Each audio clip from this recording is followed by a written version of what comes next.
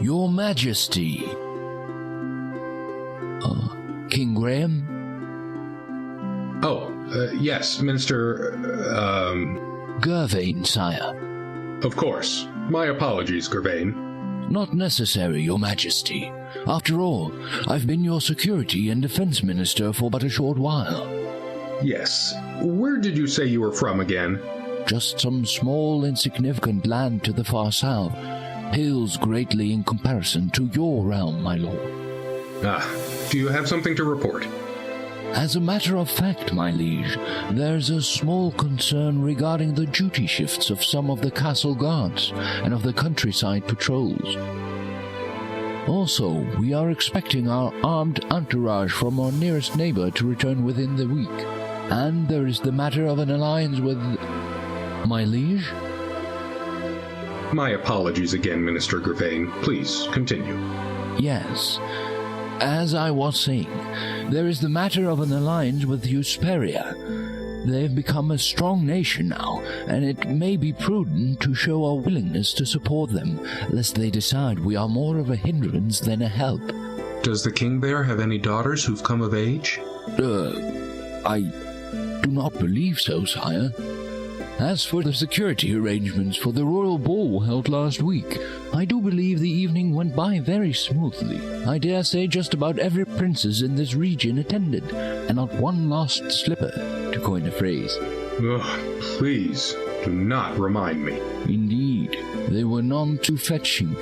Would you like me to go over your plans for today, my lord? Very well. Oh, forgive me once again. I am afraid that my mind wanders much these days. I wonder if my predecessor experienced times like these. No doubt. Though I did not know King Edward the Benevolent personally, I understand he was a happy and astute man during his married life, before his wife passed away, that is. If I may be so bold, perhaps my lord is feeling that certain rooms in his castle are somewhat sparsely filled. The throne room, for example, and other rooms that serve but a single soul, like your dining room and your bed chambers.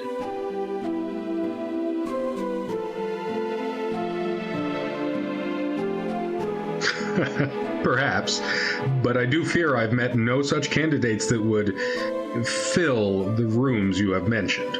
You should not lose heart, Your Majesty. If you pause to reflect for but a moment, you may see clearly what is hidden to others.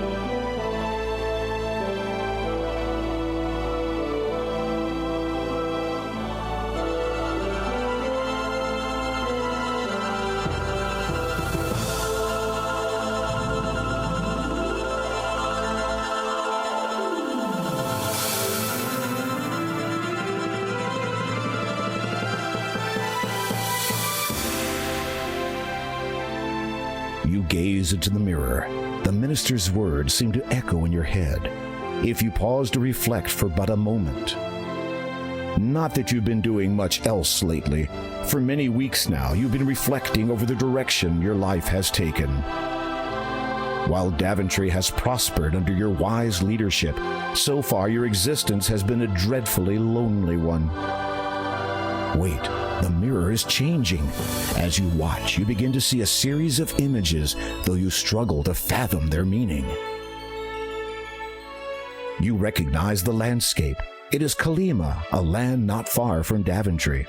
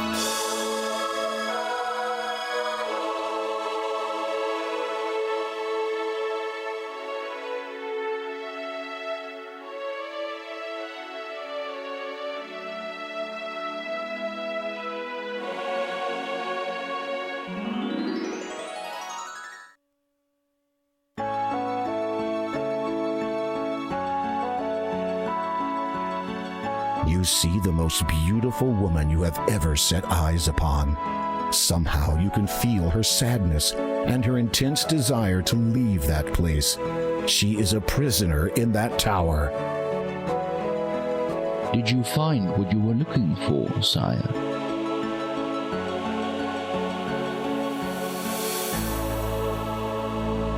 I require my ship ready for transport, Gervain. I shall be going on a trip presently. Indeed. Where shall I tell the captain you'll be heading? To Kolyma. I have to find someone. I see.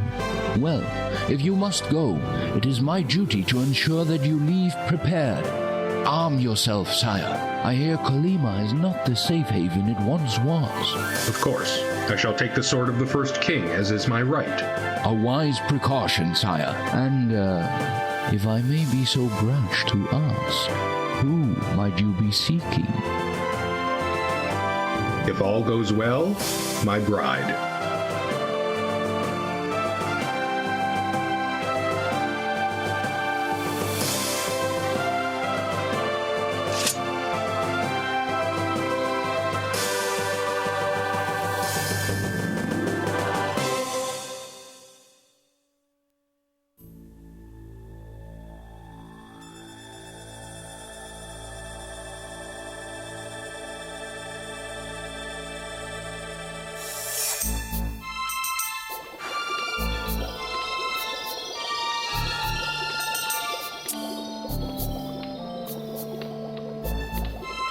Father! Sister Agatha, How may I be of service? an opportunity has arisen, sister. I trust you still have your captive held securely away. Of course. A bit cruel keeping her locked away like that, do you not think? No. How dare she flaunt her beauty in front of all to see? Her foolish male admirers see her and forget that I was the most beautiful of all in my day. And in your own special way, you are still beautiful. You devil! That is not an unfair description.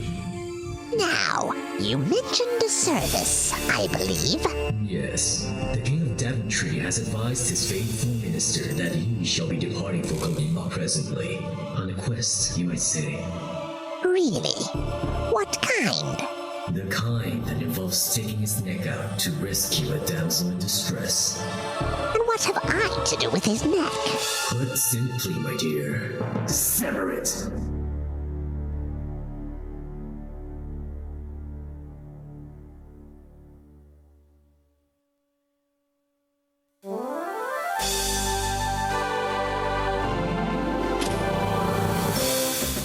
A day's journeying from Daventry has found you by the shores of Kolyma. Your ship, the Grand Thethor, and its crew have deposited you and will return the day after tomorrow. Hopefully, this will give you enough time to locate and release the imprisoned woman you saw in the magic mirror. Your vessel has safely transported you from your homeland of Daventry, finally depositing you on this pier in the land of Kolyma. As you watch the flagship of your fleet depart with pride, you also sense anxiety building within you. Once it is gone, you will be quite alone in this country. You went to see what you could see. Now all you see is sea. A net has been caught around one of the pier's pylons.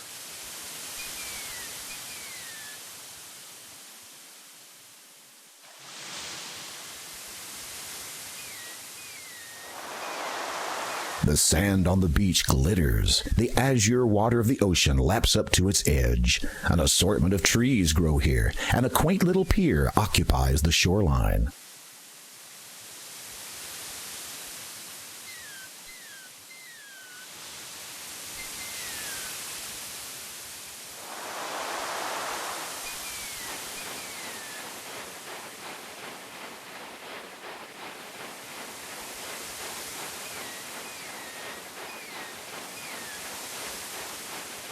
You untangle the net from the pylon and take it with you.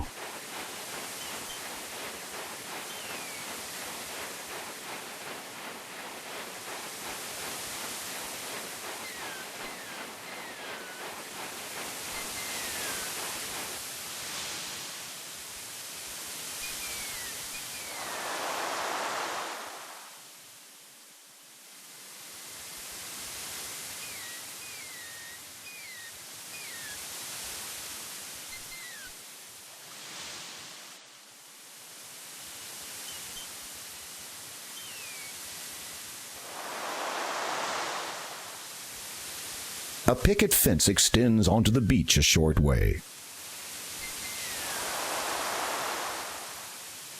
The fallen picket feels reasonably sturdy and is pointed at one end. Believing that you may find a use for it, you retrieve it and carry it with you.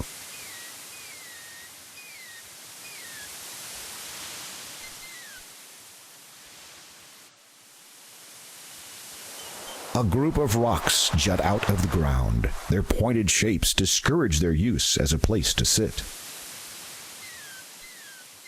The sea is somewhat calmer to the north.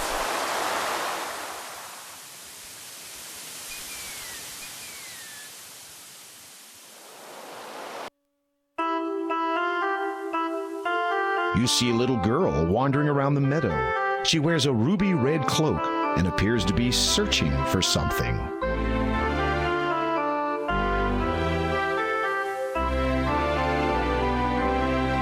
Hello, who are you? My name is Graham. What is yours? Possum. That is what my grandma calls me. She is not at all well these days. I was collecting flowers for her, but now I cannot anymore. Why is that? My basket is missing. I looked everywhere for it. It must be around here somewhere. I will keep my eye out for it. Thank you, Graham.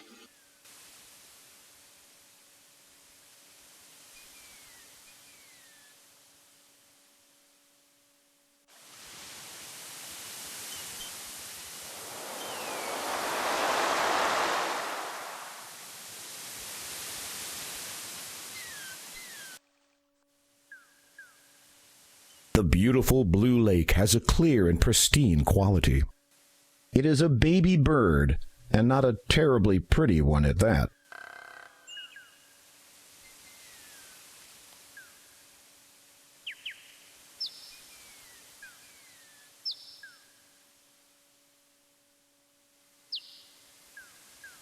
You walk into position and try to catch the baby bird.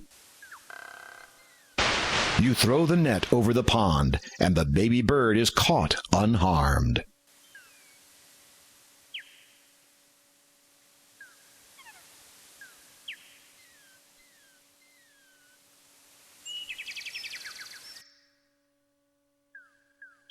A large lemon tree grows by the path.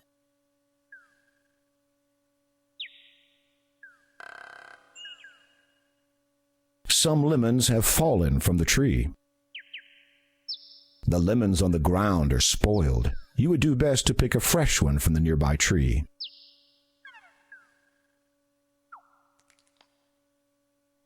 You reach out and pluck a large, juicy-looking lemon from the tree.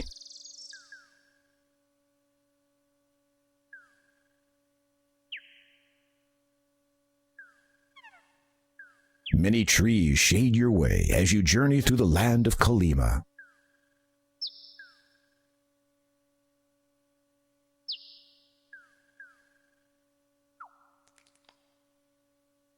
Many trees shade your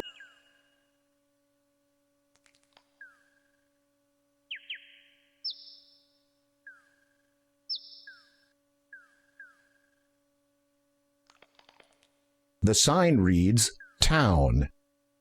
The path leads north towards the town.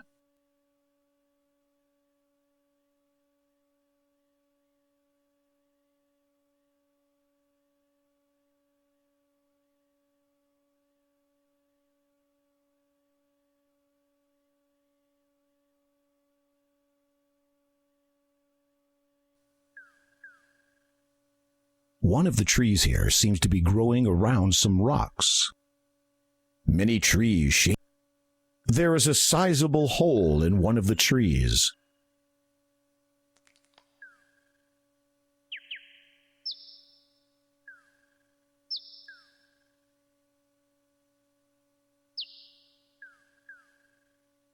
When you peer into the hole of the pine tree, you see a mallet lying there. You pick it up and take it with you.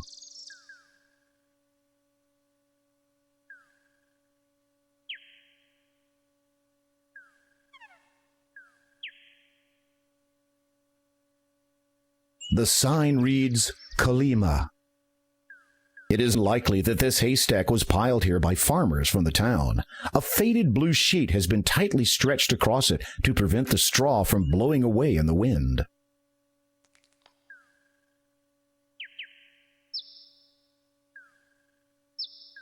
Hey! What? Who said that? I did! Huh? I'm down here, in the hay! Oh. Well, who are you? My name is, Yes? I can't seem to remember. Well then, what are you? Oh, I'm Yes? Can't seem to remember that either. Well, what are you doing in this haystack? That's easy. I was looking for, You can't remember. no. Sorry. How long have you been in there? Let's see. It couldn't be longer than, Yes? 3, maybe 4 weeks. Weeks? Yep. Pardon me for saying, but you sound as if you have a bit of a cold. Yes. It's all this hay. It's giving me hay fever.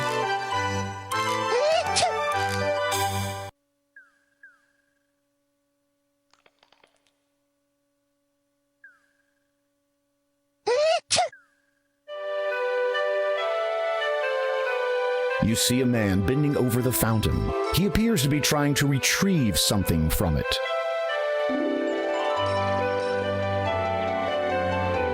Aha! Got him.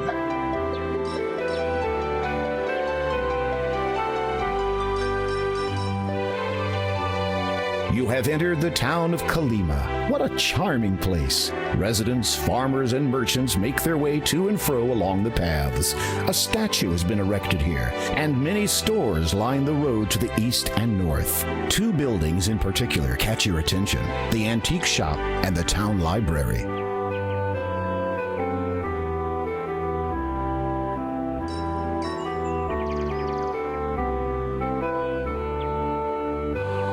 You have entered the town of 2 buildings in particular.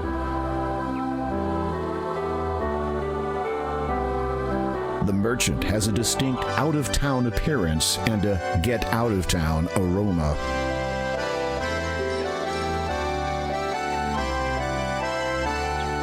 Greetings, merchant. Ah, to you, good day. Shh. A visitor arrived new, no? A sense I possess for these things. Need you have for my wares of great specialty? Perhaps, but first, I'm curious. Where did you come by such a pumpkin? Eyes quite keen, have you? Indeed, a specimen unique it is. Be quiet. The gift of speech among plants so rare, yes? Quite so. Are you planning to sell it? Sell? Never would I sell such a thing as this. It'll make me incredibly rich. I mean, entrusted it was to my care. Watch over it, I must. Mama! Take me back to my mama! Forget it. I'm not taking you back to that patch. So pipe down. Pardon? Ah, of importance I speak not. Trouble to your ears I meant none.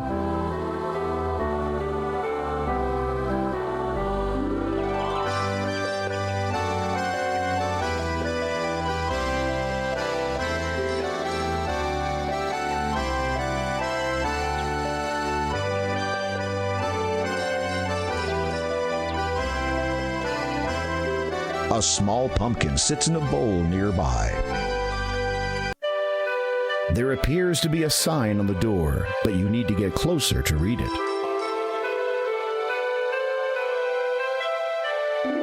The door is locked. You notice a tiny corner of something poking out slightly from beneath it. You attempt to edge it out with your fingers, but you cannot manage to get a grasp on it. The door is plain and has a mail slot. It also has a sign posted on it. You read it.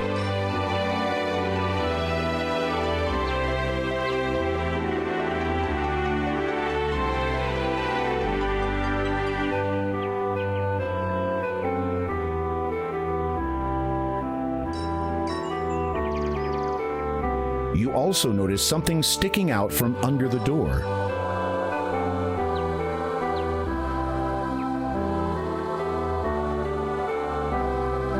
Making sure that no one is watching, you slide the wooden picket under the door and draw out what appears to be a letter.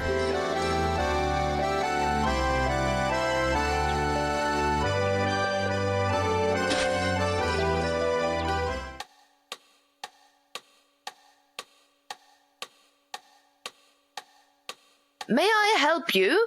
Yes, I was hoping to enrich my knowledge of this fair land by way of perusing your historical texts. My, that was well put. No. Not terribly effective, though.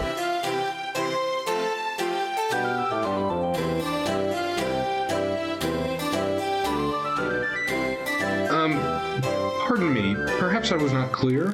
You were. Then may I? No. Why can't I? You are not a member. Well then, can I become a member? No. Why can I not become a member? We already have far too many members. It's difficult to keep track of everything. How many members are there? 2.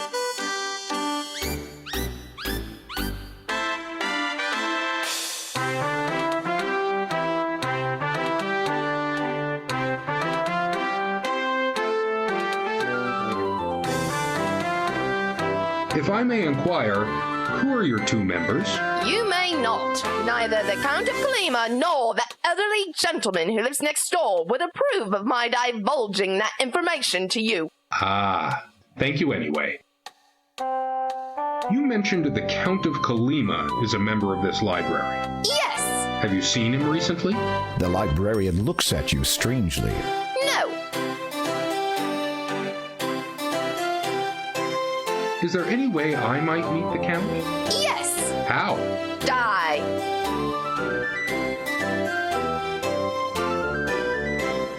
I would have to die to meet the Count? Depends. On what? Your importance. And if I am important? Then you might be fortunate enough to be buried on his estate. Who is buried on the Count's estate? Counts. Aha, past counts, of course. Anyone else? Yes. Who? Him. Pardon? Do you mean the Count is dead? The librarian decides to avoid your gaze and seems disinclined to speak further with you on the subject.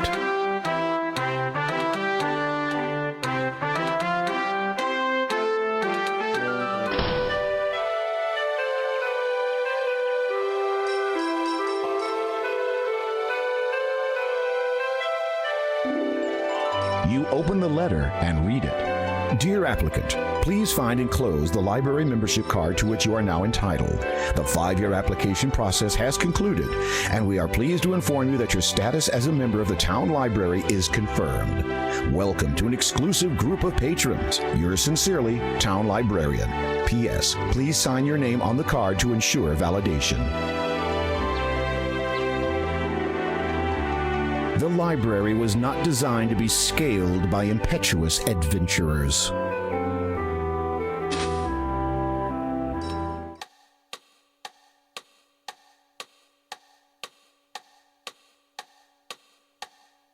Will you accept this? No. Why not? It has not been signed.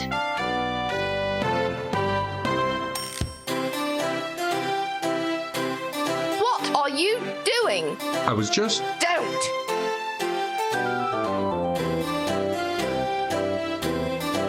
You quickly grab the quill while the librarian isn't looking and sign your name on the blank library card. You replace the quill before the librarian notices it missing.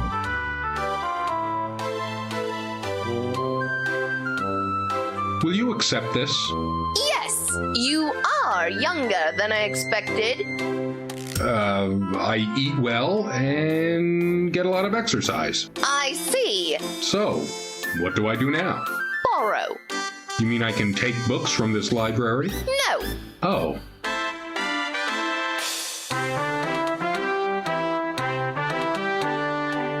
Yes? Could you recommend a good book?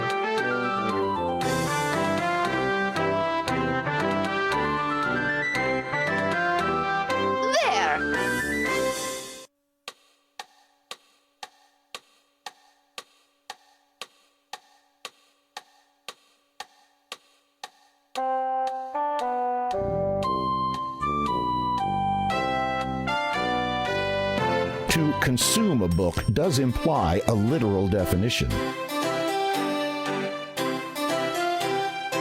The librarian has placed the book on the desk for you to read. Thoughtful, isn't she? This book is entitled Kolyma, Perfect One Day, Better the Next. Browsing through it, you notice an interesting excerpt.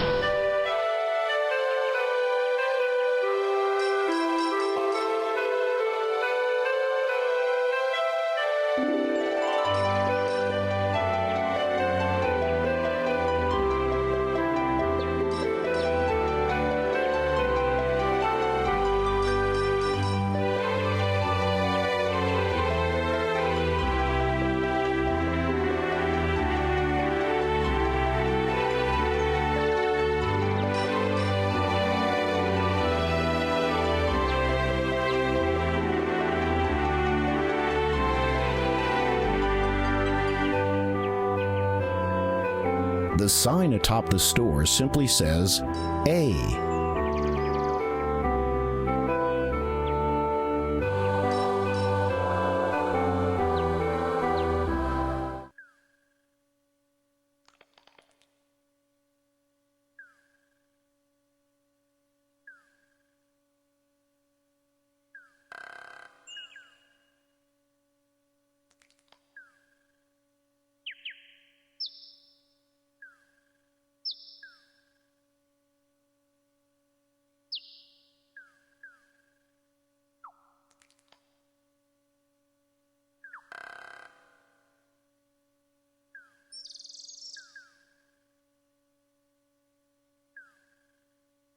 You peer into the depths of the chasm. That is one long drop.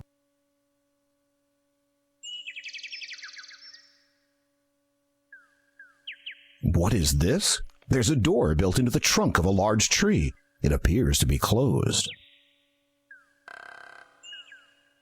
You have come upon a quick little dwarf. Dwarves have a bad reputation for stealing treasure. Be careful.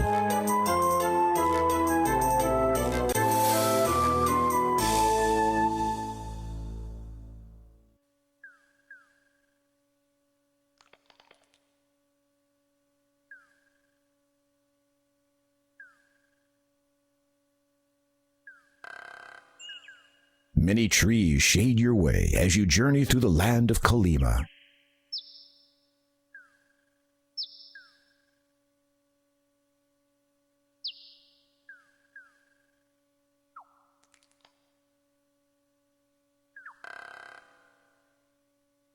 This pumpkin is somewhat larger than the others in the patch.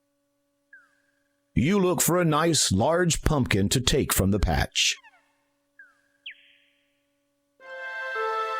Hey, watch it!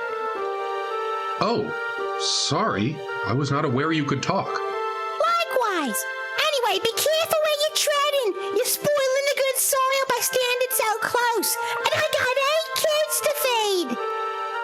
You glance at the smaller pumpkins. These must be her children. I only count 7. Yeah, well, I had 8. Then some strange man who spoke even stranger came by. He claimed to be a horticle. Claimed to know a bit about plants. I let him take a look at my little darlings. Anyway, before I knew it, he'd gone and pinched one of my babies. Took off towards the town, he did. Of all the naive. Just because we're plants doesn't mean we don't deserve any respect. I am sure that is true.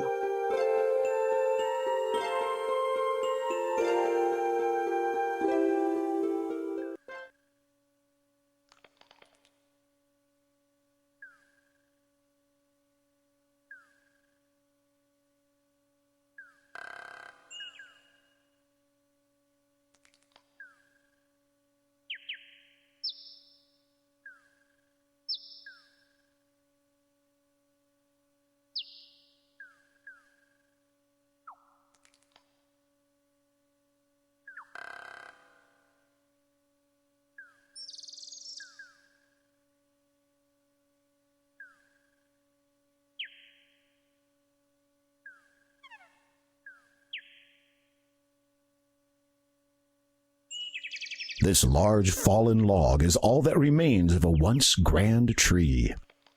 The tall trees of the forest tower high above the land of Kolyma.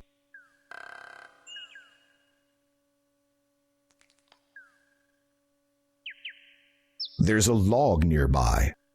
Many trees shade your way as you journey through the land of Kolyma.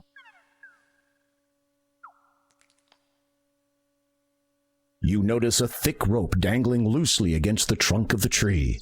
Upon closer inspection, you see that the rope actually runs away from the tree and into the thick grass on the forest floor. This is obviously a trap.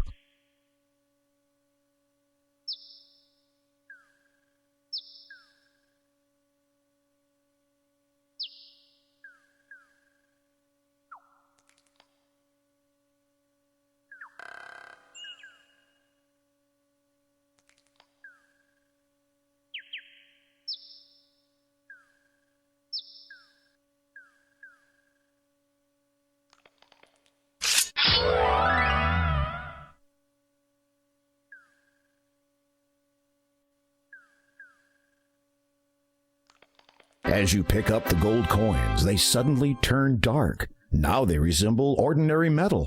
Wait a minute. This isn't gold. It's fool's gold.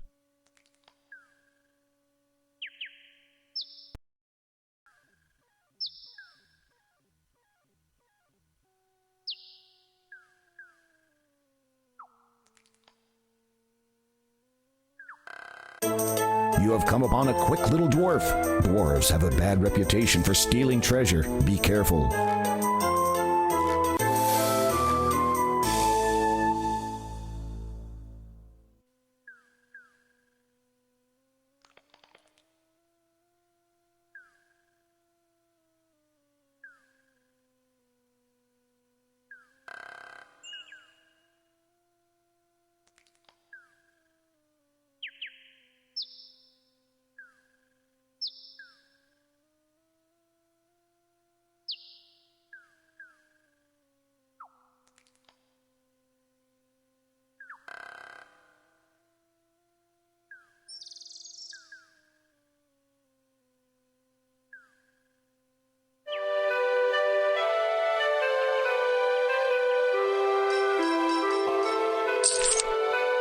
The fool's gold again shines the instant the coins leave your hand.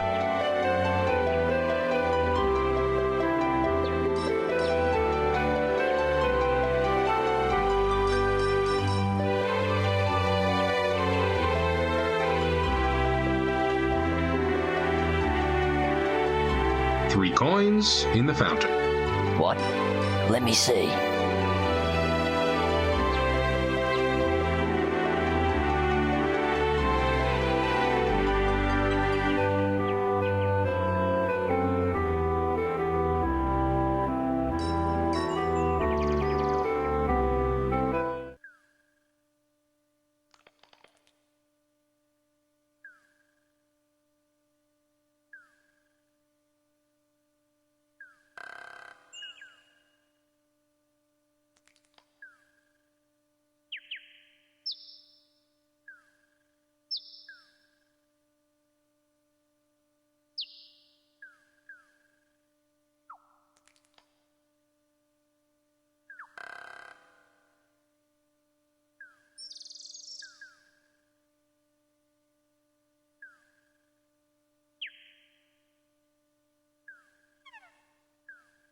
The baby pumpkin seems a little more settled than it was with the merchant, but you sense it still wants to get home.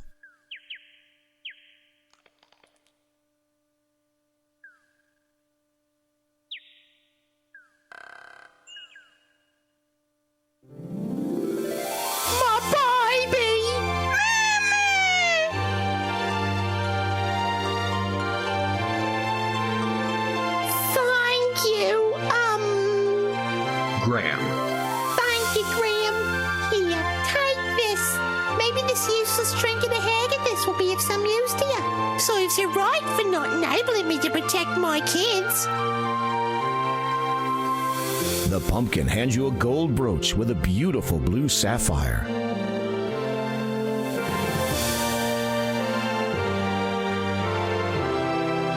You don't think the mother pumpkin would allow you to simply remove her from her babies.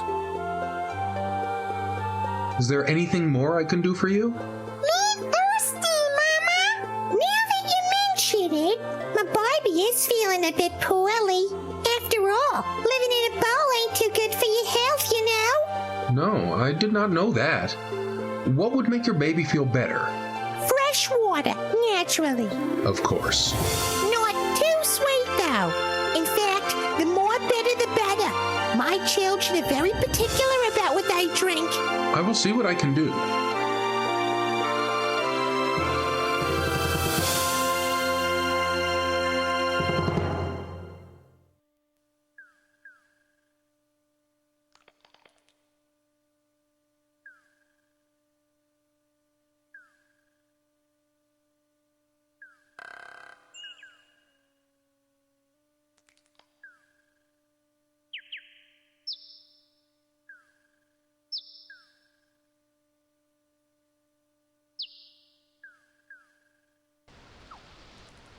It is a natural spring flowing from the rocks. A pool of water collects at the base. A healthy baby tree grows near the spring.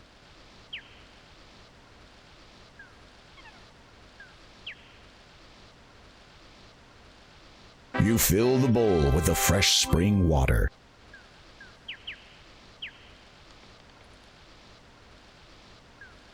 A healthy baby tree grows near the spring.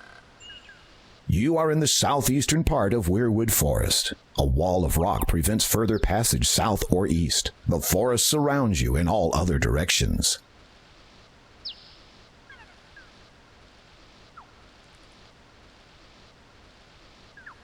The bowl is now filled with the freshest water you could find. Imagine if you bottled and sold this.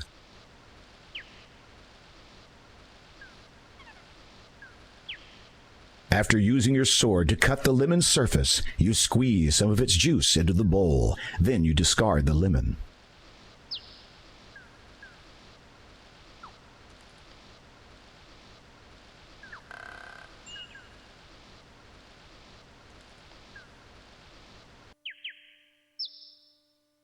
Lo and behold, it is the little girl's missing basket.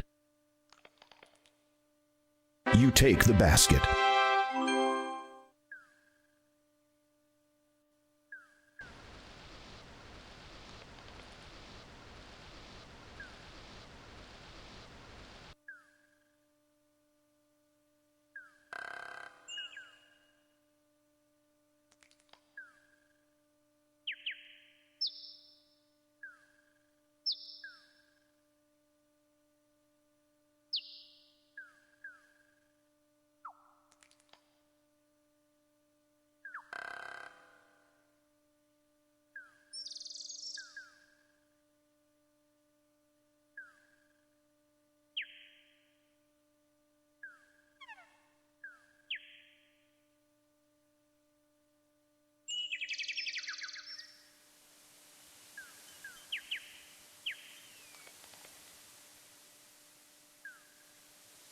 Excuse me, Possum?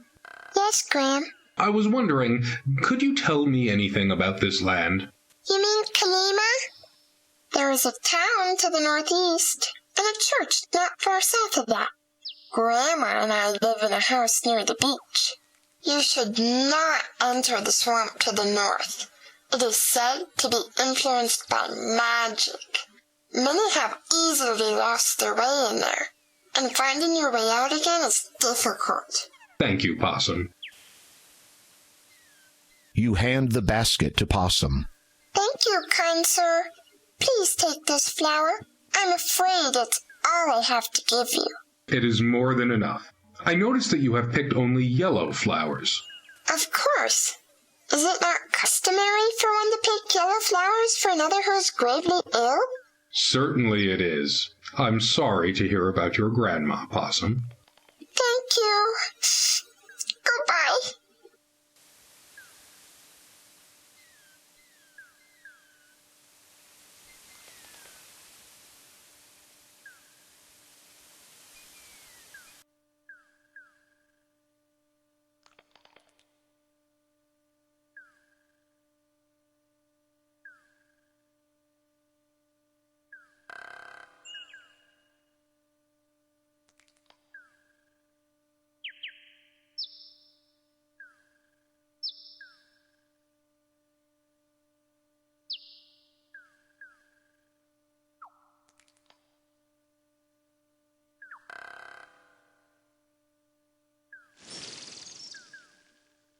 You pour the bitter water over the baby pumpkin. It seems to like that. Thank you again, Graham. Here, take this. The pumpkin reaches into her head and pulls out a candle, which she then hands to you. That thing has been jammed in my head for as long as I can remember. I know it ain't much, but maybe you'll find some use for it. Thank you. Don't mention it. Besides, it's really hard for me to sleep with that thing lit up inside my head all night.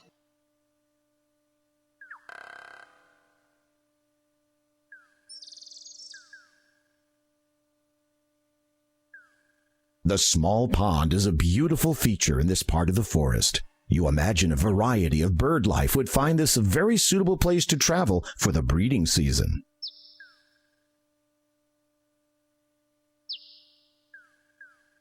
It is a baby bird, and not a terribly pretty one at that.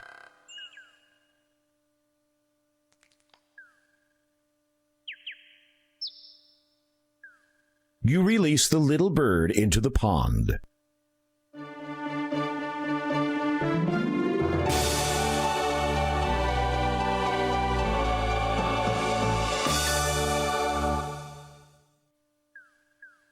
You like the plants just where they are. You pick up the white feather and put it carefully away.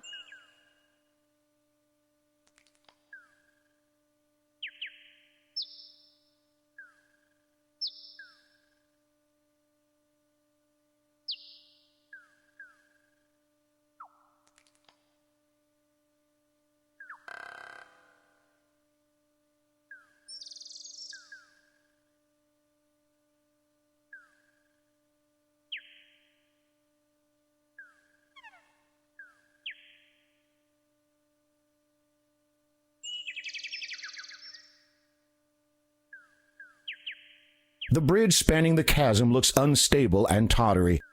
Are you entertaining thoughts about crossing it?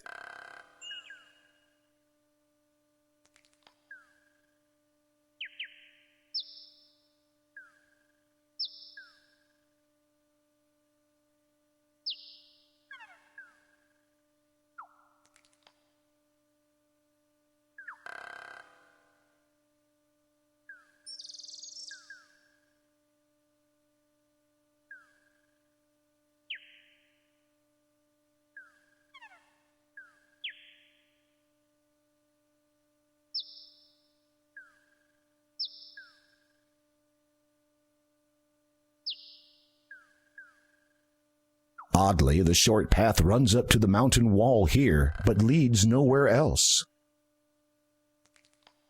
The 2 rows of rocks stretch out like arms across the ground. How odd! It's like they're beckoning you to step between them.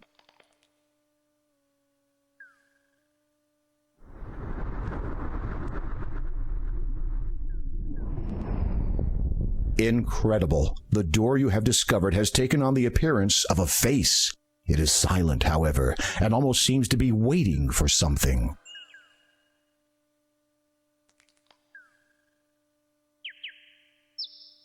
It is a stone face.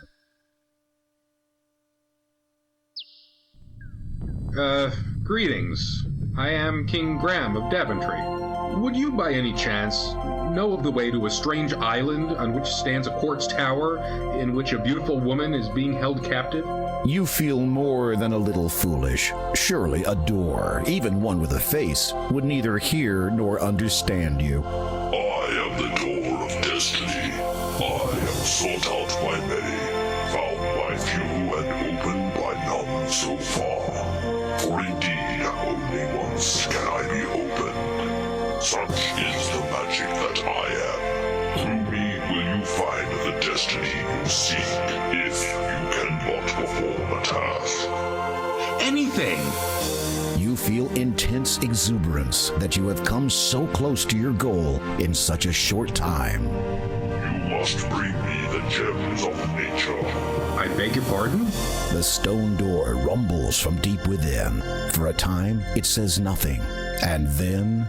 Gems of 3 I ask of thee to fetch, collect, and bring to me. In water shall you find the first, though not the type to quench your thirst. Spy the second, high in the sky, with wings or no, thou still must fly. Through swampy mire, so it is heard, in lone dark castle lies the third. Should you succeed, my noble king, to your fair maiden I will bring. I warn you though, you should beware, a danger cloaked awaits you there. Without warning, the stony face falls silent. As you watch, it gradually smooths out to become the mountainside face once more.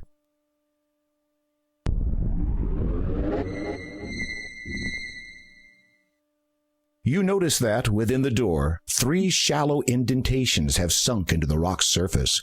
Presumably, the 3 gems of nature must fit here. Now all you have to do is find them. How did that poem go again?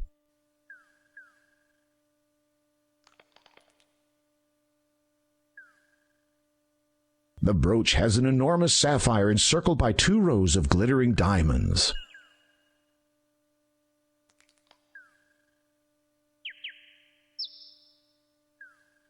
A piece of paper has blown here in the wind.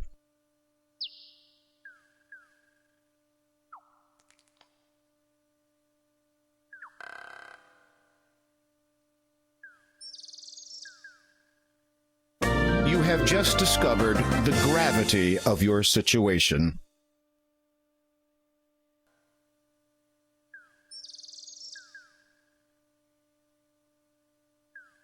The paper is torn and dirty. It looks like a flyer of some sort. You smooth out the torn and tattered paper and read, "Curios I have, to the town do come, awaiting I am."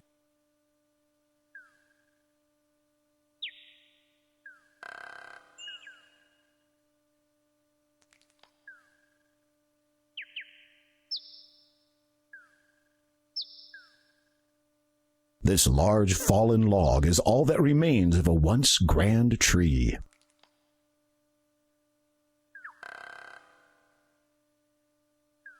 You peer into the log, but see nothing of interest. You peer into the log, but see nothing of interest.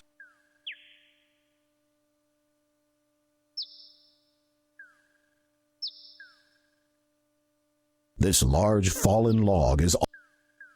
This stump is too heavy for one man to lift. This large... You peer peer into the depths of the dark hole. As luck would have it, you discover a beautiful set of earrings hidden inside. Each one is laced with glittering diamonds and contains a lovely blue sapphire stone in the center. Perhaps someone stashed them here. At any rate, you take them into your possession.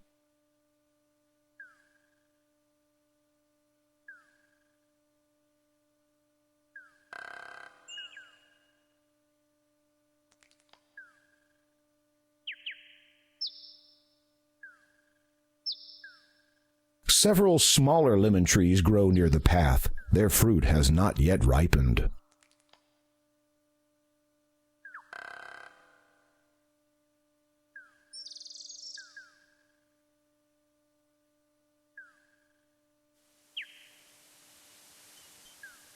The door of the little cottage is kept closed. You decide to respect that. The roof looks weather-worn but still leak-free. The windows are spotless. It is a mailbox. This is the first time you have ever set eyes upon one, which isn't surprising. The postal system won't be invented for another few centuries to come. The residents of this land must either possess clairvoyance or just simply be ahead of their time. You'll need to walk around the other side of the house to do that.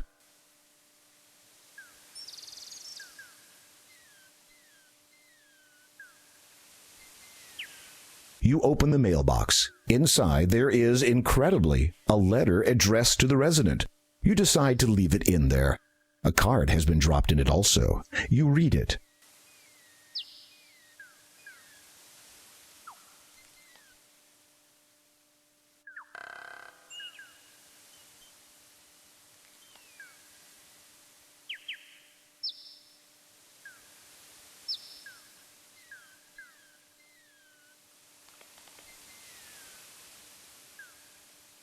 You replace the card and close the mailbox.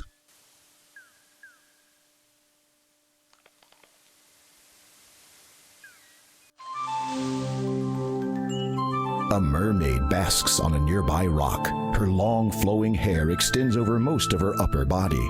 The green scales on her lower body sparkle as she basks in the sun.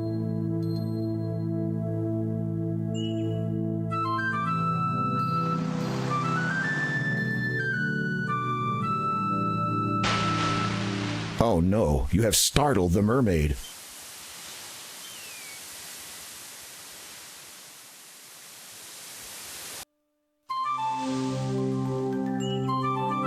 As you walk towards the mermaid, she tenses suddenly. Clearly, while she finds you to be a somewhat interesting and perhaps amusing creature, she still does not trust you in the slightest.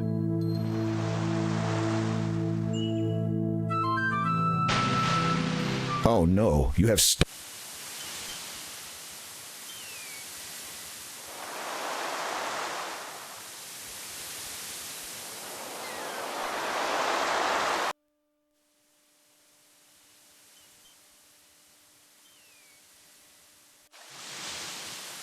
You notice a log lying on the beach.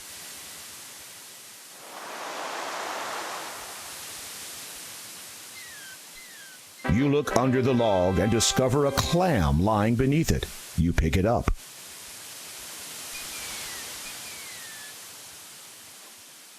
You open the clam and discover, to your surprise, a dazzling pearl.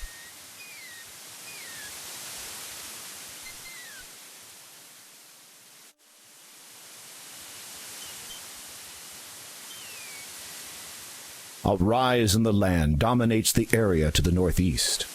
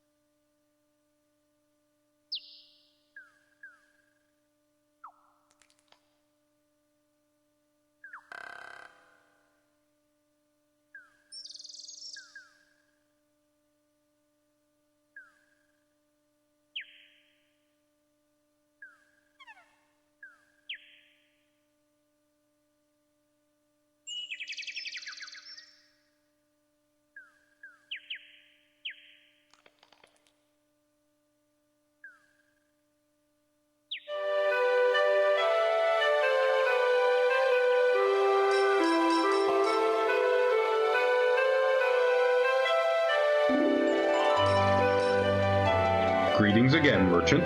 Yes, many greetings. Need you have now for my wares of great specialty? What wares do you sell, good merchant? For yourself, behold them. You look over the merchant's wares of great specialty and quickly reevaluate them as junk. You seem to have quite a selection of, well, quite a selection. A keen eye have you. In an item or two provoke interest, I might? A daunting task. Rather, by all means. This I have. You appraise the object he holds up to you. It is a simple shell, intricately fashioned into the shape of a comb. The workmanship is unlike anything you have ever seen. Fascinating. Where did you find such a thing? Oh, old it is. From ancient times descends. Valuable, without question. Royal property, former, to be sure. You consider his story. Then you begin wondering which beach he found it on. You have no reason to give that to the merchant. If I were to, say, purchase the shell, what would it cost? A trifle would you expend. 7 golds. I fear that I did not bring any money. Curiosity, I find, in one who travels but with nothing to barter brings. Good point.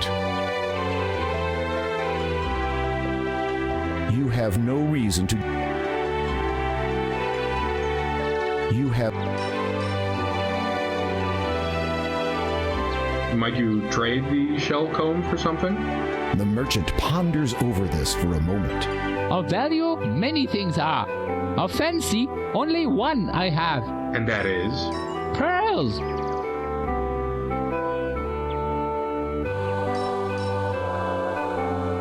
Would you be interested in this pearl? Indeed, I would. In return, the shell I present to you. May you be always groomed well. The merchant grabs the pearl and tosses the shell comb to you. Then he saunters off. History will decide how greatly you were just swindled. Oh, what a beauty. This will be worth a fortune back home.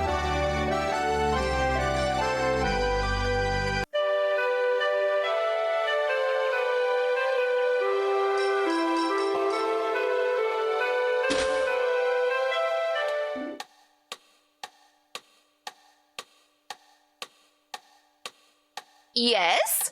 Could you recommend another good book?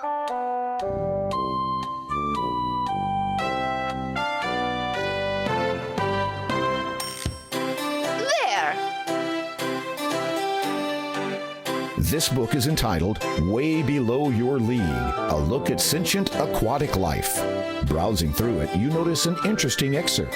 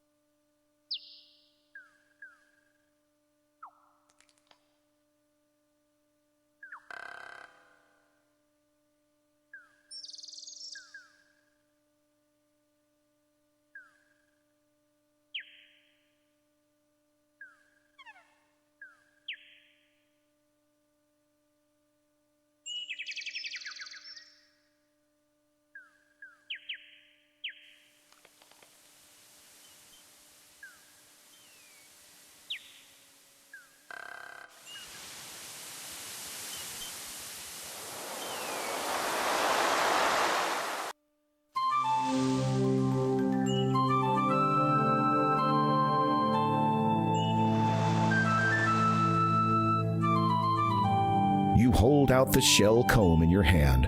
Clear recognition shines from the mermaid's delicate features. She hesitates a moment, then cautiously extends her arm, hands open expectantly.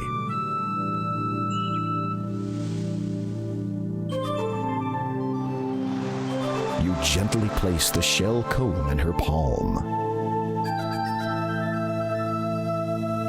The mermaid examines it and smiles.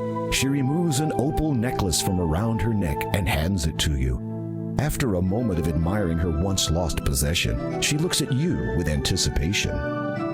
You attempt to charade the act of going underwater to the mermaid. She regards you with a look of puzzlement. Just when the whole demonstration becomes too embarrassing to continue, she suddenly dives into the sea and swims right up to you.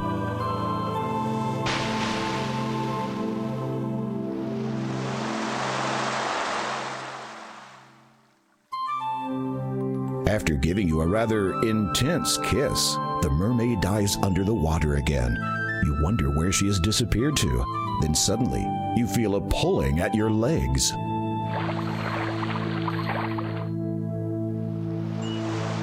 The mermaid holds on to you, keeping you from resurfacing. You struggle instinctively while trying to hold your breath, but she will not let go. You know you are going to black out soon.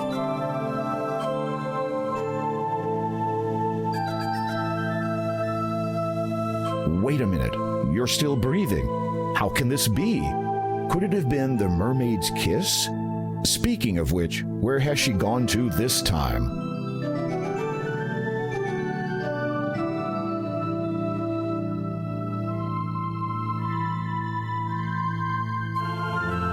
The seahorse is waiting for you to mount its saddle. Well, this is a new experience. The seahorse willingly allows you to climb upon its back. You slide into the little saddle and take up the reins in your hands. You just hope this creature knows where it is taking you.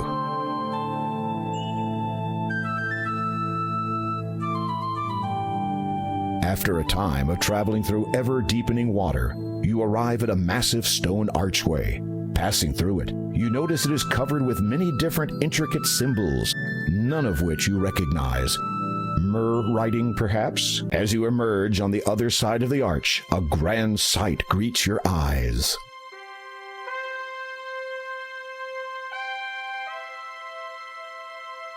You have entered an aquatic throne room. As one would expect, such a place has a throne of sorts. But what you see seated in it takes your breath away, if that still applies. It is unmistakably the ruler of the Mer people, the king of this watery world. Known by many names, Neptune is the one by which he is best known to your kind.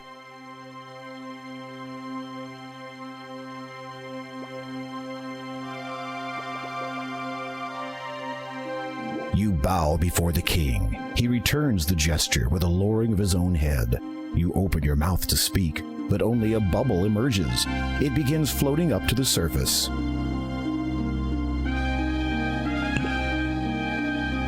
You watch as your air bubble divides in two. Incredibly, each half maintains its semi-spherical shape. You take the half bubbles in your hands and position them respectively near your mouth and ear. A deep, elegant voice instantly booms from them. You are welcome here, human. Thank you. I am King Graham of Daventry. Your courtesy depicts your stature. What is it you seek here? You explain that you are seeking the 3 gems of nature, and that you believe one of them to be somewhere in this realm. You demonstrate the approximate size and shape of the gem, then mention the Door of Destiny and what you hope to find on the other side. I do have that which you are seeking, and know of the Door of Destiny. It is very old. Its origin is known to but a few. What I possess was known to the ancients as the Birth Gem. In the realm of the Mer people, it is called the Water Gem, for without water, life cannot begin. Might I have this gem, Your Majesty? I shall let you have the gem, but first I must ask you to earn it by way of performing a service for me. You are about to say anything, but then remember what you heard the last time you said that word to the stone door. Instead, you just nod and allow Neptune to continue. My trident, the symbol of my power and the strength of my people, has been stolen. A faint mumbling can be heard through the ear half of your bubble. This event is obviously of concern to those in attendance. It is believed that one of our allies and neighbors have taken advantage of the Mer people's kindness, and that their own king now has possession of the trident. If you can reclaim it in the name of the Mer people, I will grant you ownership of the water gem. Will you do this, King Grim? The murmuring has stopped. All are awaiting your response. I would be honored to reclaim your trident, Your Majesty. My sentries will escort you to the border between our two kingdoms. You may continue to use that steed to hasten your journey. It is my best. My sincerest hopes that you do not fall victim to the Sharkies. As you prepare yourself for this new quest, a sudden pang of apprehension seizes you. Did the king just say Sharkies, as in sharks?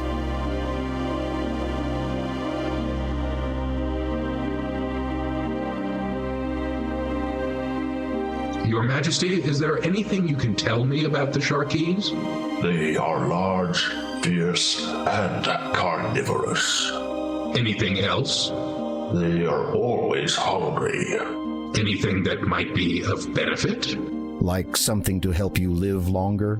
I do recall that they have poorer vision than we Mer people do, as they dwell in the darker waters. So I might have a chance were I to encounter one. You can always hope. That was not inspiring. Like the guards of Castle Daventry, they're the strong and silent type.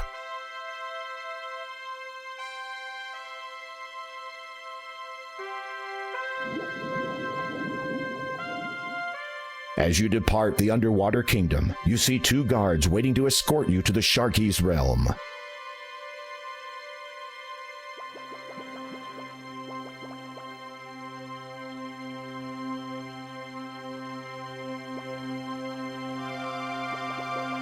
The sentries swiftly guide you along the bottom of the seabed, descending into much darker, colder water. After keeping pace with them for what seems like an eternity, you notice a forebodingly dark area looming closer and closer.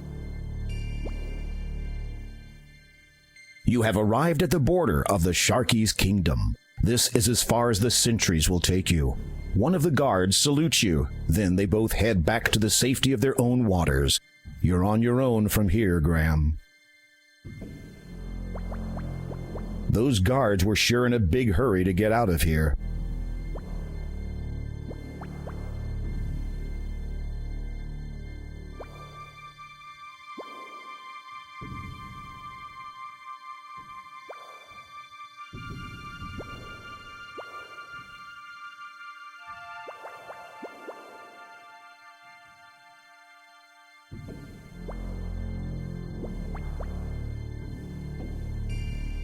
Debris from a wrecked vessel lies strewn and half-buried on the seabed. Seeing no remains of the crew, you wonder if they were eaten before or after they drowned. Debris from a wrecked vessel lies... You need to get closer. You need...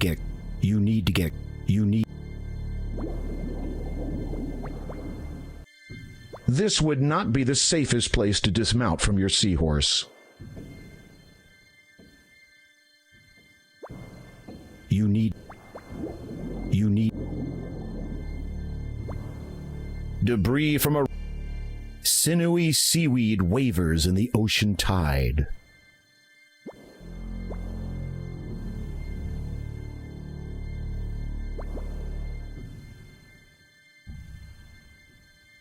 Examining the heavily waterlogged remnants of the vessel, you notice an old antique bottle half buried in the sand. With great difficulty, you lean over in your saddle and manage to scoop it up.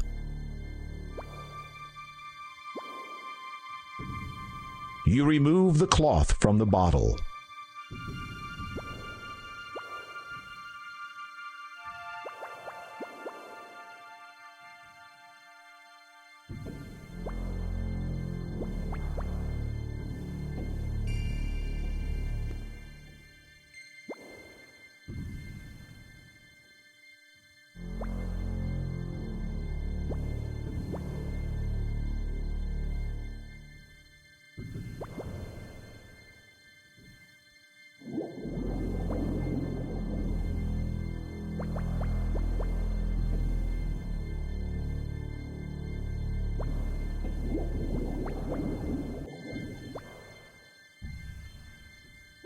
These small, luminescent fish are feeding on a strange-looking plant.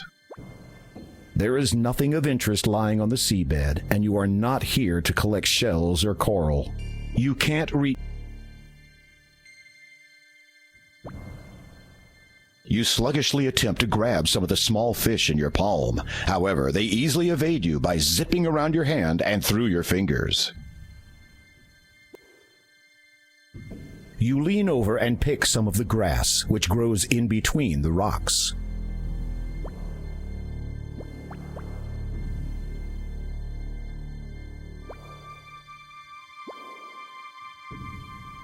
You stuff the sugary grass into the empty bottle and push it all the way to the bottom. You can't use this. You place the baited bottle on the seabed, close to the luminescent fish.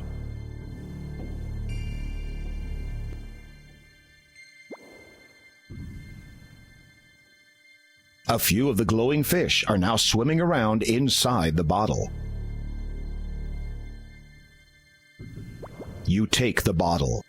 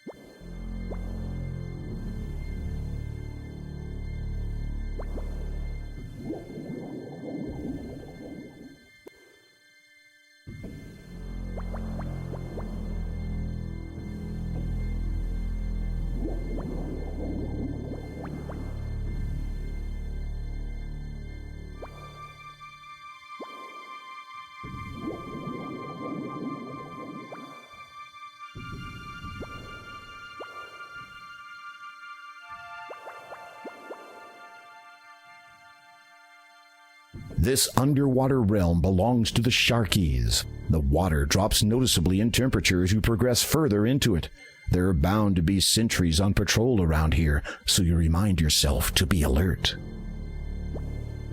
It appears to be another part of the rock wall. This underwater realm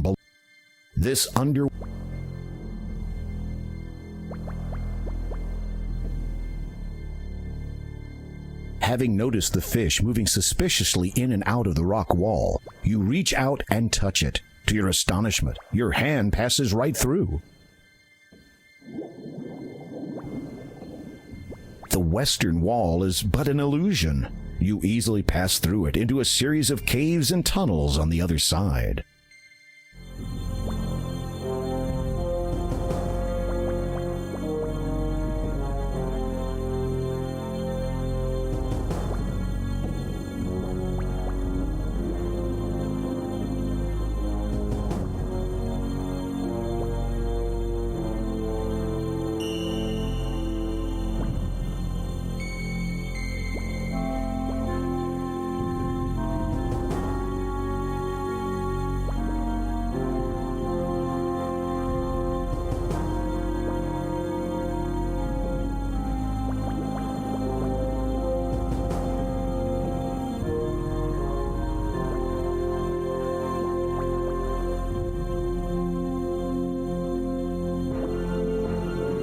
A large opaque shell seemingly blocks a tunnel to the north. Whatever lies in that direction must be very important.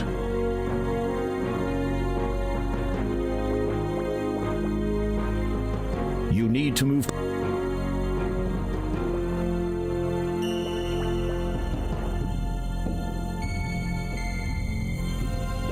You slide your blade through a small gap in the door and pull with all your might. It is difficult handling your weapon underwater, and you realize that combat will not be an option. So if it ever comes to that, you're in big trouble. As you open the door, ample light floods into the underwater cave, and you are now able to make your way around without the glowing fish.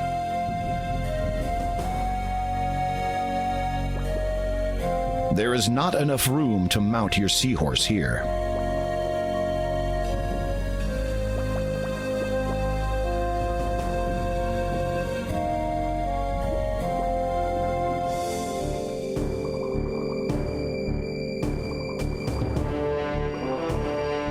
Oh no, the seahorse has followed you. Let's hope it doesn't give your presence away. You are safely concealed behind the remnants of a stone archway. This is fortunate, as the king of the Sharkies is also here. Aside from his menacing appearance, he also seems to be in a very bad mood. I do not understand it. It should work for me. Is it not written that Trident's power can only be wielded by those of goodwill? Well, is it not? The king's aides nod fervently. And do I not possess the greatest will in this kingdom? No one can best me in battle. My resolve is unshakable. No amount of bleeding can dissuade me from slaughtering my enemies. Does this not signify that my will is the best there is? The Sharky King's aides seem all too willing to agree. Then why does it not work? You watch carefully as the Sharky King taps 4 shells in order around the arch.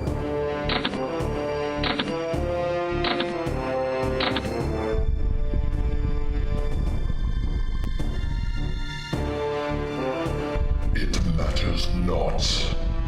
Tomorrow we invade the Mer people's territory. For without the Trident's power, that old fool Neptune and his weakling followers will fall before our might. Goodwill. Ha! Mine is superior to all.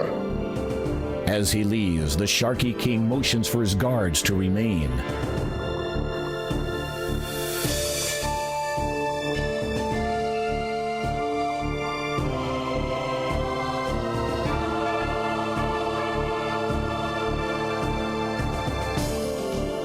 Having an idea, you approach your somewhat reluctant steed and slap him hard on the back.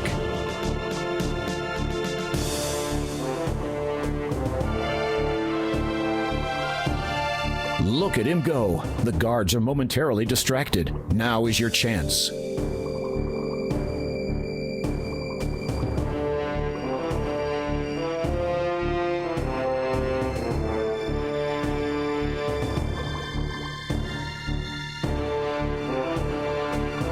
You push on the shell. It moves back slightly into the wall.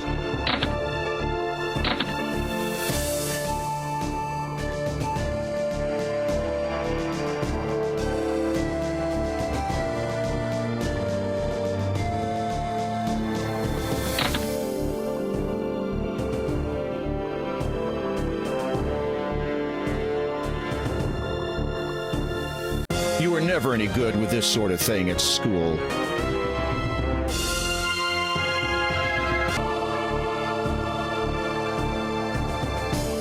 Having an idea.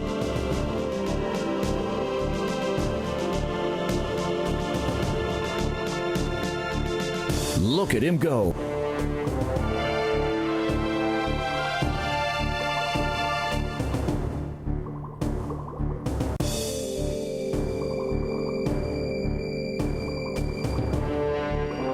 You push on the shell. It moves back slightly into the wall.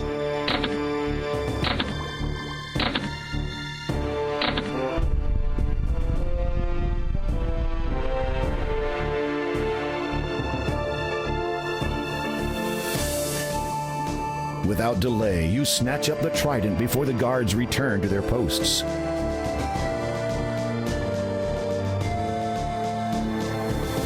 It appears as if the guards are losing interest in the seahorse. You had better get out of here quickly.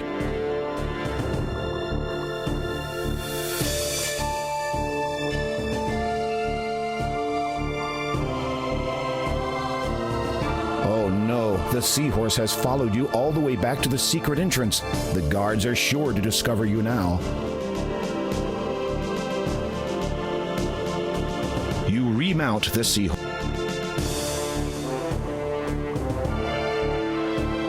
Your seahorse glides onward, flicking its little tail faster than ever. You grip the reins tightly, glancing nervously over your shoulder every so often to check for pursuing sentries. As you make distance, your anxiety melts into relief. But it is to be short-lived.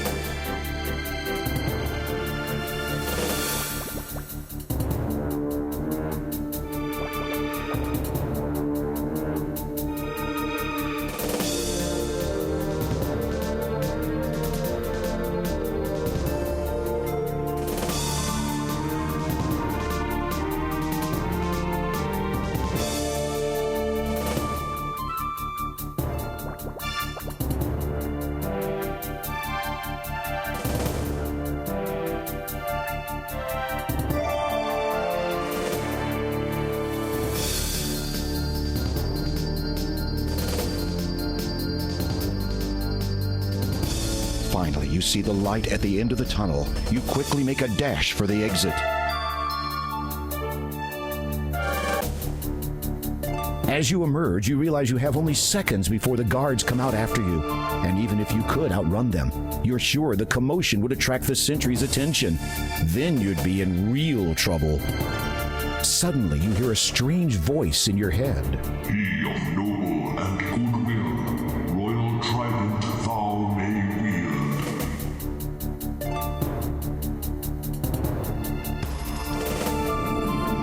You wonder what that did, if anything at all.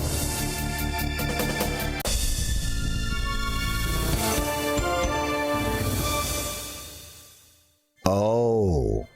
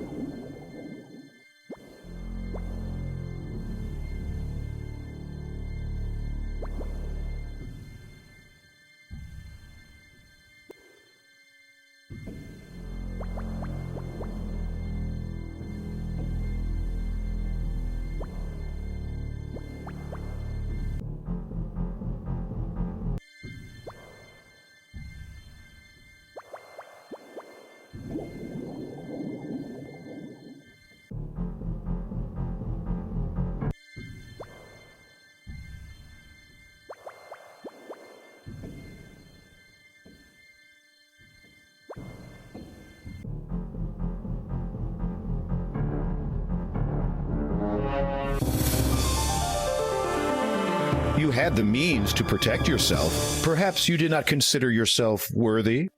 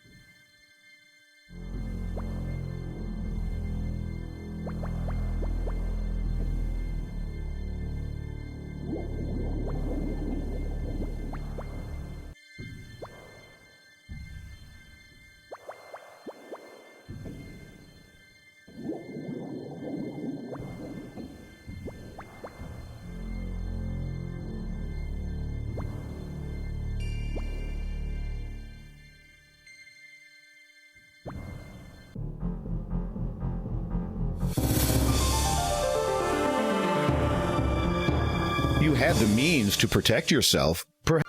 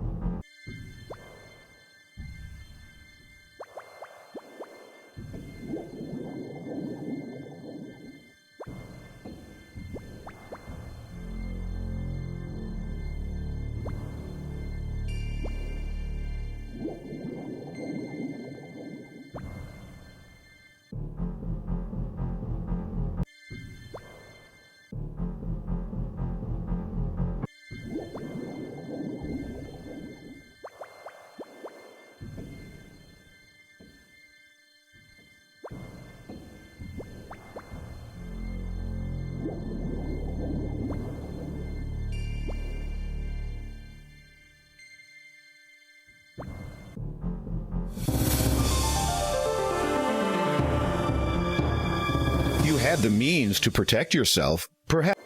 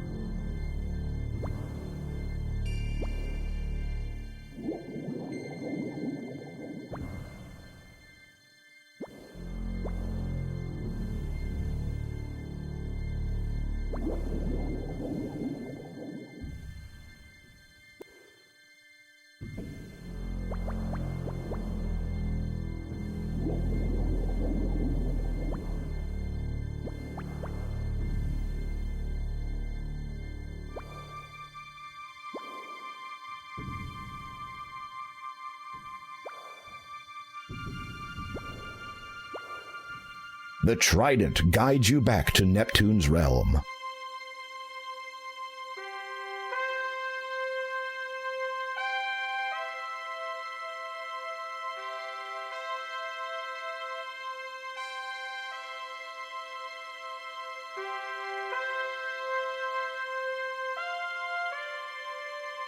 You approach the king. He smiles and graciously accepts his trident from you.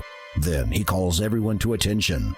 To commemorate the return of my trident, and to honor King Graham's success, I hereby call for a celebration.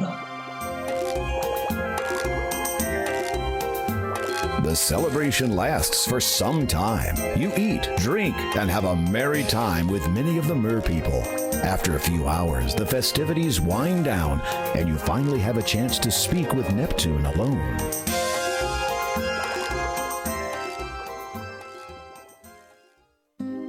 The gems of nature represent the 3 stages of life. Water gives birth to life, and thus what I have given you is the first of 3. Second is the growth gem, or air gem. for air sustains life and permits it to grow. How might I find the growth gem? I know only that its location is as far above the surface of the land as we are below it.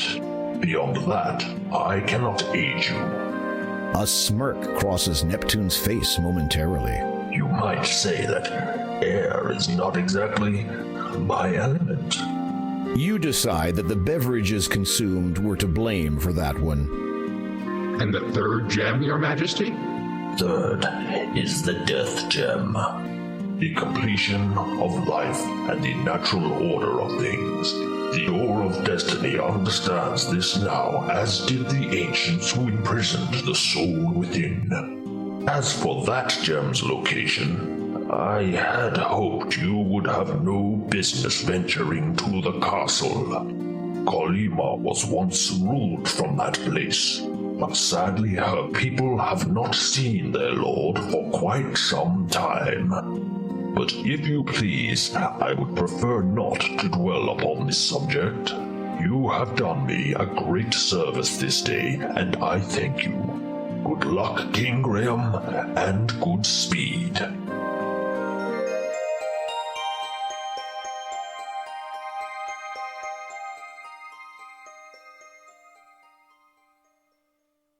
You depart the underwater kingdom and head back towards the surface. What an incredible experience. You are certain you'll never forget the adventure you just had. Additionally, you have acquired one of the gems. As you resurface, you realize that the magic which allowed you to breathe underwater has now subsided.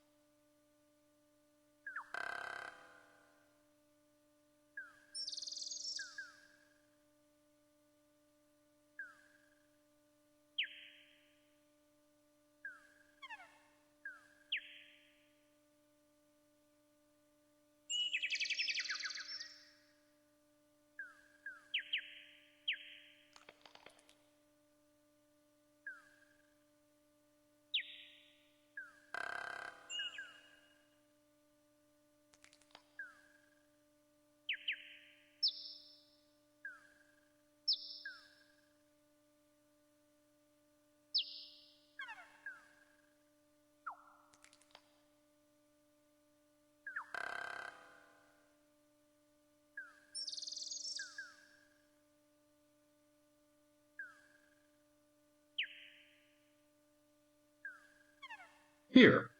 This might help your sneezing. Oh, thanks. Here, you can have this back now.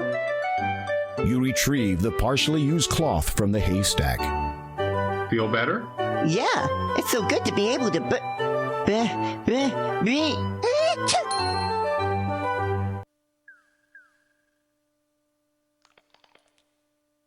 You take the silver needle.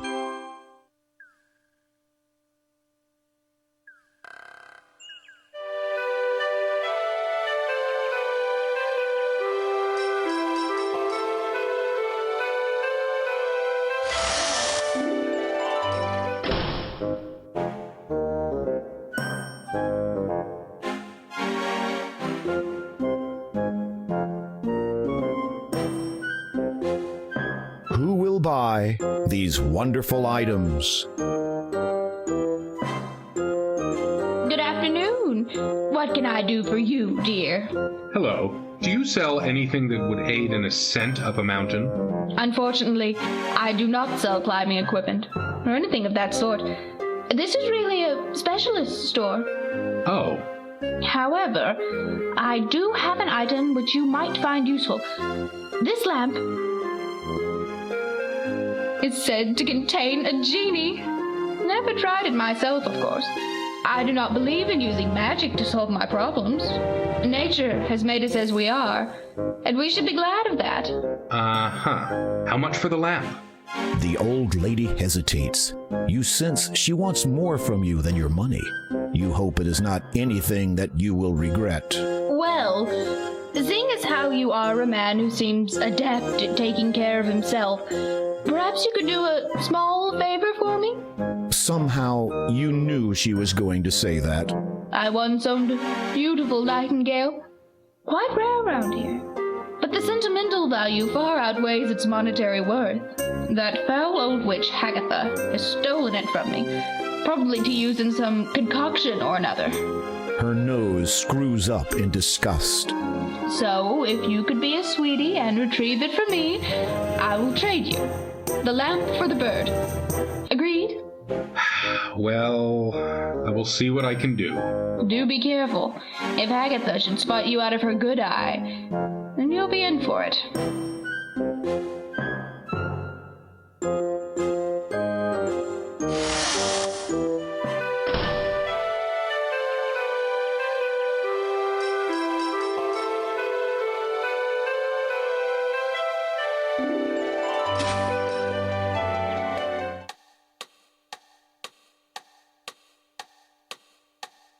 Yes?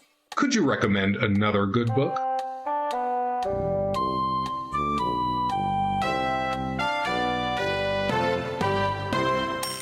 There!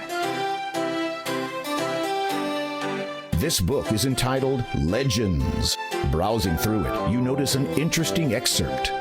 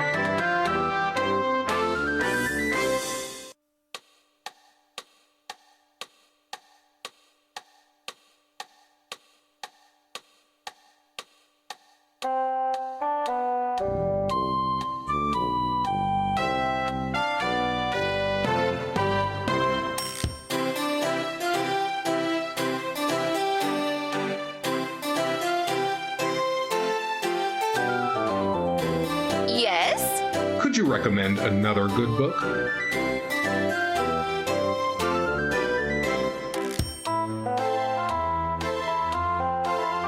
There! This book is entitled Power, Politics, and Pulpits.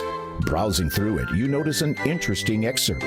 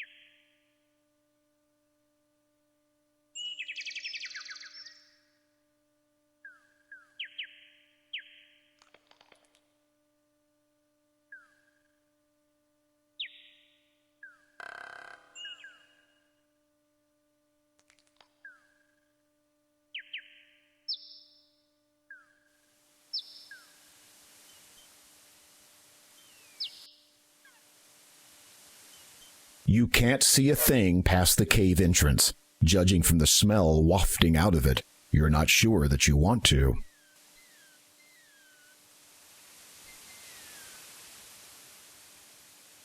It is a human skull with a radiant blue stone wedged into its eye socket.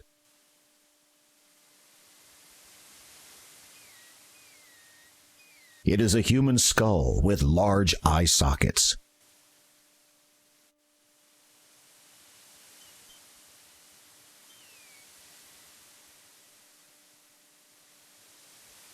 Throwing that away would be like discarding one of the 3 treasures of Daventry. As you attempt to place the birth gem into the skull, you discover that it does not fit properly. Instead, it juts out uselessly like a bulging eyeball. You take the birth gem. This skull already has a glowing blue gem. As you attempt to place the birth gem into the skull, you discover that it does not fit properly. Instead, it juts out uselessly like a bulging eyeball. The birth gem protrudes from the skull like a bulging eyeball. You'll somehow need to push it in further.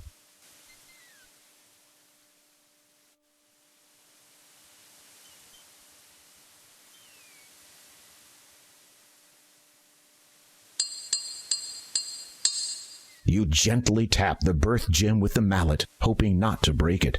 It budges only slightly. You give it a harder hit. It moves a bit more. You hold your breath and give the gem an almighty thwack. It pops into the skull.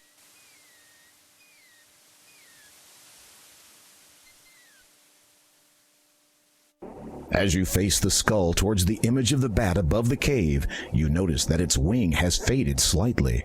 However, you suspect that whatever danger the bat represents is still in effect.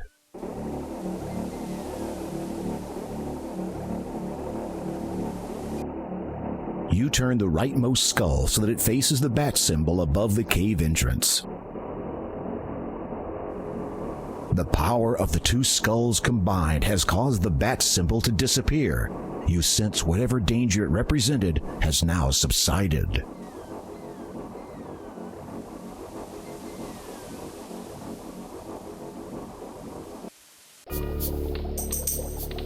As you enter, you are almost overwhelmed by the foul stench which molests your nostrils. It is obviously coming from whatever Hagatha is cooking in that large cauldron of hers. There are some things of interest on the other side of the cave, but you have no means of crossing over there safely at this time. A caged nightingale sits on the floor near the northern cave wall. The light from outside barely penetrates the interior of this cave. So long as you keep your distance, Hagatha shouldn't notice you.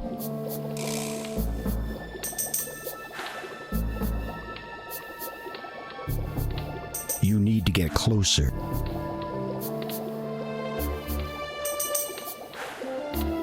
A simple but elegant black cloak hangs on a stand.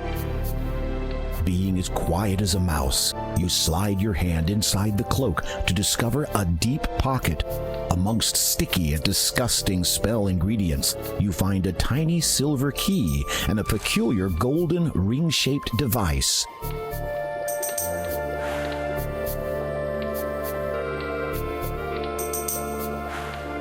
A gilded cage sits to one side of the cave. A beautiful nightingale flits nervously inside. The cage is locked and chained securely to the wall.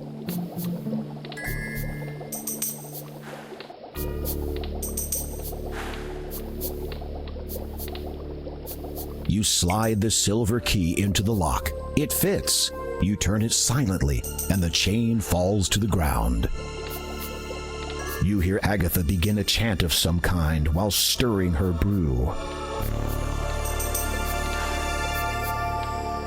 The fluid of blood. You silently drop the cloth over the cage. Without making a sound, you take the nightingale into your possession. 'Twill make my complexion young and fresh.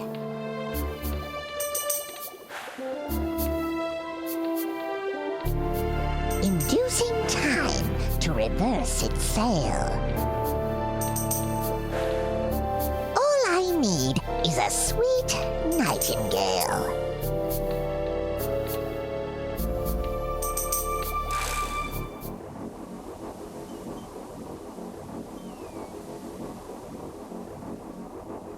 You remove the cloth from the cage. Looking at the bottom of the cage, you find that a letter has become stuck to it. You peel it off. The paper is slightly crumpled and dirty, having somehow become stuck to the bottom of a bird cage. You read the letter.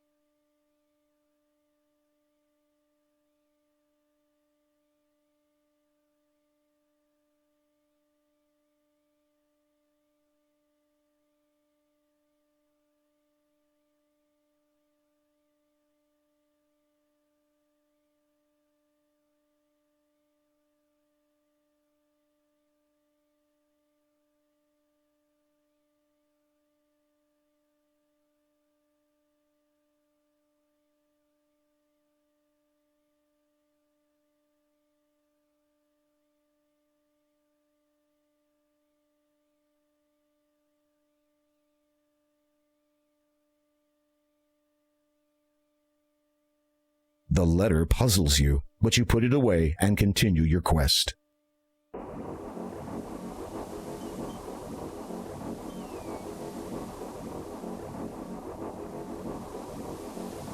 You strike the skull with all your strength, and it shatters easily. The birth gem clatters to the ground, along with a multitude of bone fragments.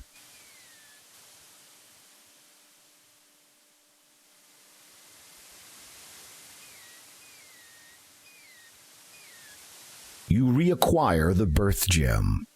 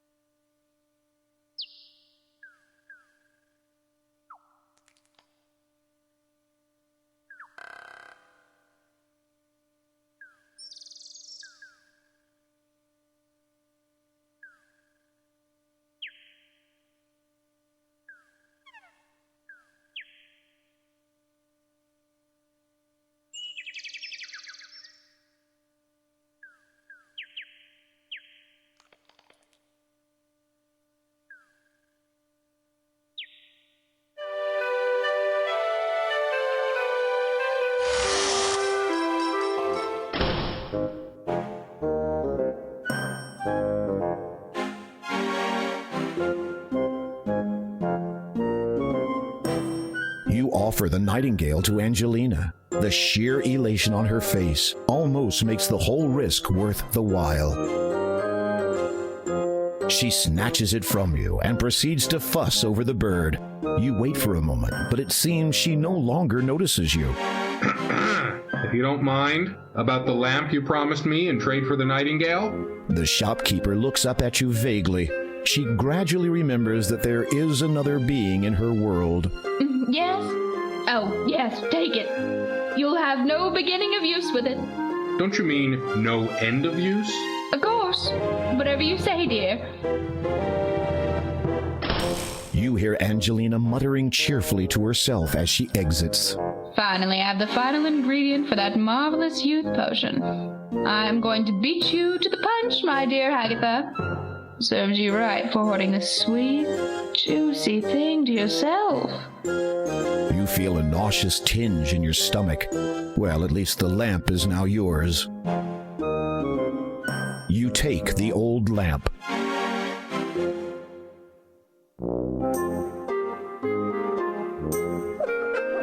You rub the lamp and wait expectantly, but nothing happens. You're about to give it another try when a small puff of smoke appears at the end of the spout. It clears, revealing a note. As you remove it, the lamp disappears. You read the scroll.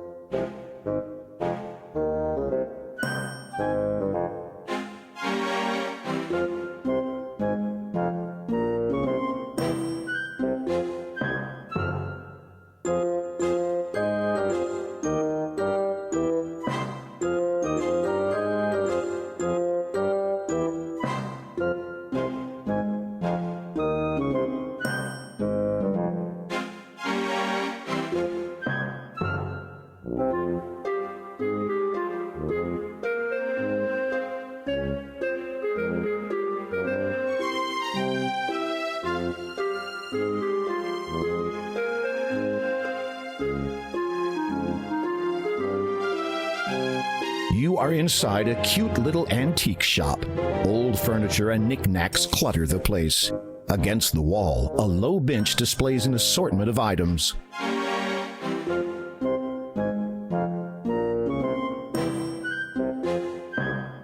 You examine the statue up close.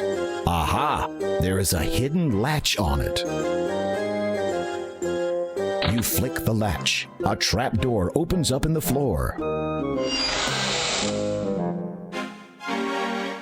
Amazing!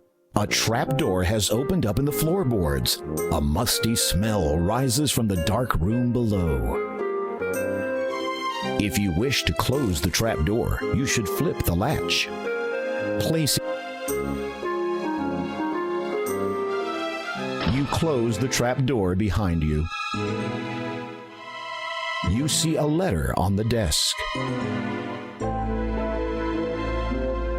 You read the letter sitting on the desk.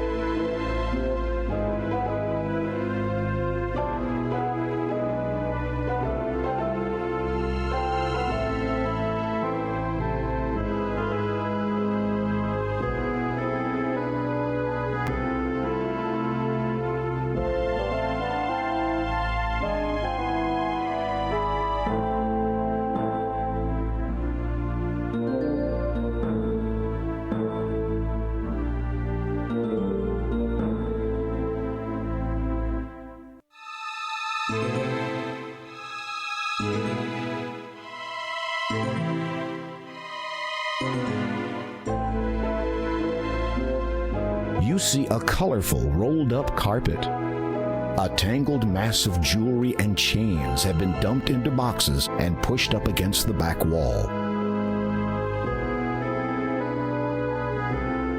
As you pick up the carpet, you notice a small label which reads, "Property of Al Den." There might be a faded letter or two in there, but you cannot be sure. Above you, from the back room, you discern Angelina's voice. I did it! I did it! The youth potion is finally finished. All I need to do now is drink it. Angelina, show yourself, you scurvy wench. Agatha? My dear! What an unexpected surprise! Don't you play the fool with me. I know you stole it. Stole? Really, I do not know. Silence. For your lies and deceit, there can be only one consequence. No, please. I can explain. I said silence. Oh, and one more thing. Your invitation to join us is revoked. What is this? Ah, the youth potion at last. Oh no! Drat! Now what was that spell for removing floorboards? Curses! I shall have to go back and look it up.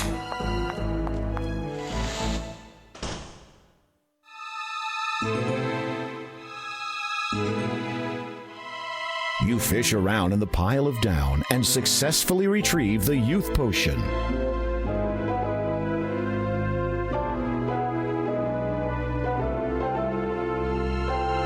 Cautiously, you open the trapdoor ever so slightly and peer into the room above. Agatha is nowhere to be seen. You make your exit from the basement. You flick the latch. The trapdoor closes and conceals itself into the floorboards once more.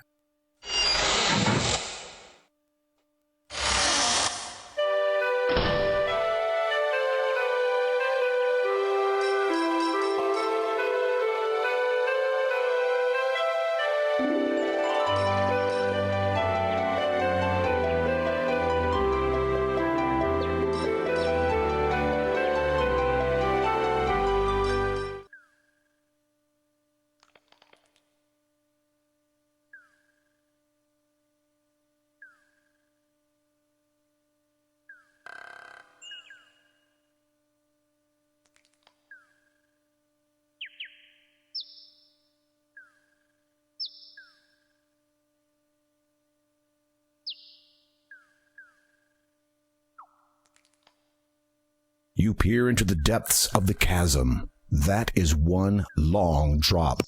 Many trees shade you. You have reached the eastern end of the forest. Passage to the east is barred by a chasm. Were you to proceed in that direction, you would undoubtedly experience a sudden and fatal drop.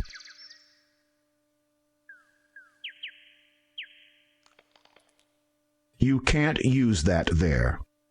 There's not enough room to use the carpet here. You can't.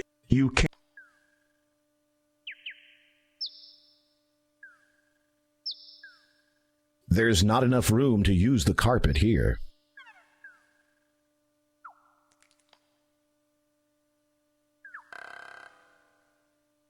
You can't. There's not. You can't. There's not enough.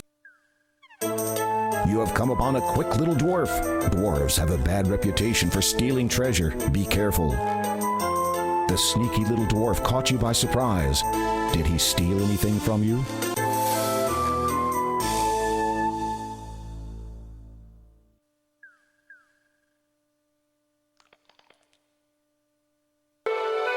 You are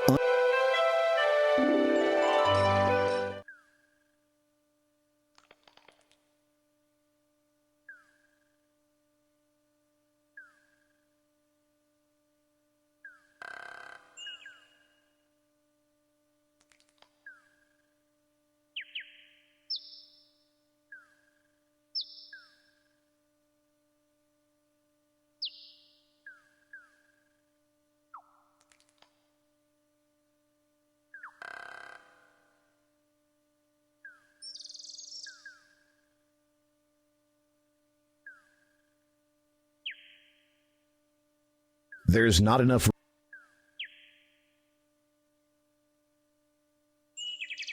There's not enough.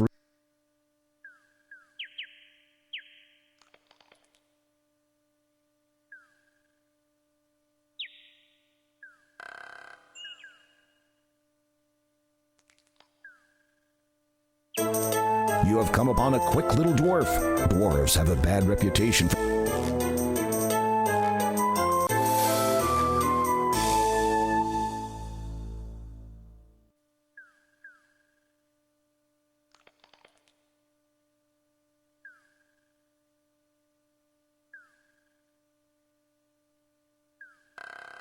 You have just discovered the gravity.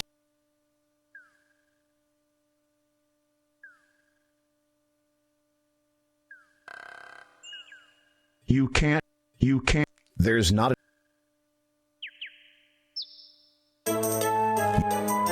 The sneaky little dwarf.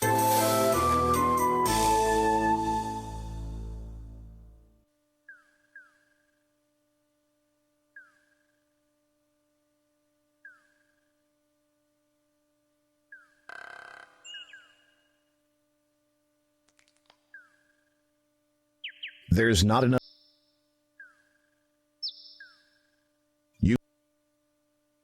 There's not enough room.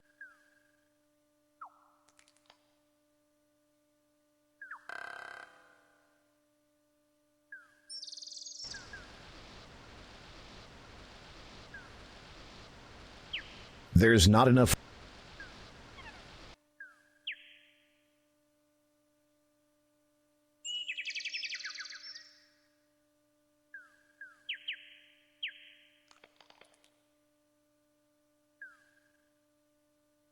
There's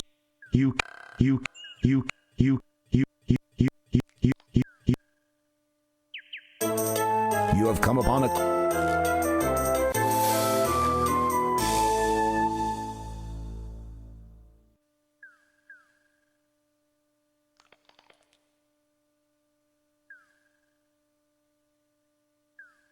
A beautiful stained glass window depicts a radiant full moon. It is certainly one of the more unique images you have seen on a church. Here, the overgrown path's deviation has led to the Church of Kolyma.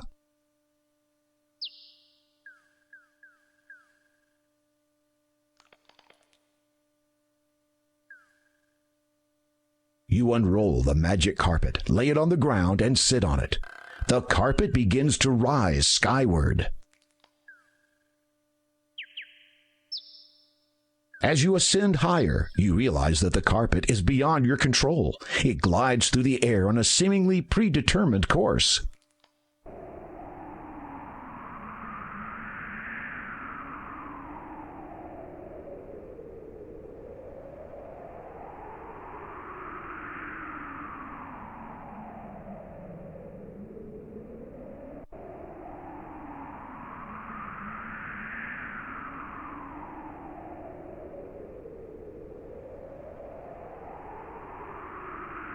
A snake blocks your path to the east. It appears to be about 10 feet long and is coiled up, ready to strike. It is a simple but carefully woven pendant of seagrass. A shiny opal dangles from it.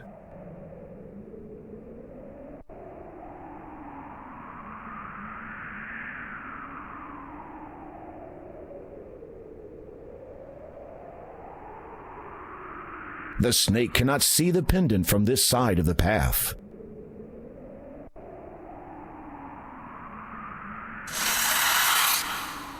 The snake lashes out, striking with precision. Its lethal venom kills you instantly. Your history.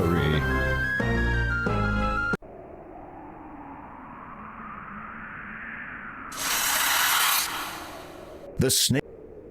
Your history.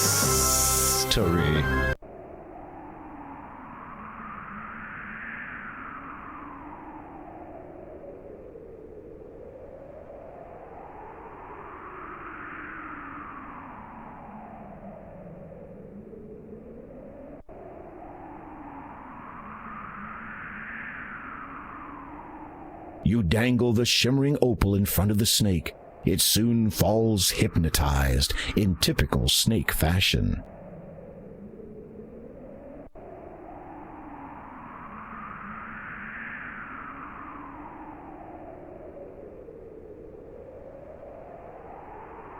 It's too dark. You can't see down there. It seems to be a log.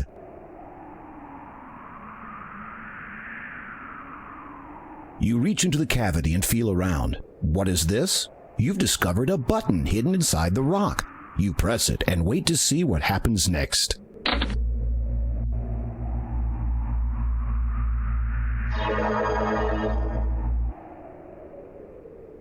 In an instant, a man stands beside you. He appears to be somewhat of an adventurer, much like yourself. Greetings. I am King Graham of Daventry. The newcomer nods in greeting. Without a word, he respectfully appraises you. You notice about him the manner of one who has only recently learnt the meaning of heroism. From where do you hail, good sir? The man opens his mouth to answer, but then pauses to consider that question. Evidently deciding that irrelevant exposition would serve neither party, he casually gestures to the hole in the rock behind you. Might I inquire something of your identity? After a brief search of his own person, the man pulls out a scroll card and hands it to you. You unroll it, and it reads, "Having fulfilled the requirements in accordance with the statutes of the famous Adventurers Correspondence School, the bearer is a qualified would-be hero." The man also shows you a medallion. Upon it are the words, "Hero of Spielberg." You reverently return the scroll to the man. You don't say much, do you? With a sigh of resignation, the man shakes his head silently. Surely you might speak to me of your adventures. The man becomes quite enthused about the prospect of relating his most recent adventure to you. Just as he is about to speak, however, you notice something on the ground that the man must have dropped. You retrieve the paper. It appears to be a scroll. Upon it is some writing. Disclaimer: you have just witnessed a rather shameless plug for the remake of Quest for Glory 2 Trial by Fire by the entities of AGD Interactive. Available now. As you read the writing, the words are ingrained in your mind. The scroll disappears.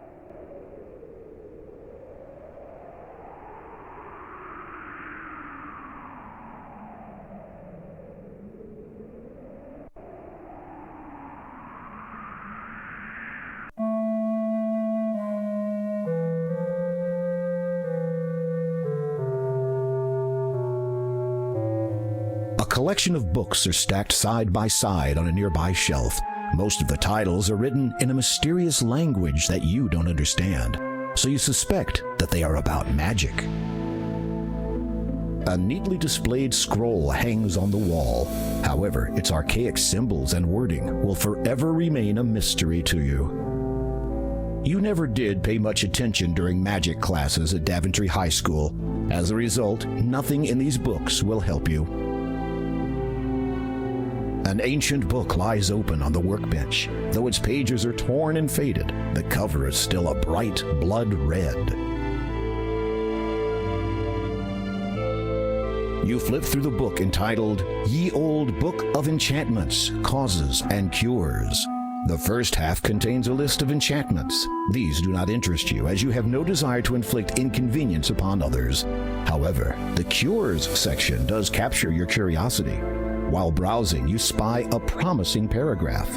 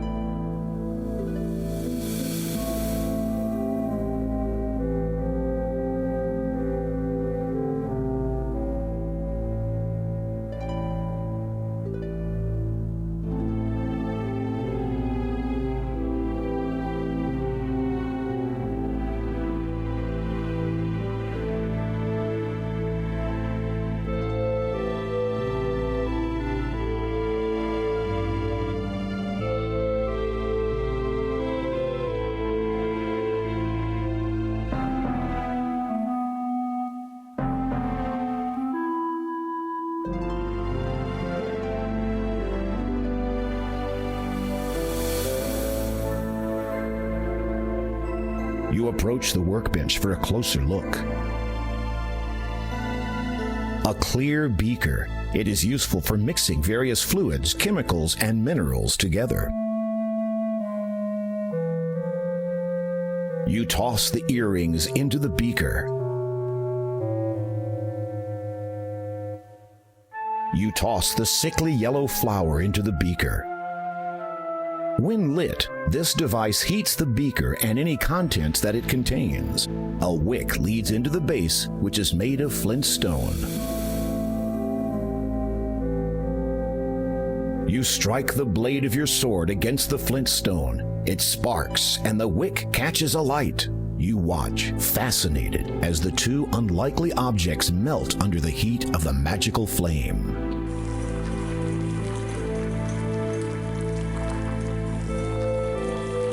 You stir the mixture carefully with a white feather. It soon dissolves in the hot liquid.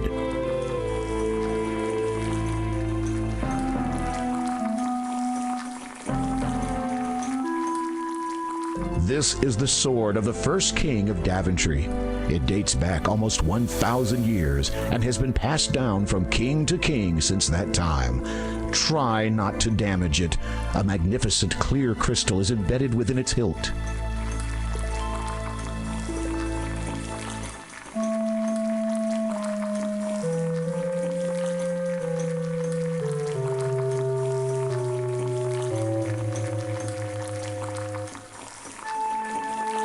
You managed to dislodge the crystal that had been set within the hilt of the sword almost a millennium ago.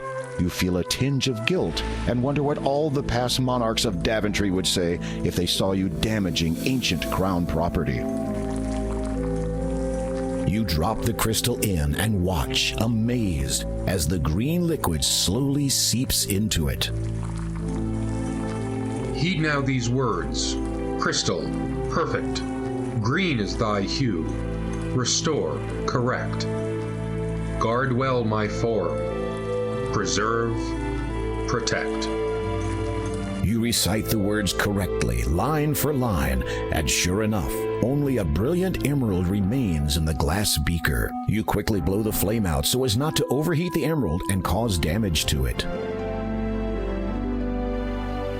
Picking it up gingerly, you're amazed that the emerald took virtually no time at all to cool.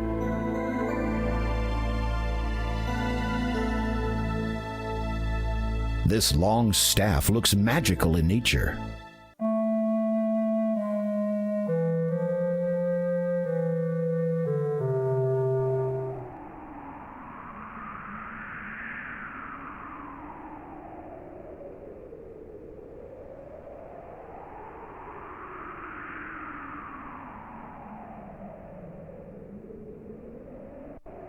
As you direct the sun's light through the emerald at the snake, you behold a wondrous transformation.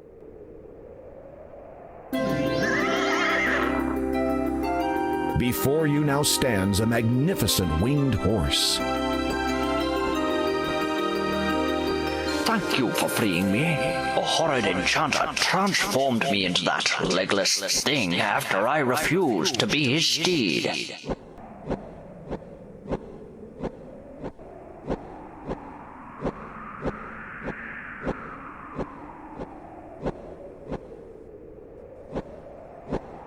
That was quite a gamble, to refuse an enchanter. True, but I could not have accepted, even if I had wanted to. For I am a disciple of the cloud, and can serve no land dweller. Disciple of the cloud? What does that mean? First, tell me of what you seek up here. You take a deep breath, then explain about the Door of Destiny, the gems of nature, and your present quest to locate the growth gem. So, you seek the air gem? Yes, that is right. You know of it? Most certainly. But you will not be able to reach it by any means available to you or any of your kind.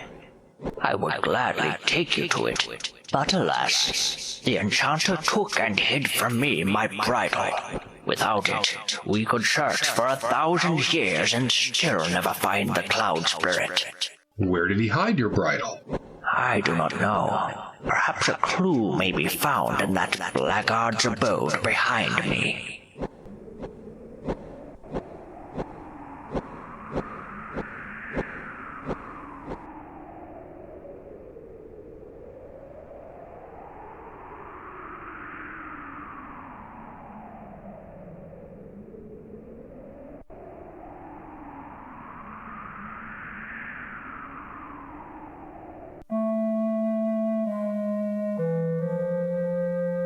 You notice that some writing has been engraved into the wall.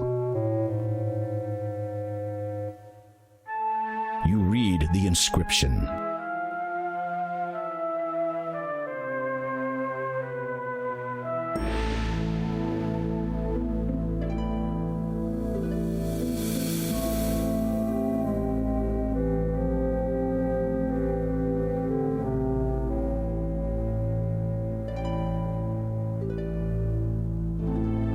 The engraving on the wall reads, "In row of stones that number 6, half and a pair from left do pick. Quell then my spell, avoid the tricks."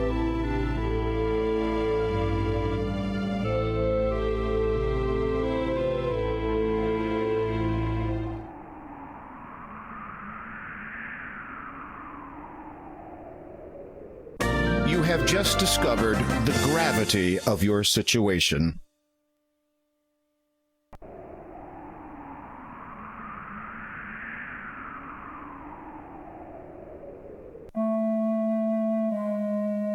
You notice that You read the inscription. The engraving.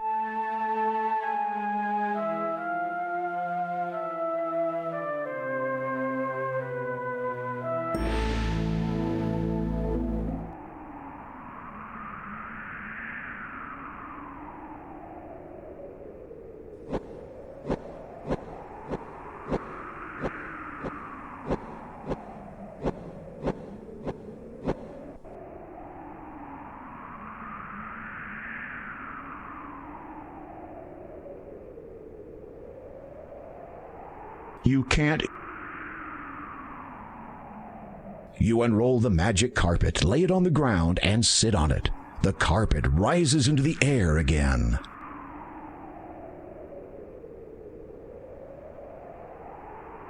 The carpet begins to descend.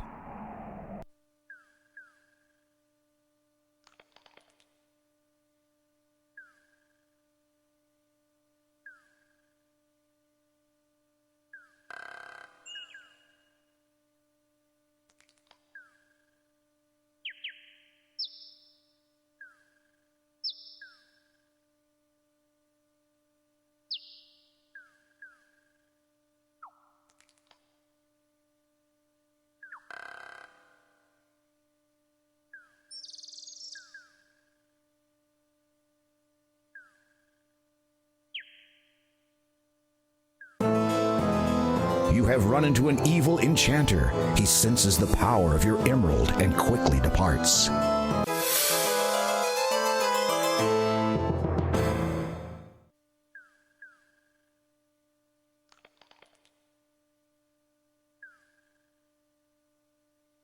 Six spherical stones lie at the base of the huge rock mound.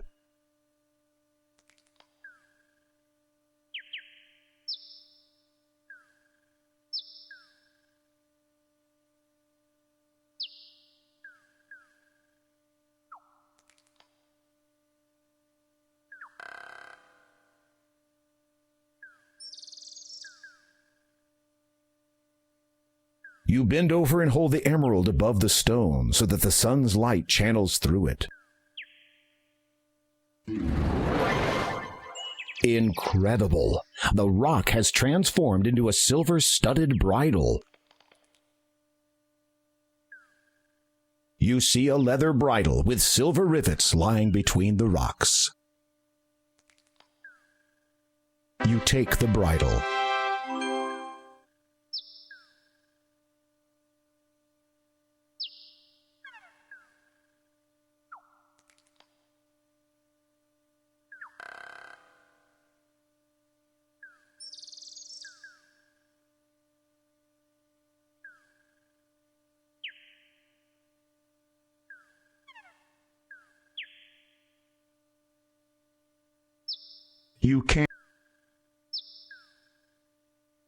You unroll the magic carpet, lay it on the ground, and sit on it.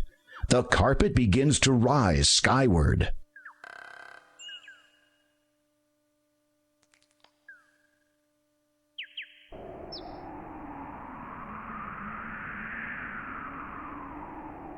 As you reach down to get the carpet, it vanishes into thin air without even so much as a puff of smoke.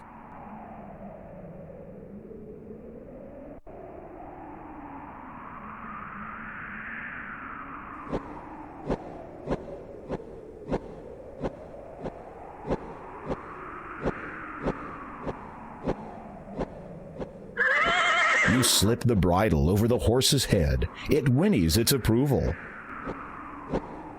Come, climb upon my back.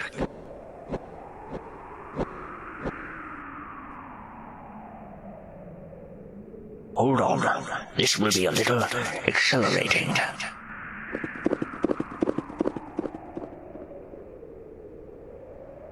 The disciple of the cloud gracefully soars high into the sky. You grip the reins tightly and hold on for dear life as he swoops and dips between the clouds. After a time, he draws near to a thick patch of luminous mist. As you pass through it, the horse sets itself down, seemingly on top of a cloud. It is all right. You can dismount now. Believing that you have finally lost all sense of reason, you dismount and prepare for a very long drop. And find yourself standing on a cloud.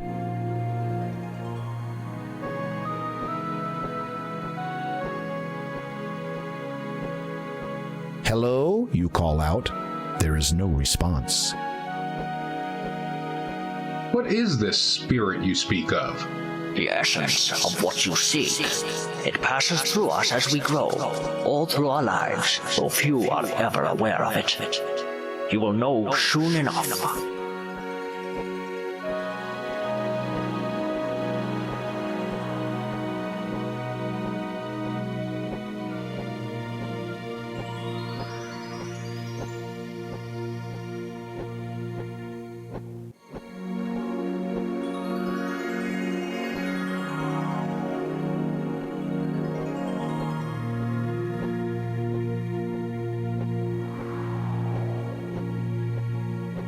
You are surrounded by nothing more than cloud. Why you have not already fallen to your death is a complete mystery, though you are somewhat glad of the fact. Hello, you call out. There is no response.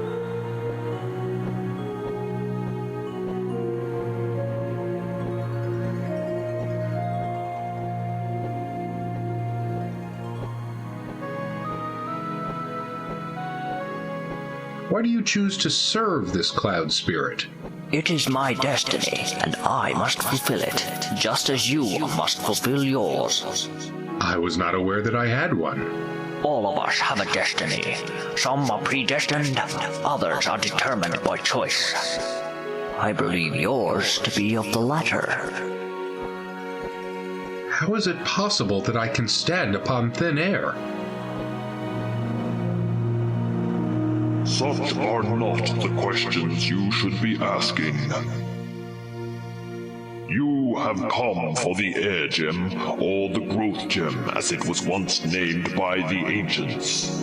It has not been termed thus without reason, for one who would have the gem as his own must prove himself grown and thus worthy of it. Meaning, no disrespect. Cloud Spirit. Thank you. You must agree, Cloud Spirit, that I am a man fully grown, thus fulfilling your prerequisite. A howling wind deafens you momentarily, though you feel nothing on your skin. The Cloud Spirit speaks again, a little more forcefully. It is not enough that you have grown in body. That much is evident. It must be proven that you have also grown in both mind and soul. So on these shall you be tested. Tested? Those who bear the burden of king are expected to possess certain qualities. Your actions will be judged against the weight of these. It shall be seen whether you are deserving of your title. It shall be seen whether you are worthy of the Growth Gem. After a moment of silence, the Cloud Spirit intones, Behold your first test.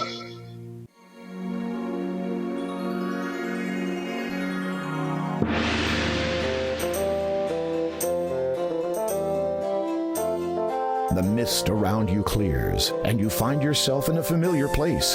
This is Daventry, and furthermore, you are a child again. A slight dizziness overwhelms you for an instant. How strange, you no longer recall anything past this moment in time. It is as if this is happening again for the first time. Even stranger, you are still vaguely aware that you are undergoing a test of some kind, though for what purpose, you cannot fathom. But look, it is Malvolio, your best friend. The two of you are deeply engrossed in a game of bat and ball.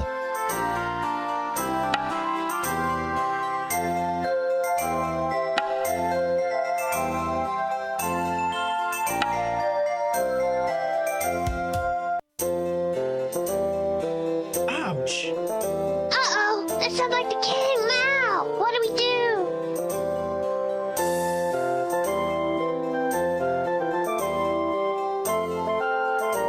You there. Yes? Yes? Is that how you address your liege? No, your majesty, King Edward, sir. I mean, sire.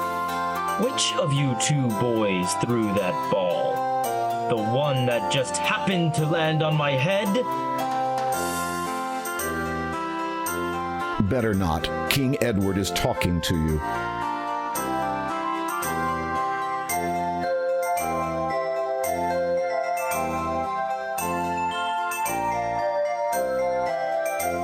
You summon all your courage and speak up. Your majesty, if you please. It was I who hit the ball over the castle wall. It was my fault completely. Please do not punish my friend. The king eyes you carefully. You wonder if you are now in serious trouble. I would not punish one for something so trivial. However, I will see you play your game elsewhere, away from here. Yes, sire. One more thing, my young fellow. You have demonstrated good character today by taking the blame for your friend. The finest knights in this realm demonstrate their compassion by protecting others, even if that should mean putting themselves at risk. I find that to be a rare quality in the many I meet. When you have grown up, I hope to see you again, perhaps in my service. Thank you, your majesty.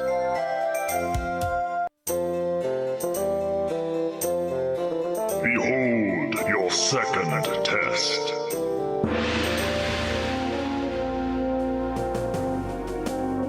You feel yourself growing older, more so than before the tests began.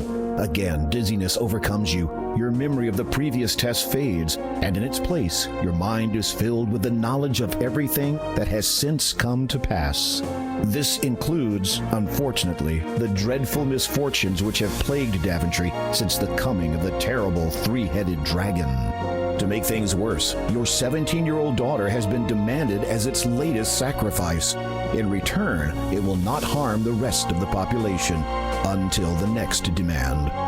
You would go forth to destroy the dragon yourself, but you no longer have the heart for such quests. Never have you felt so forlorn, so frail. You fear that given the choice, you would do anything to rectify the situation.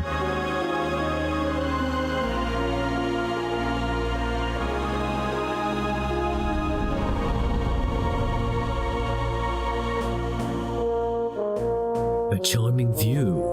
No wonder you come here so often. You. I will see you hanged for this intrusion. Guards! Guards! Calling them will do you no good. For even if they come, they will find their king speaking to only the air he breathes. A pox on thee! Who are you?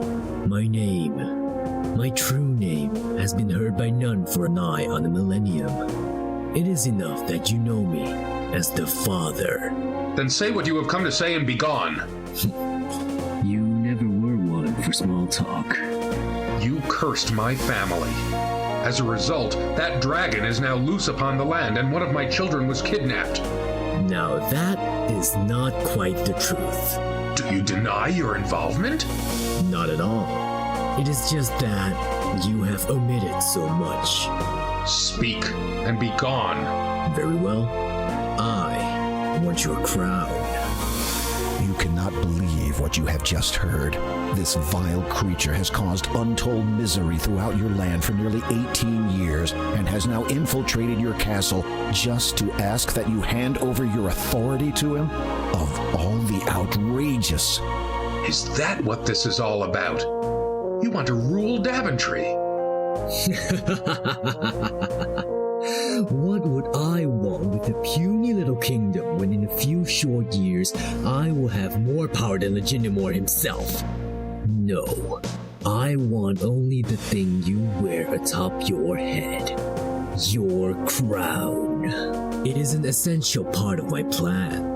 Without it, my efforts to prepare for the ascension will have been in vain. I have waited far too long to be deterred from it now. If you need it that badly, you could have just taken it. You had plenty of opportunities. Are you completely ignorant of the legends of your predecessors? None can possess the crown of the first king unless it's given. If you think for one moment that I would... Before you speak further, consider this. In exchange for what I ask, I shall lift my curse and all that it entails from you and your blighted land. You shall have both it and your family restored in full. Minus your title, naturally. Your mind reels at these words. For almost 2 decades, a countless number of innocent people have suffered under the afflictions Daventry has had to endure. So many more people would continue to suffer indefinitely, notwithstanding the pain you feel over your own family's misfortune. With a simple statement, you could put an end to it all.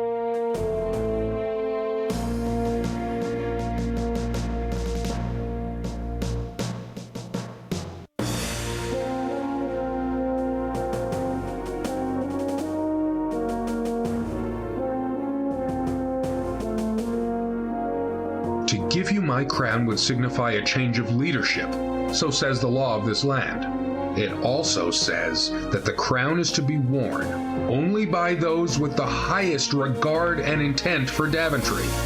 So, to give it to such a vile being as you would betray the honor and memory of all the past kings who have worn it. No, I will not do it. Not even for the sake of your family? There are some principles for which even one's family must be sacrificed. The man appraises you as a scientist would a unique specimen. What an intriguing set of morals you have, King Graham. I almost look forward to the time when you will put aside your obligations here and seek me out. I have foreseen that we shall meet again.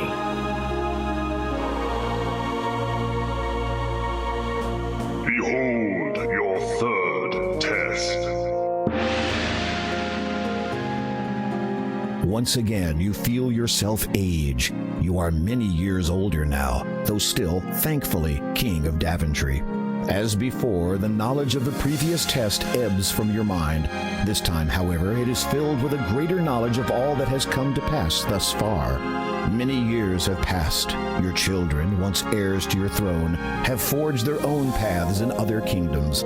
Fortunately, chance has seen fit to fill the vacuum.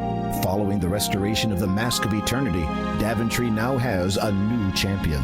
How do you feel? I am deeply honored, sire. All right. Now, how do you really feel? Scared out of my wits, sire. You smile and feel the lines in your face stretch. You hope you'll get used to it when the true time comes. You know what they've been saying about my decision, that is. The people question my ability to perform the duties when I have another higher obligation. I believe that I can attend to both with the utmost equity. You do not deny that this obligation may arise at any moment, perhaps taking you away from this country at a time of great need? Of course not, sire, but I shall deal with that troll, as they say, when I cross that bridge. And there is the matter of you not being of royal birth. That does not sit comfortably with some of the nobles. The qualities of truth, light, and order can shine from even the most impoverished of souls. Nobility is defined through one's actions, not one's lineage, Your Majesty. You cannot help but smirk. For a man who had once lived as a peasant, he speaks extremely well.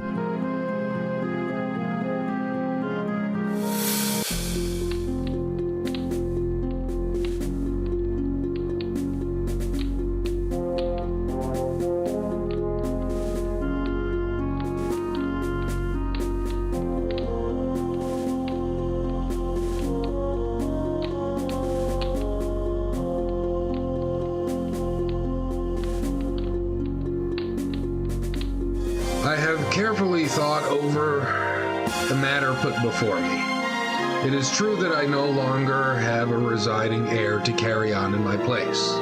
However, I cannot place the future of this kingdom in the hands of one who, while possessing great skills, courage, and virtues, may not be able to serve her with singular devotion.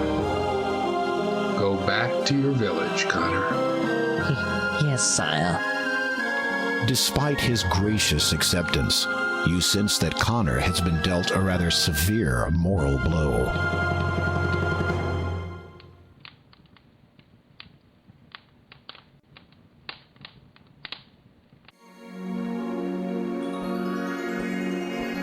In an instant, you find yourself standing before the Cloud Spirit once more.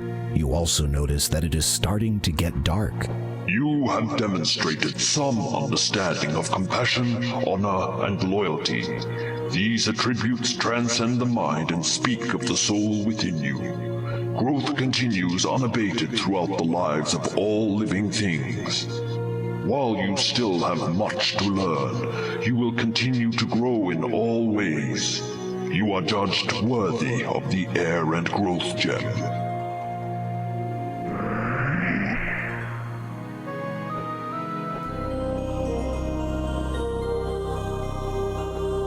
You take the Growth Gem. As you feel the knowledge of the last test fade from your mind, the cloud beneath your feet begins to evaporate. You'd better get out of here quickly, Graham.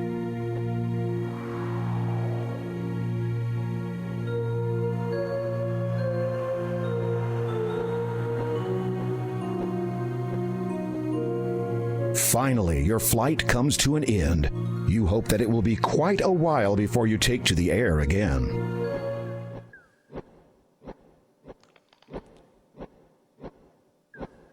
Where would you like me to land?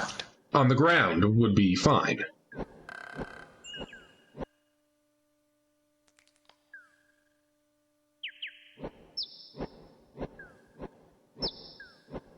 Take this sugar cube. It will protect against the poisonous growth of this land. Fare thee well.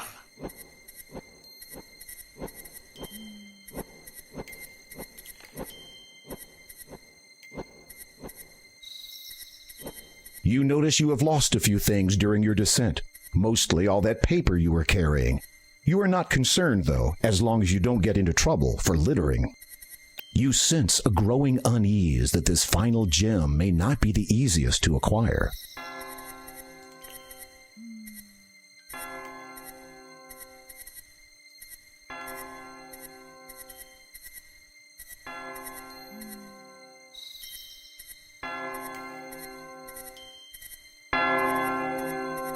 Trees seemingly form a wall here, barring your passage to the north. Finding the door unlocked and unbarred, you enter the church.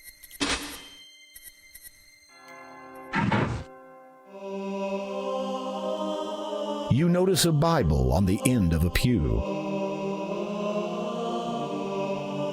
You look over the Bible, which appears to be many decades old.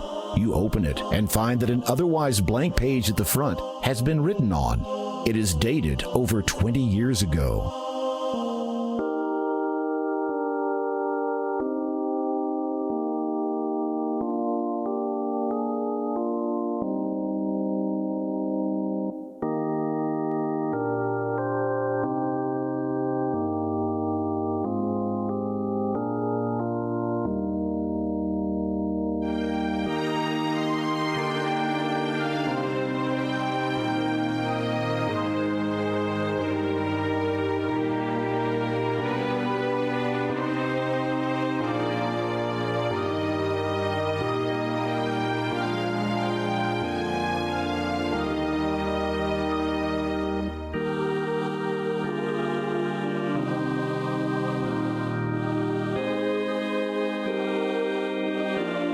You return the Bible to where you found it.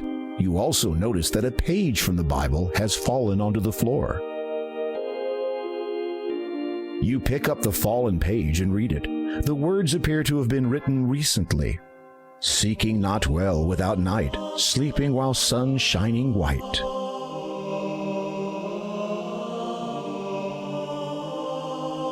You read the Bible page again. Seeking not well without night, sleeping while sun shining white.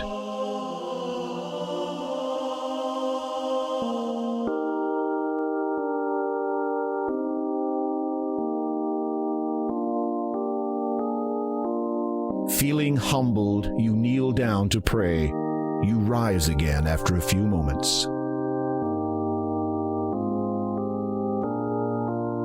The monk stirs, stands, and turns to face you. Father, I go now to a place of darkness.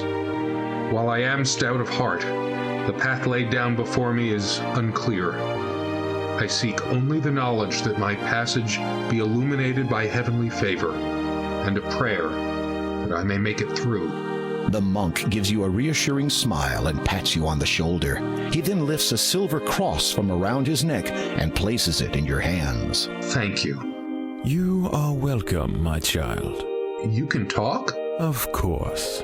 I thought monks were forbidden from speaking. Not all churches follow the same rules, and this church is quite unique. Really? How so? The monk just smiles placidly at you.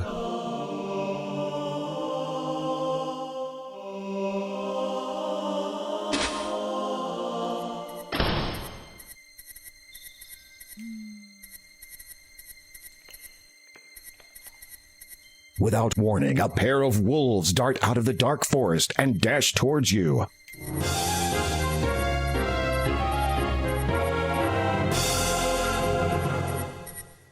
For a minute there, you thought those wolves were going to attack. Curious as to why they didn't, you decide to follow them. You see the monk standing alone outside the church. Then you notice the two wolves approaching him. You are about to yell a warning to the monk, but the words die in your throat as the man steps forward and pats the wolves' heads. No, my brothers, we must not hurt him. Not yet. He will go to the heathen's abode. He will do what needs to be done. What if he does not? Then, my brothers, we will complete the task before us. The one we began many years ago.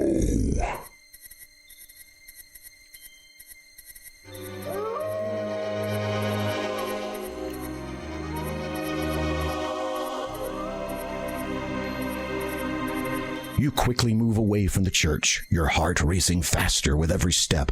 You have a good idea now what will happen once the moon comes out in full, and you do not want to be anywhere near here when it does. One thing's for sure, you're not getting married in that church.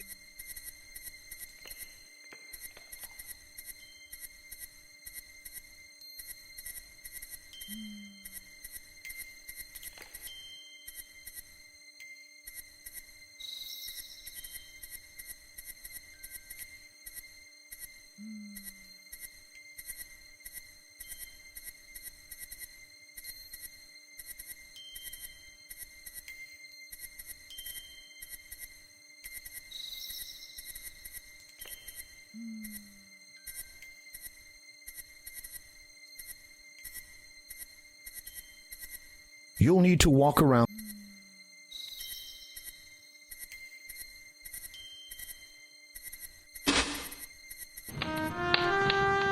Oh, sir, have you seen my little granddaughter? She ventured to the town to buy food for me, but has not yet returned. I fear she may be in peril. The forest is not safe at night.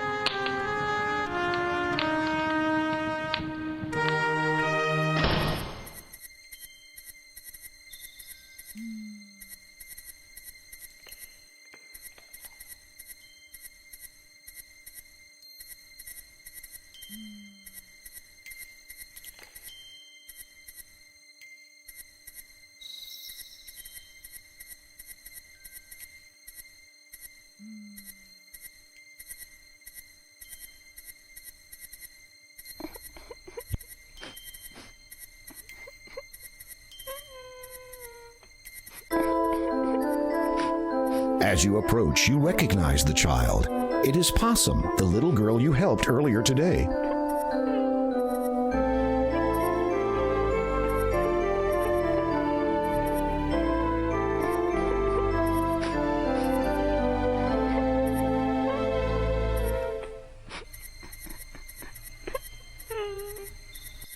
Are you all right? What happened? I went into town to buy some chicken soup for my grandma. I always try to reach home before dark, but this eve I lost my way and was attacked. Attacked? A wolf attacked you? No, not by a wolf, a dwarf. For a moment, you're not sure that you heard correctly. A dwarf, did you say? Uh-huh. He jumped out at me, took my food, and then ran away. Listen, I'm going to try to find this dwarf that you say stole your food. You get back to your grandma, understand? Possum nods, says a soft thank you, and heads back home.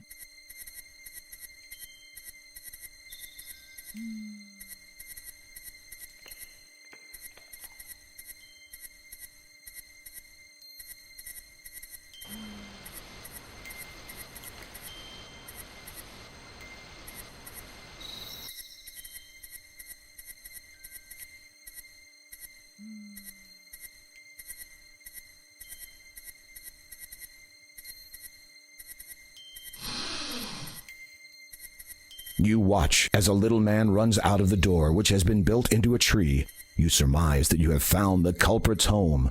The vague aroma of chicken soup confirms it. That fiend.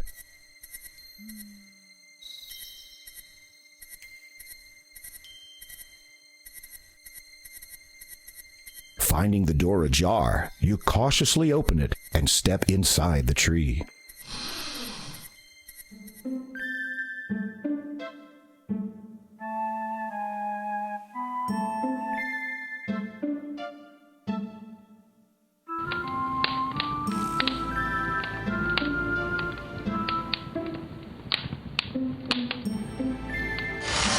Upon opening the trunk, you find a number of items that the dwarf has obviously stolen and stashed away. Among them are some gold coins. They display the distinctive face of the first king. They could only have come from the magic chest of Daventry. You grab the handle of the bubbling pot of chicken soup. You take it with you.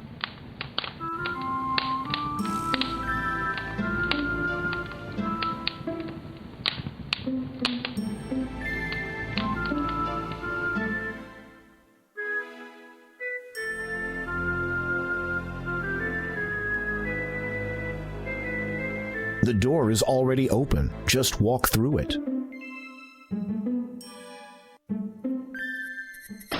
You hear the latch fall into place again as the door closes behind you.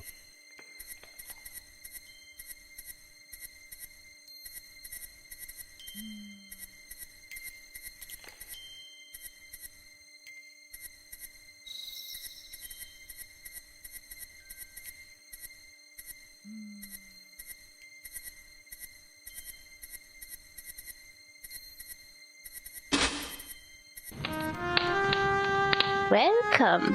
Come in, please. Possum told me to expect you.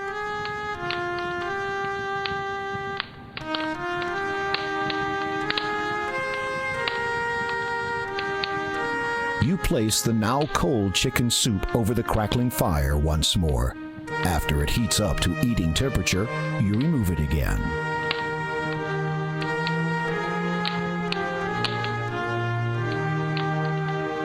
You offer the soup to Possum's grandma, introduce yourself, and wait courteously while the frail elderly lady eats the nourishing meal. When she is finished, she sets the empty bowl down elsewhere and turns her attention towards you.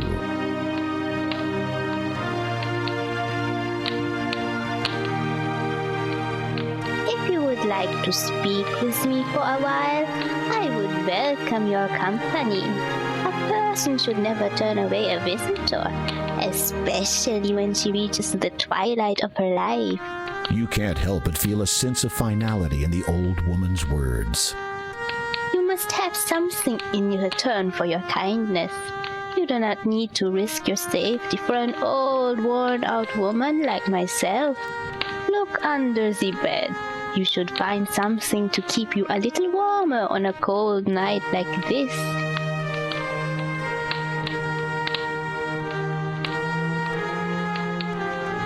You peer under the bed and find a thick black cloak.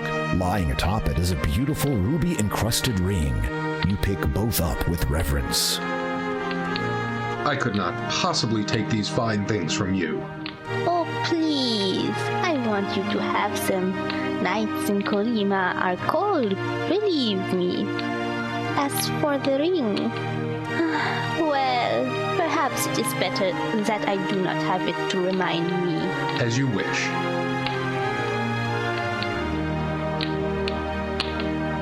You have a charming young granddaughter. Grandma smiles at you graciously. She is a treasure to me. I would do anything to ensure that no harm comes to her. If I may inquire, what became of her parents? Grandma frowns, and her eyes darken for a moment before she forces a melancholy smile to her face. They were lost to us many years ago. I am afraid dear Possum never really knew her parents. It must have been a daunting task raising a child by yourself, especially at your At my age? I am certainly not as young as I used to be, and there is no shame in that. I have tried to raise her as best I could, to keep her safe and well. However, I fear that as of late the reverse has become truer.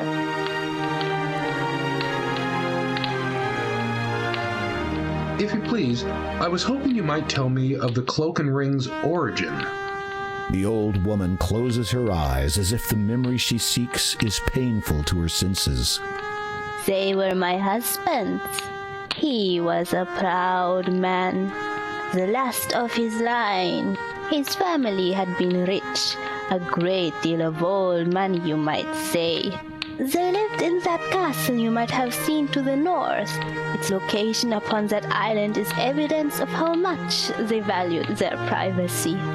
He was a good man, my husband. He took care of me. Certainly he had his strange habits. Most men do, if you would pardon me for saying so.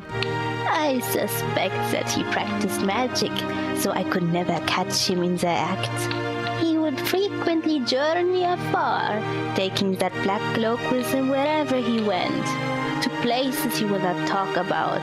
He said that it represented something important to a certain group of people, and that I was never to mention it to anyone.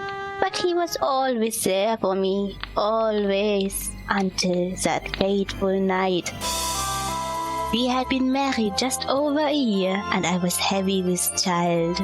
We were both out walking in the weirwood forest late one night. The air was warm, and in our youth we paid little attention to the world and its many dangers.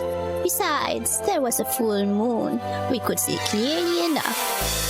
A shadow passed over us. We looked up, thinking it might have been a stray cloud. It was not.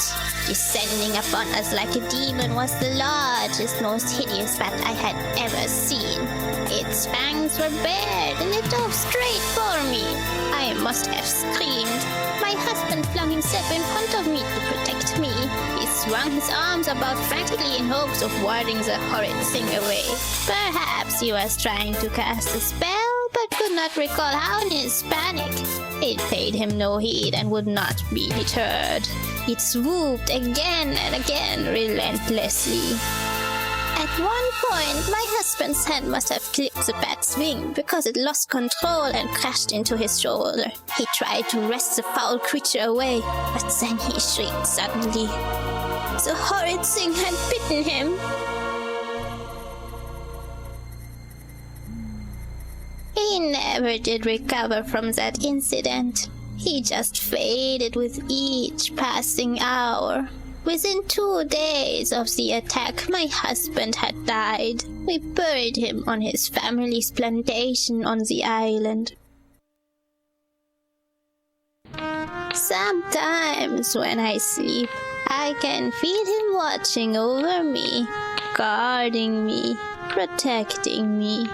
I think he is waiting for my time to come so we can be together always.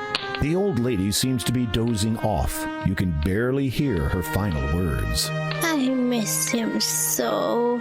Telling the story has clearly taken a great deal out of her. You watch the old woman a moment and notice her labored breathing as she sleeps. Despite the little girl's tireless daily efforts, perhaps there's nothing more to be done.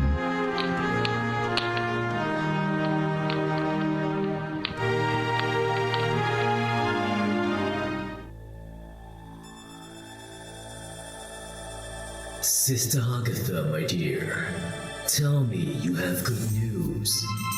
The king has arrived in Kolyma, father. That is not what I meant. Yes. Well, he appears to be quite resourceful. It seems his reputation was not totally exaggerated.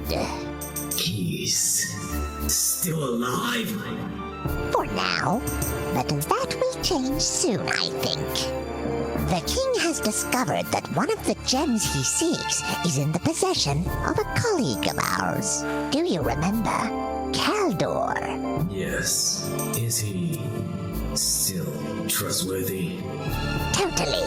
Still sharp, and there's no questioning his loyalty. My humblest apologies, father, but would it not have been simpler for you to have dealt with Graham personally? Fool! Imagine the ensuing chaos where Daventry's king murdered in his own land. How then would I be able to search for the item? I see. Failure is not an option. Understood, father. Keep me informed, preferably of good King Graham's death.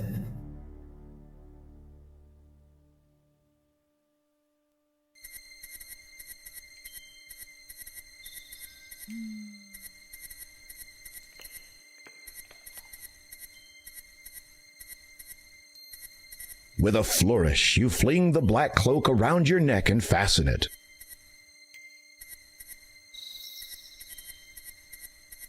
You are now wearing the beautiful ruby ring.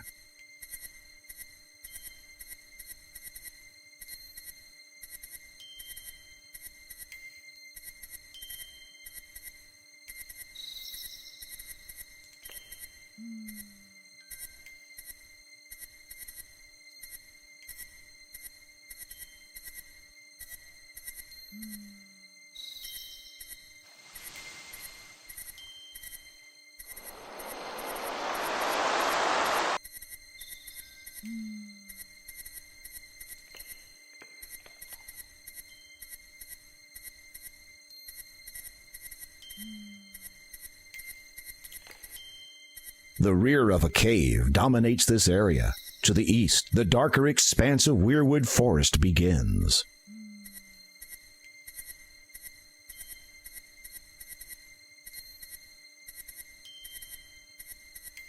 The small pond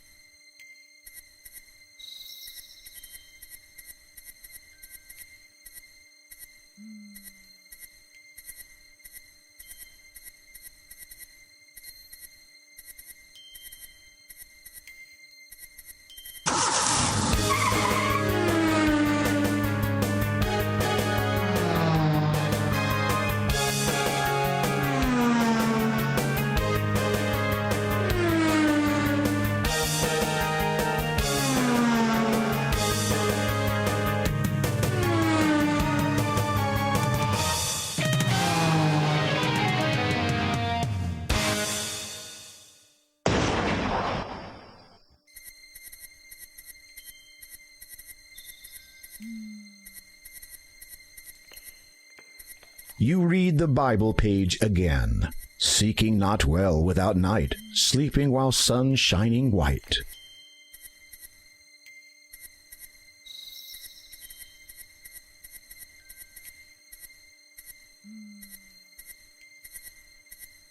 You read the Bible page again. Seeking not well without night, sleeping while sun shining white.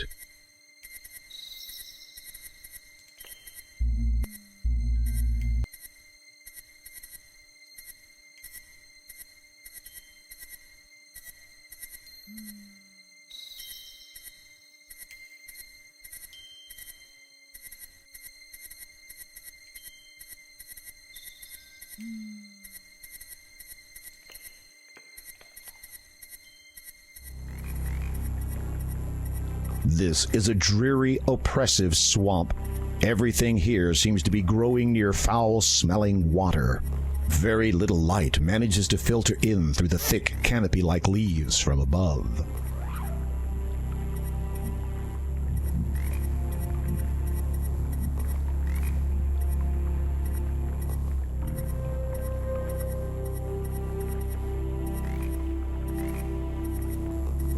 You feel the poisonous water seeping into your skin.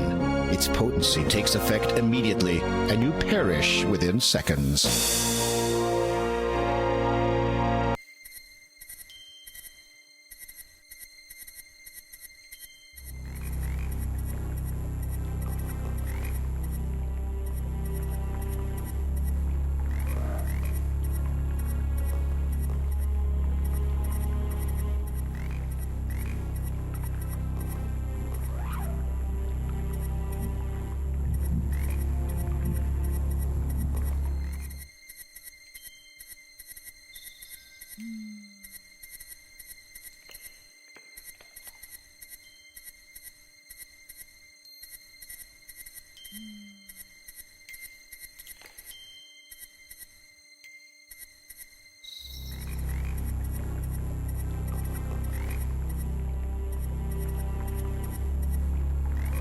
You read the Bible page again. Seeking not well without night, sleeping while sun shining white.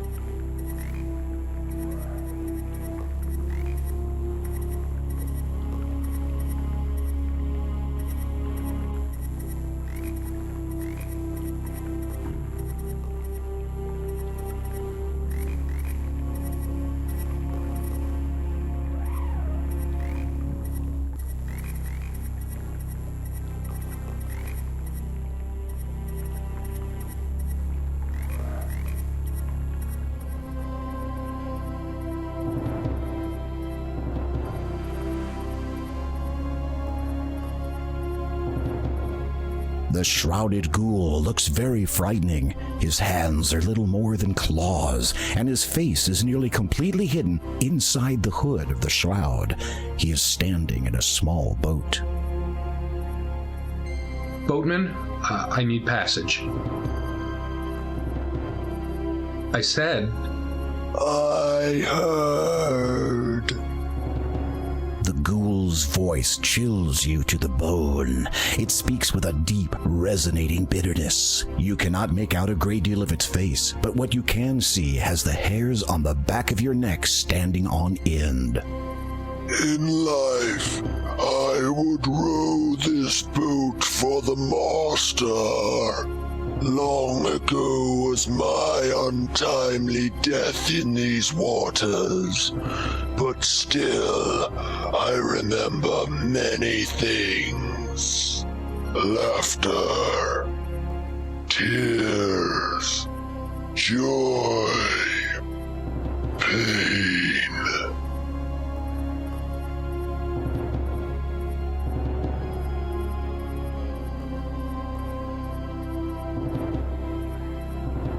The boatman accepts your payment and motions for you to climb into the boat.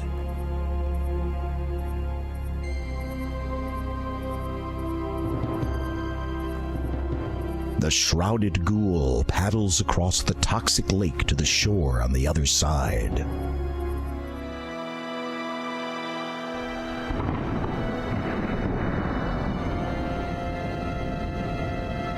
It looks like a normal sugar cube.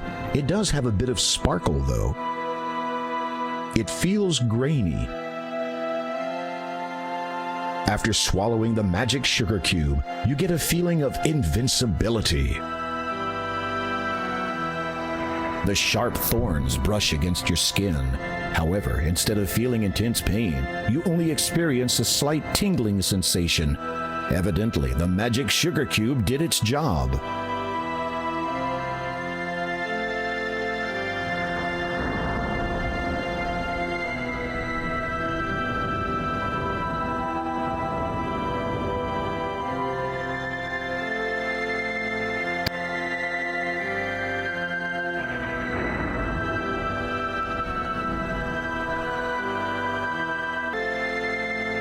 As you approach the ghosts wearing the black cloak, they seem to notice you, and then begin to drift away towards the cemetery.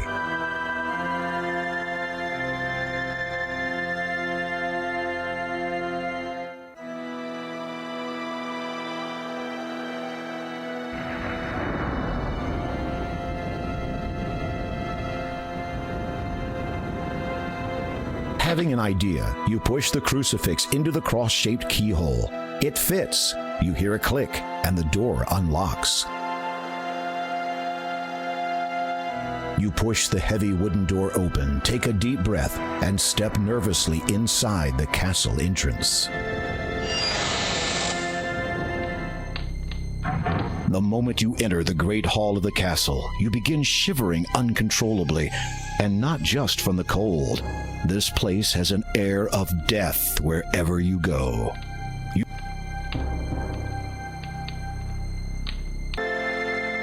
As you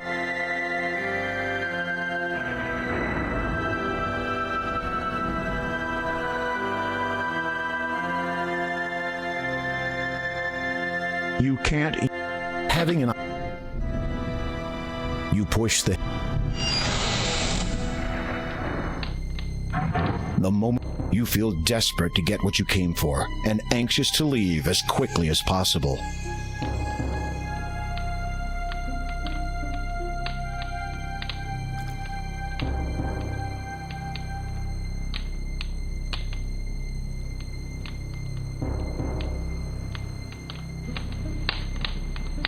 You would rather keep your hands to yourself in a place like this. You take the shovel into your possession.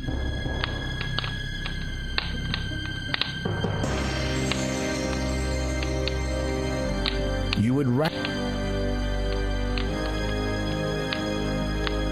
A torch has been mounted to the wall here. It does little to cheer up the place, even when lit.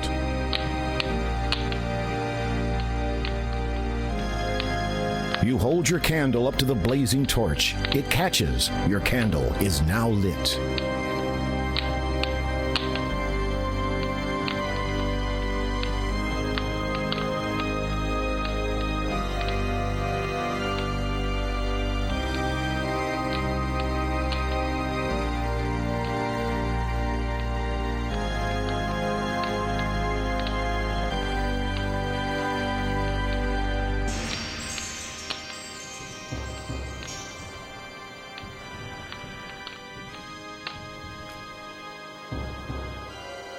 The staircase beyond is very dark.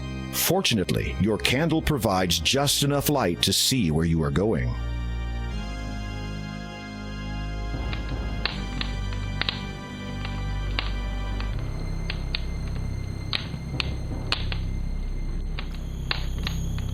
The lid of the beautifully carved coffin is closed.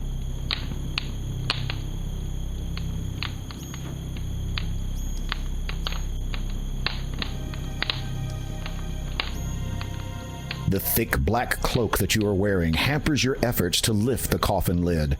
Try removing the cloak first. Hey, control yourself. You might have children someday, and they won't benefit from a father with embarrassing habits.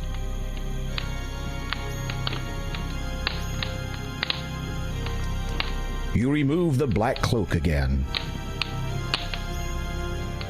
Nervously, you lift the heavy lid of the elegant coffin. You peek into its red satin interior. The coffin is unoccupied, and you feel relief wash over you.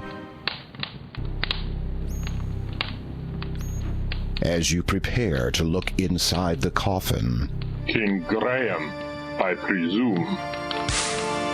You turn on your heel. There, blocking the only exit from this dismal room, stands the Count. His skin is pale, his eyes jet black. He wears a black cloak nearly identical to the one that you possess. You know me? Ah, yes indeed. Sister Hagatha alerted me to your arrival, dear king.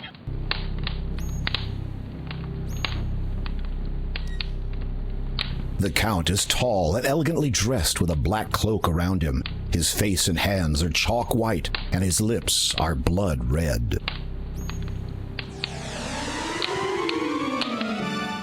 In an instant, you are flat against the wall. The Count has you pinned so well you can't move a muscle, much less put up a defense.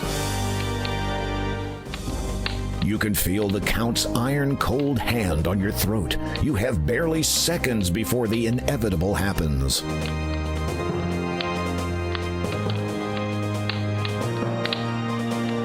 With difficulty, you manage to loosen the ruby ring from your finger and drop it to the floor.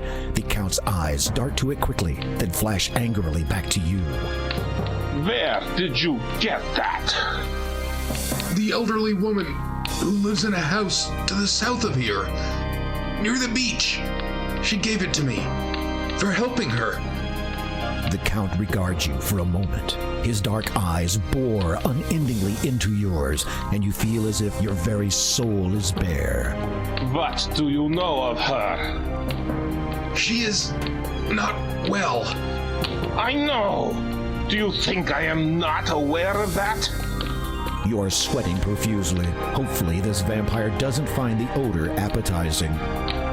Night is the most dangerous of times for my mortal family. I have kept constant vigil over my wife for many years, so that from the darkness, no harm would come to her. When her time comes, we will be together forever. I think tonight will be the night. I have seen her this very eve. I did what I could to help her, but I do not think it was enough.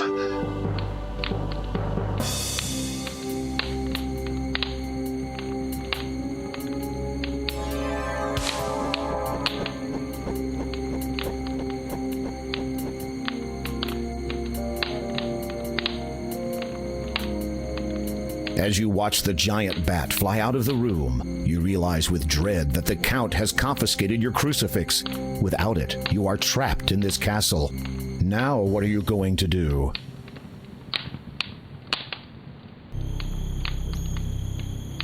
You peer into the ornate coffin.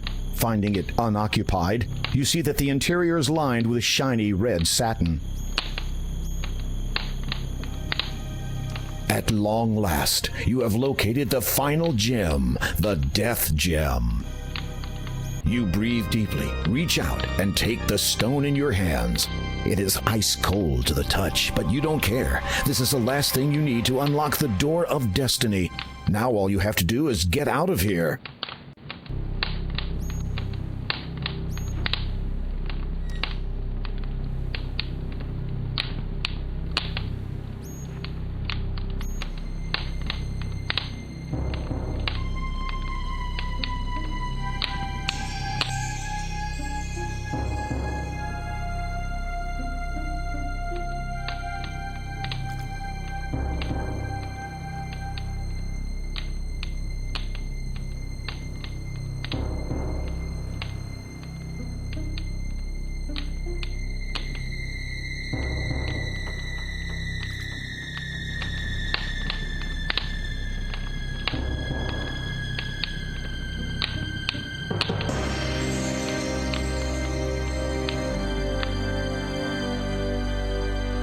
Seeing no other possible escape route, you climb onto the ledge and carefully lower yourself outside, hoping to find a decent foothold. It is a long way down.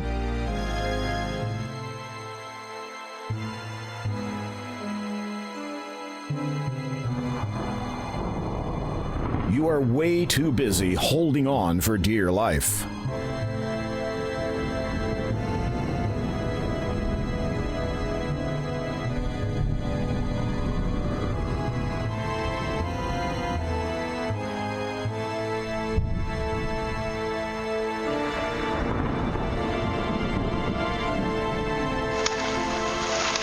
Suddenly, you hear a switching noise in your ear. It's joined by two others.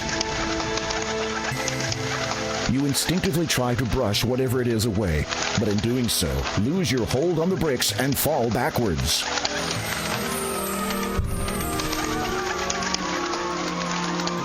Time slows as you fall, and your world turns black.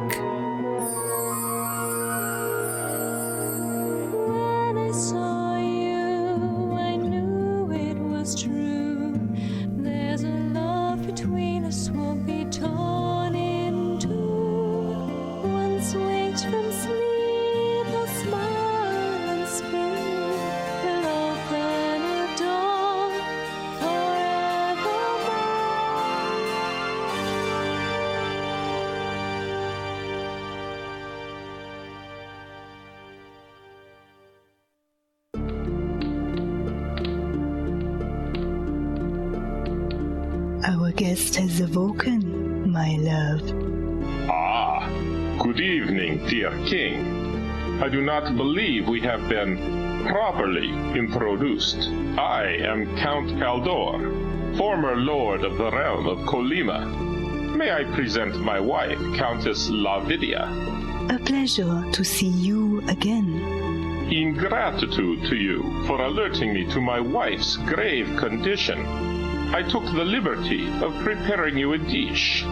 I thought you might be hungry after your harrowing adventure at my window. You will forgive us if we do not join you.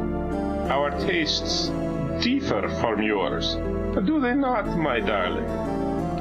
You shudder to think what different tastes actually means, but for some reason you note that you can no longer hear any rats squeaking in the distance. So much to become accustomed to. You shall have all the time that the world has to share to grow accustomed to such things. Well, perhaps 30 years. Should the father locate the item by then, there might not be enough world left for anyone afterwards. Has this father to do with why you frequently went abroad, always with that cloak of yours? Most certainly. But I think that my affiliation with him and his association has come to a close. My obligations to them took me away from my beloved too often. I do not wish to repeat that mistake. You are forgiven, my love. Their attention, which seemed to have wavered momentarily, now redirects back to you. Well, well, well. What to do with this one? What were you going to do with him? Kill him. I had quite clear instructions from Hagatha, who had apparently received them from the father himself. But if you are not, as you say, affiliated with his association anymore... They both share a knowing smile. Tell us, King Graham. Why are you here in Kolyma? You take a deep breath, trying to ignore the fact that you are the only one capable of doing so, and relate your story of the vision in the magic mirror and your quest to find the 3 gems of nature. The Count and Countess exchange cryptic smiles. Romancing the stones. Indeed. Obviously, that was a private joke, as you did not understand it. So you search for the one with which you would share the rest of your life. On that I cannot fault you, nor on your intentions here. Therefore, I can forgive the trespassing. However, there is the matter of the dark gem you wish to remove from my castle.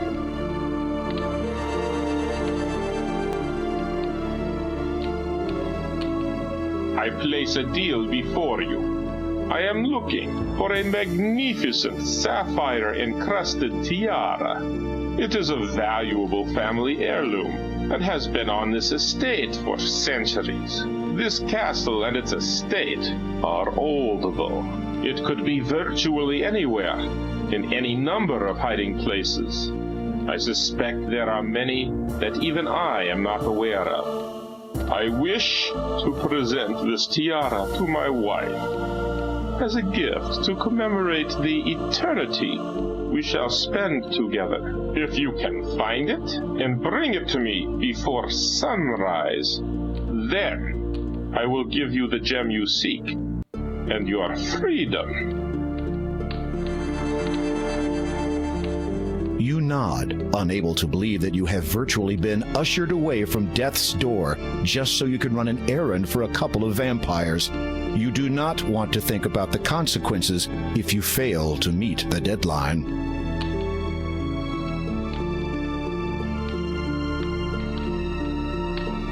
You take the ham from the dining table. Pardon my asking, but as the Countess of this realm, I presume you have lived in this castle before now? Yes, that is so. Then how did you come to live in that old house by the sea? After my husband died, I continued to live in the castle for a time. I watched my newborn son grow into a man, marry, and have a child of his own. Possum. Yes. Shortly after her birth, however, my son and his wife both befell a tragic end at the hands of... The Countess looks pained and appears unable to continue. I apologize if I have caused you to relive your grief. A vampire cannot truly feel grief, but perhaps my wife still recalls hers. I shall continue for her, if you so wish. Please, if I may know, how were your son and daughter-in-law lost to you? They were slain by the Brotherhood. The Brotherhood? You have met them at the church. Your mind reels, so that is the connection.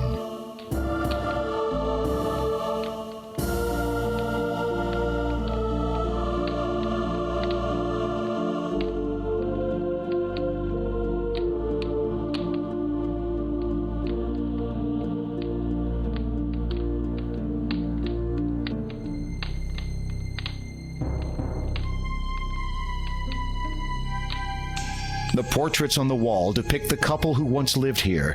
They look young and proud. Behind the mask of apathy that comes with aristocracy, there's a certain kindness in their eyes.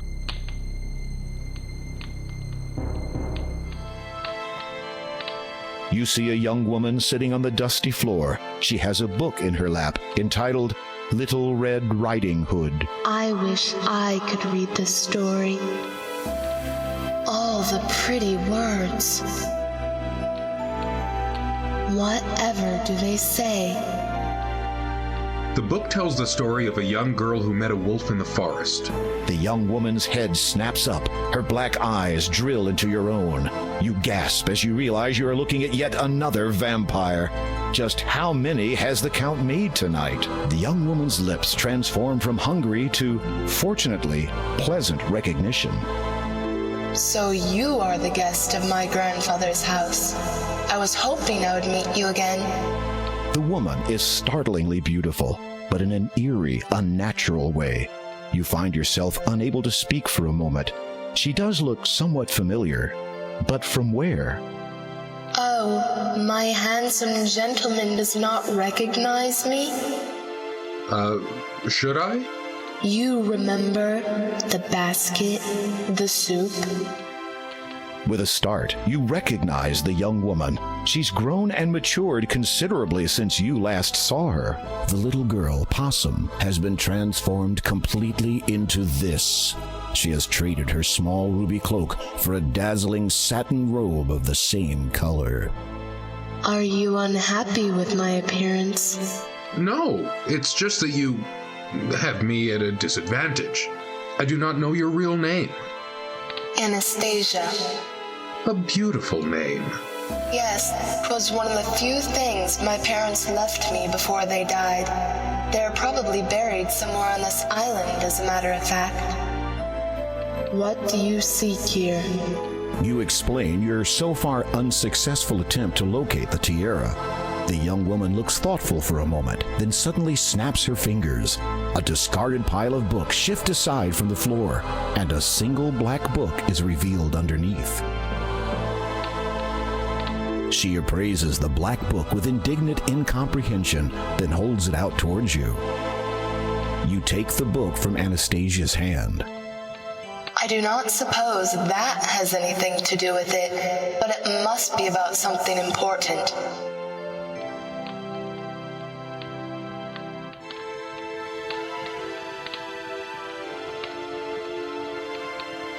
This black book is entitled Sleepy Hollow. It feels lighter than its size would suggest. You open the book and are surprised to discover not pages, but a hollowed-out section in which sits a silver key. The key's handle resembles the shape of a sleeping child. There also appears to be something written on the back cover of the book. This item... In the hollow, you can see that the inside back cover has been written on. Some words have been scrawled onto the paper. They are faded, but still mostly legible.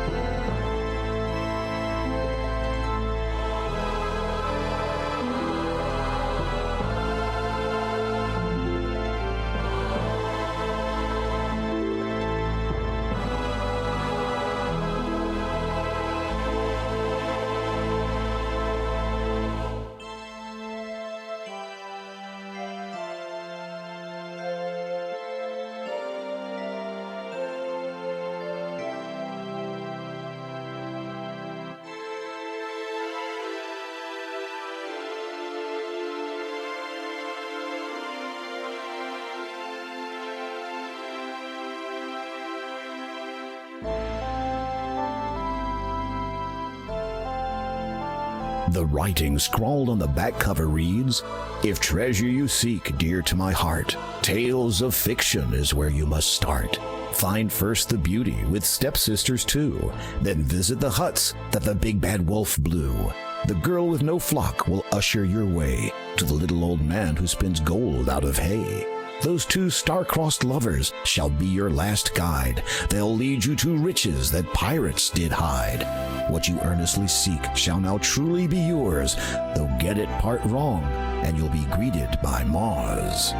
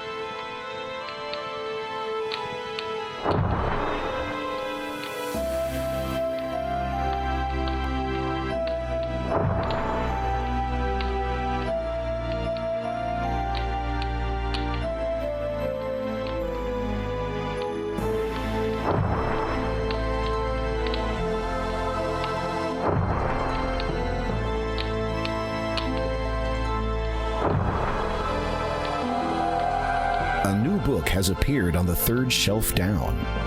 You've located the correct book. You pluck it from the shelf and read its title, Treasure Island. What is this? There seems to be a lock binding the cover shut. The keyhole requires a small, thin key.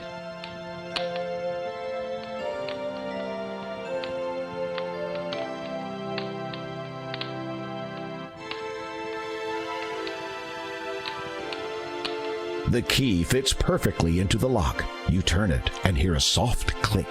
The book is now open.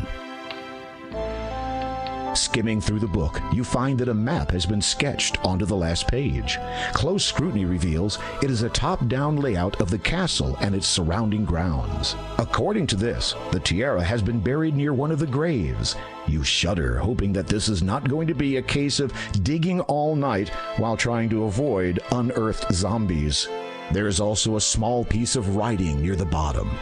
A date of fate can be found with a first, a second, and a double of nothing.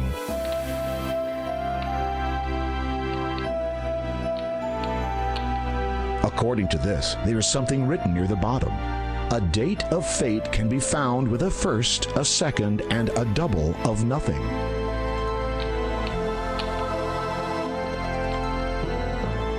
I wish only one thing as payment for helping you find that book. Of course. Would you be so kind as to take this bracelet and place it on my mother's grave? I believe she wanted me to have it while I was alive. Now, it seems no longer appropriate to keep it. Thank you. I must retire now. It will not be long before sunrise. Good night, Graham. Good night, Anastasia.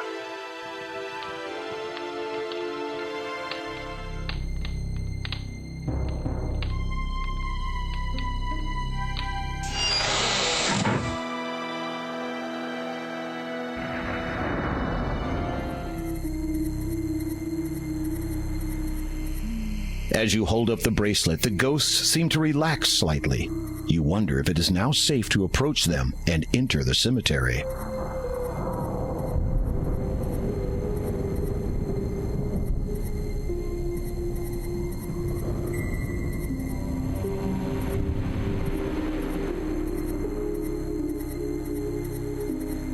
Lord Herbert and Lady Lillian, 1646 to 1668. Loving parents of Anastasia, beloved son and daughter-in-law of Count Caldor and Countess Lavidia, our enemies be warned, their untimely deaths shall be avenged.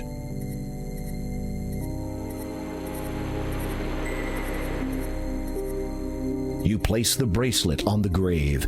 It immediately sinks down into the earth. The ghosts do not respond at first. Then one of them drifts toward you. It nods, almost sadly. The ghost seems to want to say something but appears unable. Its face, though transparent and hazy, is lined with grief and torment. Its facial features waver into focus. The ghost is female. We understand that our daughter will never be joining us now. No longer do we need wait for her.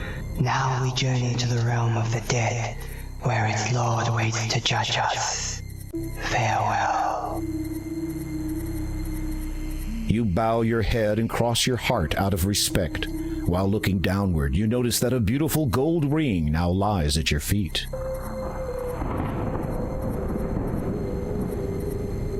You lift the gold ring from the ground and carefully place it in your pocket. Mary Ann Drinkwater, 1230 to 1266. They had traveled safely for many a day until crossing a bridge along their way. She lost her balance and fell to her fate. He tried to save her, but it was too late. Susanna Somnia, 1195 to 1265. He had put her to bed after she'd had supper, but forgot next morning to stir and wake up her. Douglas Buckmaster, 995 to 1020. The noise, said he, is far too loud, as he discerned the maddened crowd. The mob broke in, then he did scream, I'd rather this a sight unseen. They strung him up from toe to head, and as for after, enough's been said. Lord Herbert and Lady Lillian. E. Presley, 35 to 77. There once lived a man who had a great voice, or at least the ladies thought so. Though many have tried to imitate him, there can only be one that we know. If these words ring true, it may certainly be that beneath you assuredly lies the singer who lived and who sang like a king, has indeed met his maker and died.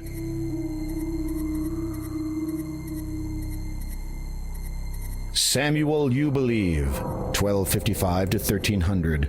This young man sought to be holy, to save himself from being lowly. He joined the hood and wore their cloth, eventually died from professional sloth.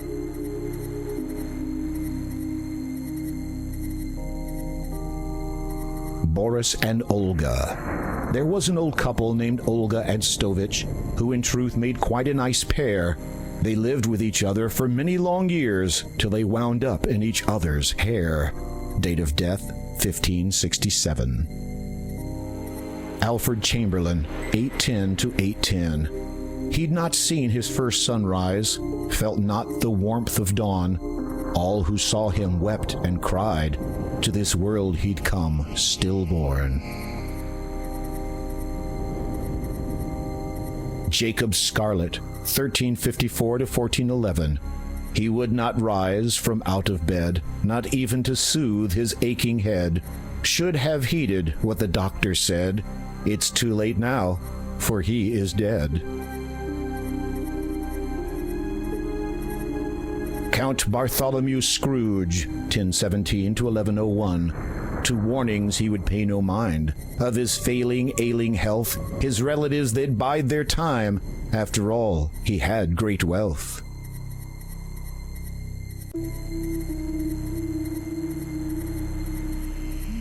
Count Christopher Evere, 1175 to 1200. The young Evere, his time so near, said he, my dear, lend me your ear. Please do not fear, my life ends here.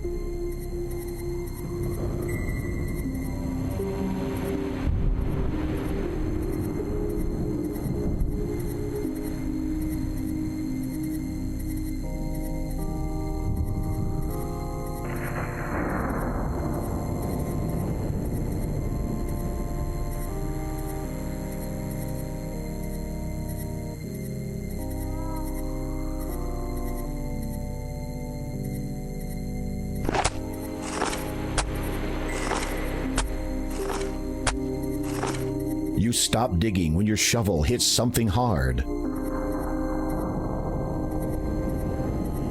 Nervously, you reach down, open the coffin, and look inside.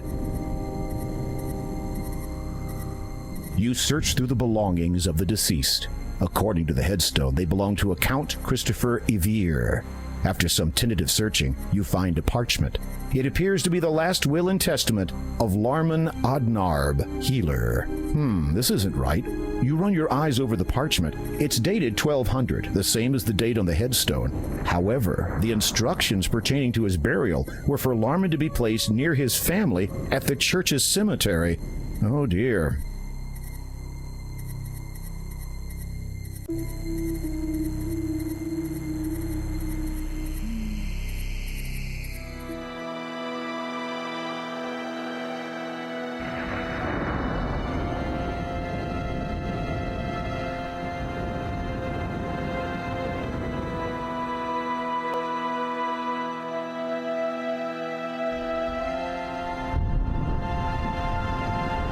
You need to get...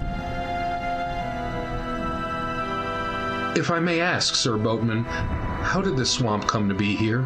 Is it natural? No. The ground you stand upon was once farming land and dwellings for the peasantry. How did it come to be like this? A score of years passed after the master died, and a great morass opened up, covering the surrounding land with slime and poisoned water. Once rich and fertile, now it is no longer. The Count has caused this? It is believed so, for why else would his own castle be spared? Ah, thank you, Sir Boatman. You climb back into the decrepit rowboat, and the shrouded ghoul ferries you back across the lake.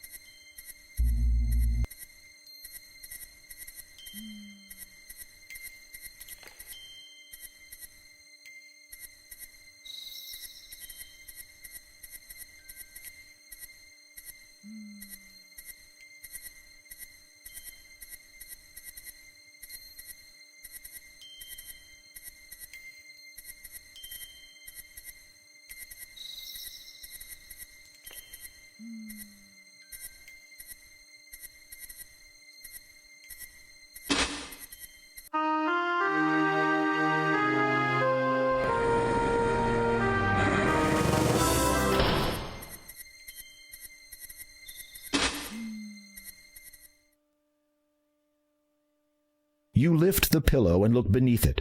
To your surprise, you discover a small bottle of ointment. A label on the side reads, Wolfbane. Being very careful not to smash it, you take the ointment and put it in your pocket.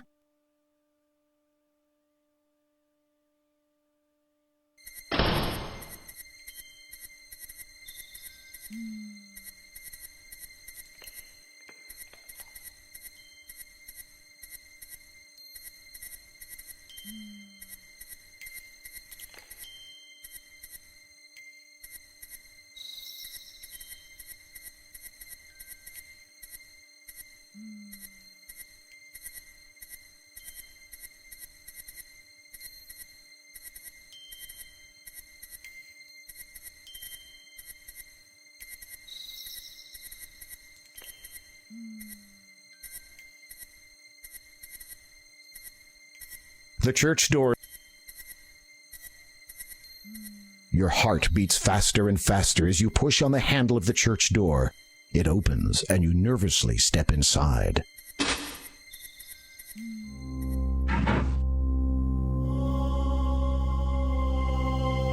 You look over the book.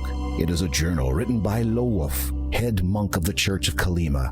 Flipping through it, you see a paragraph with a name you recognize.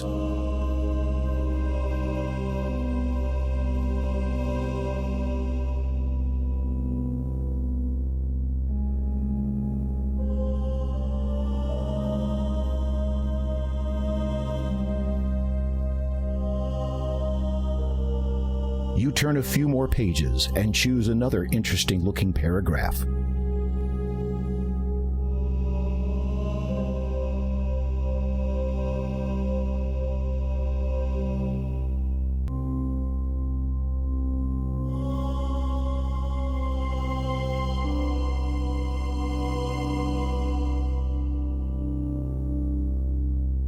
The journal largely contains many entries of similar types and of daily matters of a monk's life. You are about to replace the journal where you found it, but your eye catches a most peculiar passage.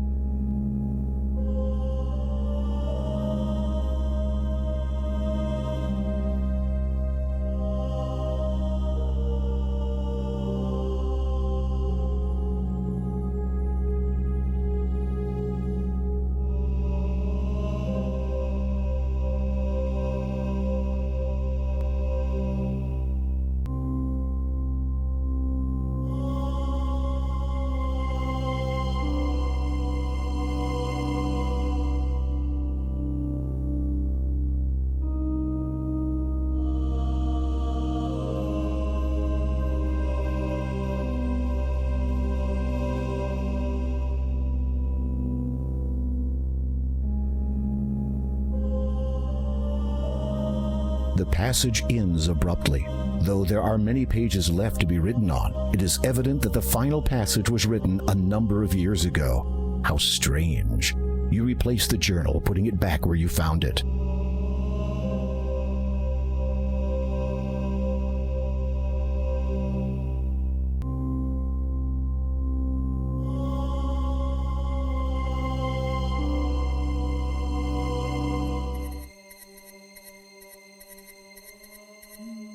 Lester Williamson, 1300 to 1345.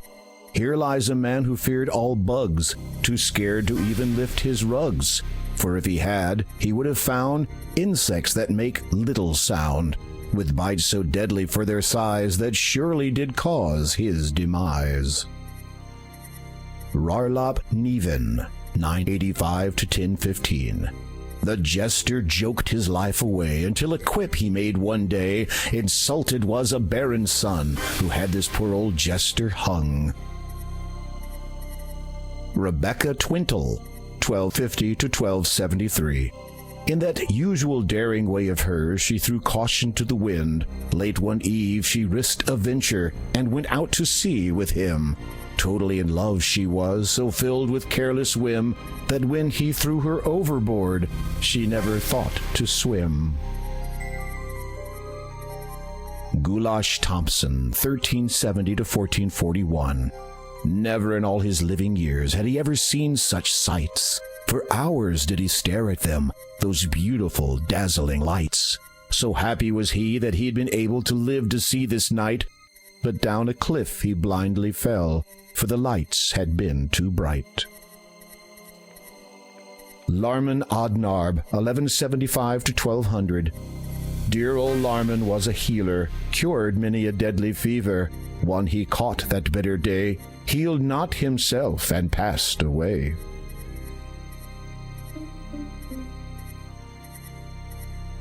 You have no reason.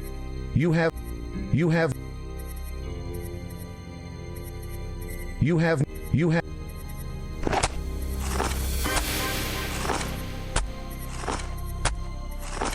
You stop digging when your shovel hits something hard.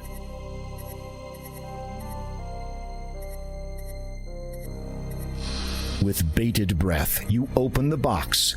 There it is, the tiara. As you retrieve the tiara from its final resting place, you let out a loud, relieved sigh. You feel as if the coming sunrise will be the most glorious sight you will ever behold, considering how close you were to never seeing another again. Now don't delay, you still have to get it back to the castle.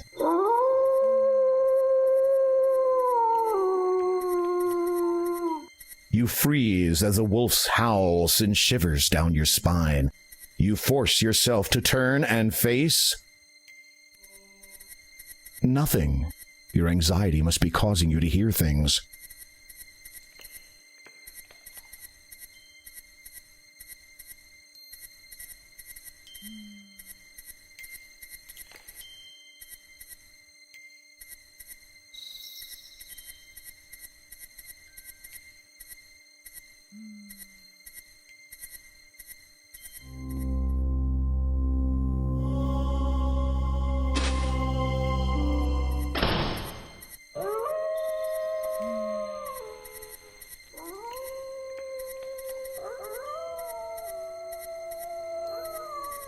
Without warning, a wolf darts out of the dark forest and dashes towards you, and this time it's running directly at you.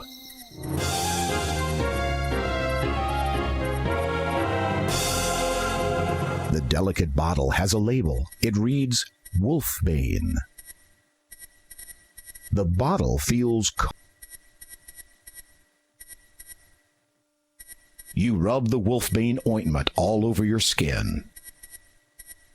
Sensing the wolfbane ointment on your skin, the wolf quickly turns and flees back into the forest.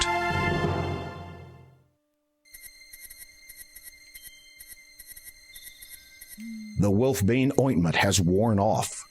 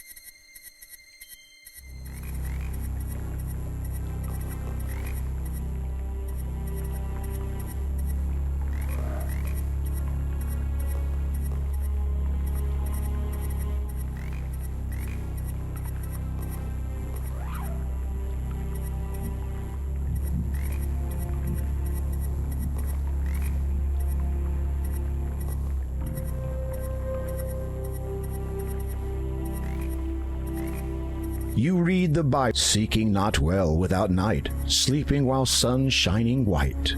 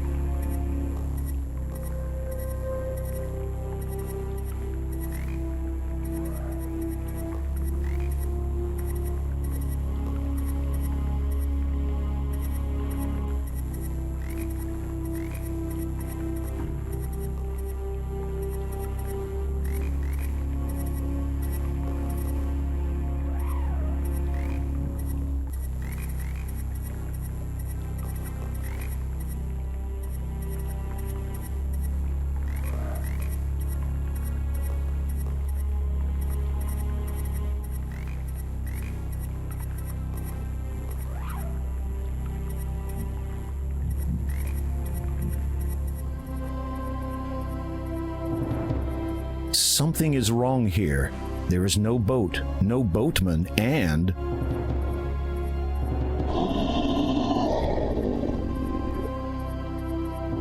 no escape. The monk and his pack have tracked you here, and they clearly intend to do nothing less than rip you to pieces. If you're going to do something, now would be a very good time. You tug forcefully at one of the reeds until it finally breaks free. You put it away and carry it with you.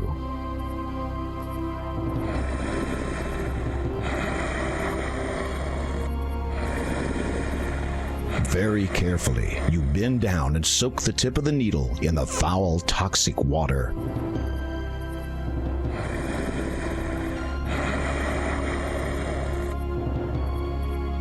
The silver needle fits perfectly into the end of this hollow reed, making a sturdy pea shooter. The coating of deadly poison makes the needle a lethal projectile.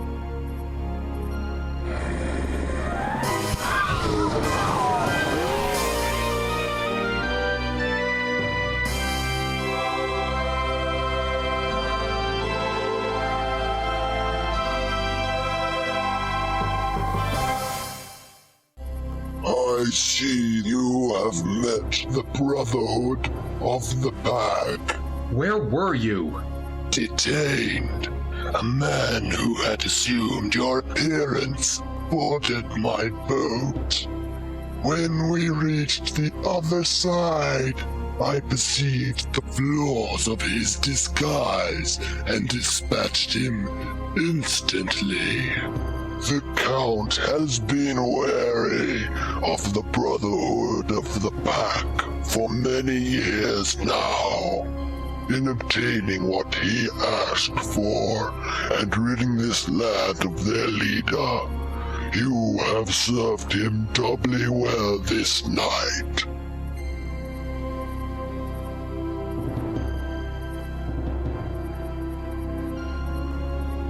The shrouded ghoul paddles across the toxic lake to the shore on the other side. You re-enter the huge wooden doors and quickly make your way to the castle's main dining room. As expected, you find the Count and Countess awaiting you. You have performed admirably. Not only have you found the tiara I sought, you have rid me and this land of the deceptive and secretive Brotherhood of the Pack.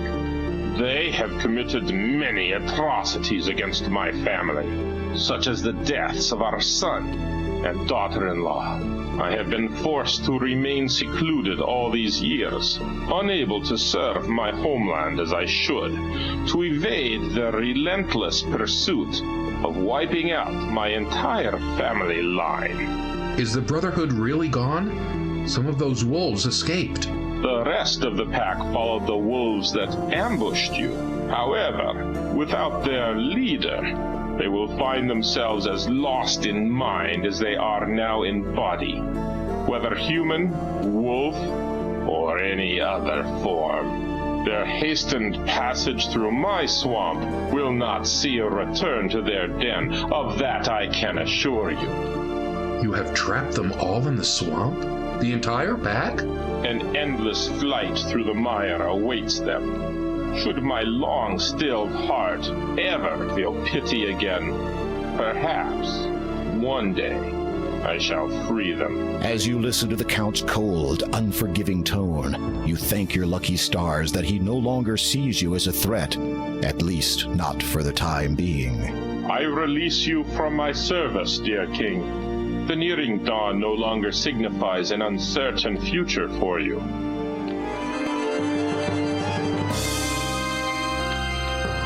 You take the death gem.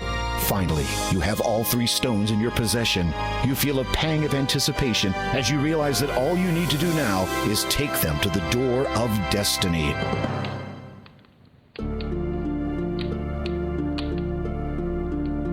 I wish you the best, dear king. A word of advice, King Graham. Once you have found the lady you seek, protect her with all your strength. Never leave her side, and place no importance above that of her well-being. Give your life for hers if it should ever come to that. Love can last an eternity, but your loved one can be lost in an instant. Heed those words, my king, and farewell.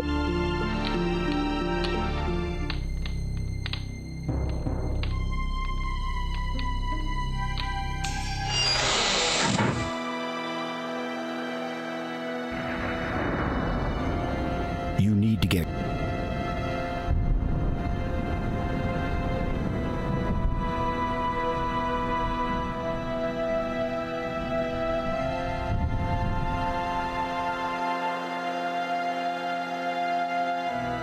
You climb back into the decrepit rowboat, and the shrouded ghoul ferries you back across the lake.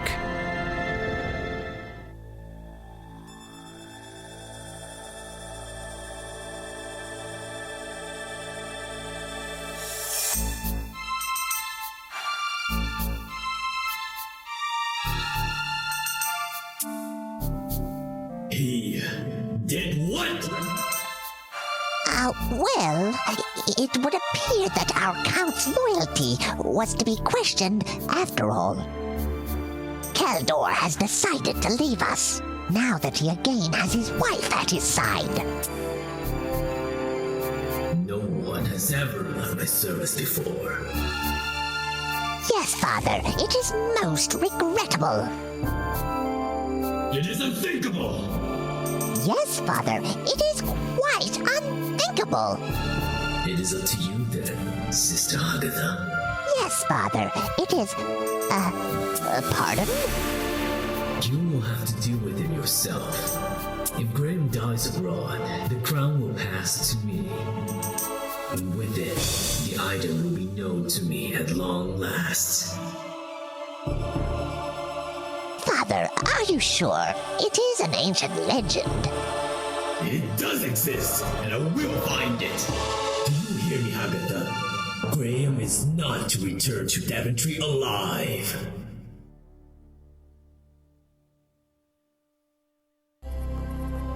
The swamp seems a bit lighter than the last time you were here, and some of the heavy mist has lifted. Day must be dawning.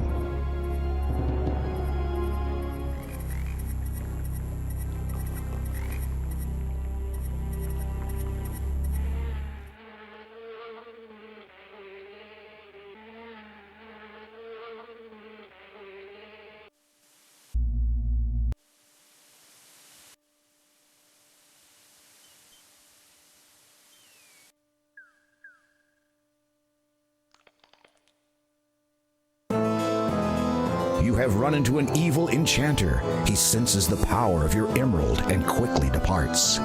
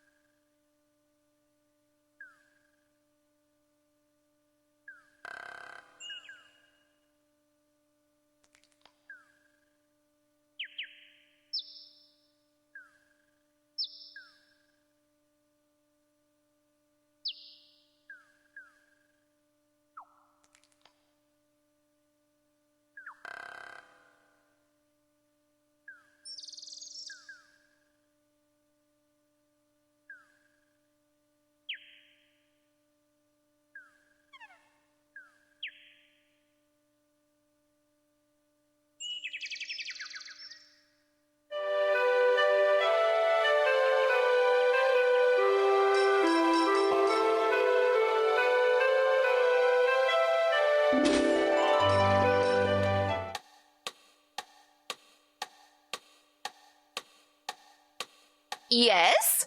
Could you recommend another good book? No. I'm sorry? No. You have read every last one of our good books. The only other title you may find vaguely interesting is this one. The librarian points to the book sitting on her desk. It is entitled The Annual Book of General Knowledge. This book is entitled The Annual Book of General Knowledge. Browsing through it, you notice an interesting excerpt.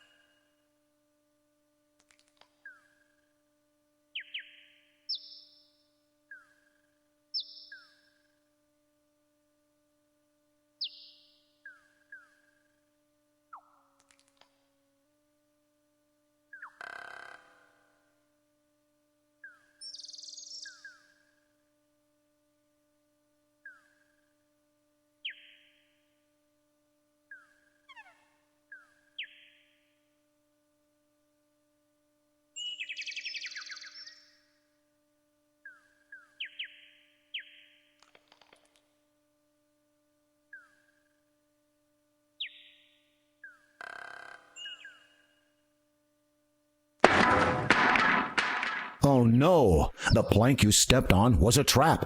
Your leg passed right through it, and now you are very, very stuck. Try as you might, you cannot dislodge yourself. You hear a noise. Someone or something is approaching you from behind. You there! Can you? Wait a minute. I know you. You're that thieving little pest who used to reside in Daventry. Yes. How kind of you to recognize me. And just what are you doing here in Kolyma? Oh, this and that. At the moment, I'm getting my own back. I beg your pardon? Imagine my surprise when, having come home from a hard day's work... Mugging, you mean? I find that my treasure had been robbed, and my food stolen. Are you claiming either were yours to begin with? I went a bit hungry yesterday, but I'm willing to forgive. I happen to know that you're carrying some most expensive items, including that which you stole from me. I give you a choice. Either you hand over some treasure, or I start cutting. I've already had a go at the ropes on the other side, so should you survive the impact once I have cut both ends here, I doubt the remainder will hold your dangling weight. Oh, yes. You could start it by throwing me those lovely gems you're carrying.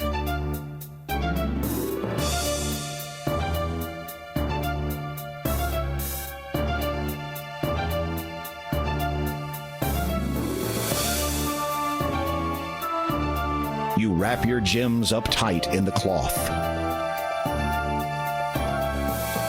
You fool!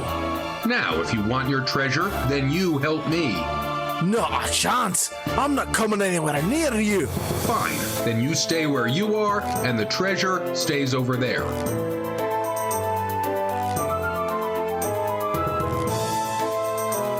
It seems that your ultimatum has caused a conflict of interest for the dwarf. While he does not want to help you, his greed is demanding to be immediately satisfied. Having nothing else to do at present, you muse that kleptomania might be an inherent quality in dwarves in general. Then you notice the fraying ropes on the mountain end of the bridge. They are unraveling. He really did have a go at them earlier. Well? I might just leave you there. Wait until you die, and then come back. You will not be a problem to me when you are dead. By which time the bridge will have fallen. You have done a good job on those ropes over there. While muttering something inaudible, the dwarf throws you his knife. You catch it deftly, realizing that whatever you're going to do, you'd better do it fast.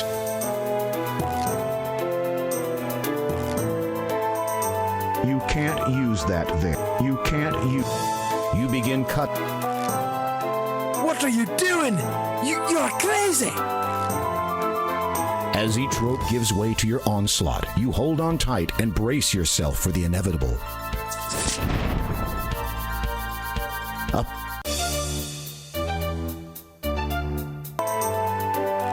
You begin cutting the exposed support rope. What are you doing? You're crazy! As each rope gives way to your onslaught, you hold on tight and brace yourself for the inevitable. Upon impact, the collision shatters the plank that held your leg in place, and you're again free to move. You also discover that your entire body really hurts now.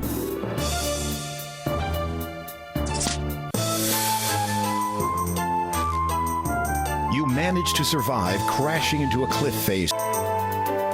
You begin cutting. What are you doing? As each...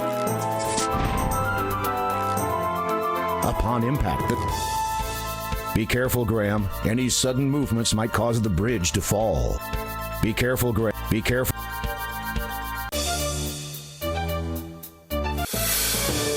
You've made it to the other side safely. Of course, you have no way of getting back. Not that it concerns you at this point.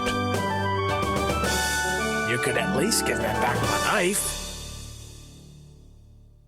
No! It serves you right for stealing from Daventry's magic chest.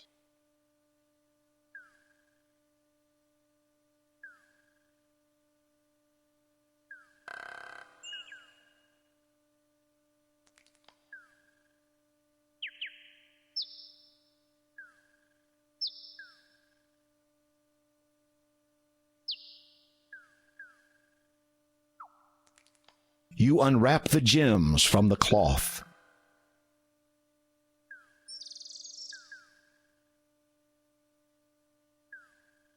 You feel a rejuvenation.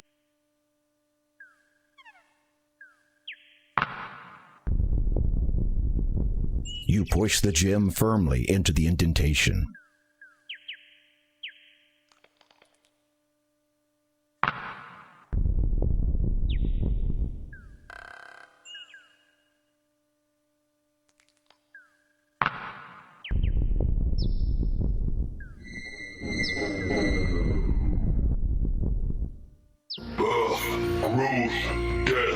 The cycle of this life is complete, now and forever. Speak, and my purpose is thus fulfilled. My passage to the next world may begin at long last. Then, if you please, I would bid thee open. As you wish, but a word of caution. As you enter, know in your heart which destiny you truly desire.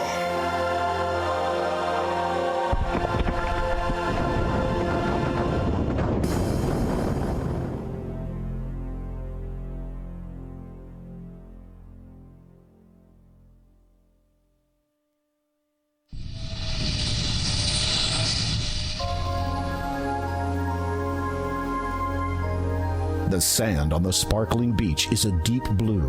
The blazing light from the topaz sky dances across it. Cliffs tower above the beach.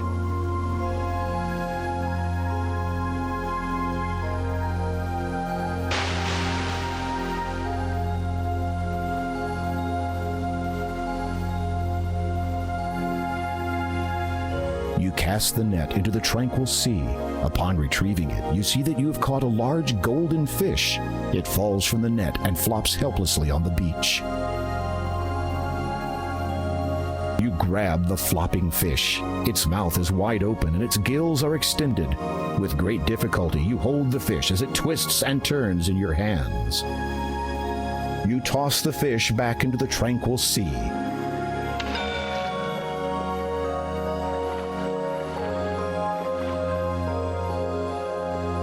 thank you for not killing me.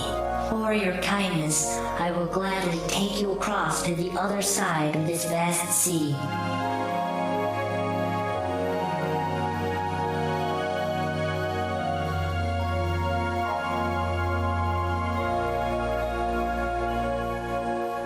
You carefully lower yourself down the steep embankment and slide onto the fish's scaly back. You hold on tight as the fish swims far out to sea.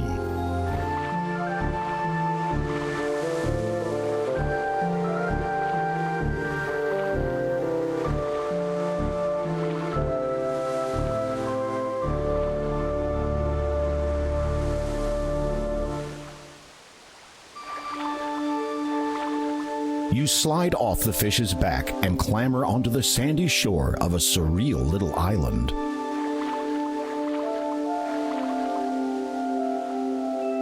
The trees on this small island are tall, with spreading branches and huge fan-like leaves.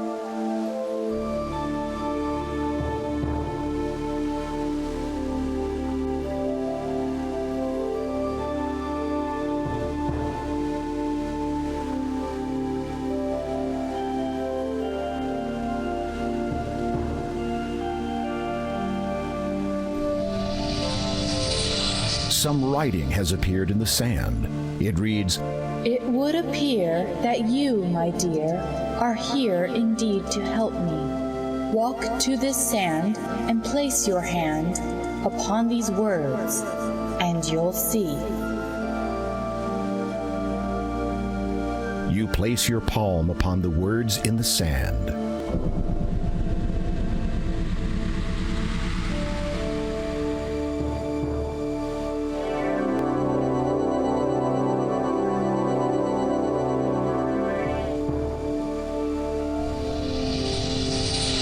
Notice some more writing in the sand near the portal. It reads, "You may return, but pause to learn a way to flee this cursed place.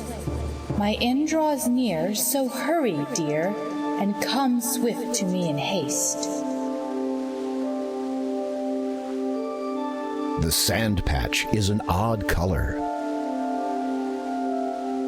The two smaller palm trees aren't really tall enough to be worth climbing, and there is nothing in them that you'll need.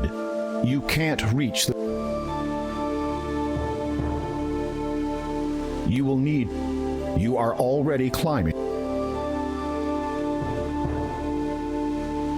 You remove an ample-sized coconut from the bunch growing in the treetop.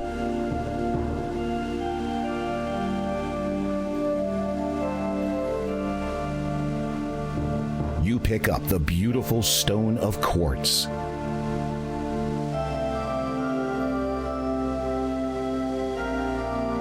Using the sharp blade of your sword, you slice the coconut clean in half. This item cannot... You fill the half coconut with briny water from the magenta sea.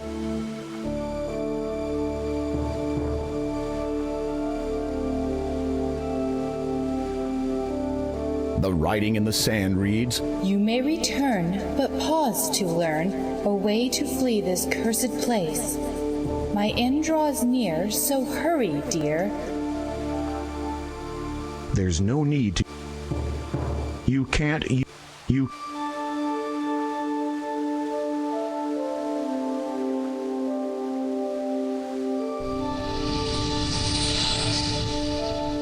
3 symbols are depicted in the sand. Perhaps each one represents an action that must be performed in order to establish an escape route from this strange place.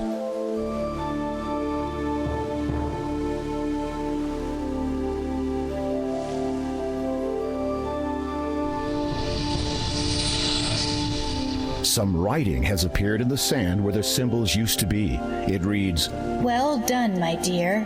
You've come so near. A king's quest is soon to end. But if now you go, alone you'd know, our broken path would ne'er mend." Suddenly, the sand begins swirling again.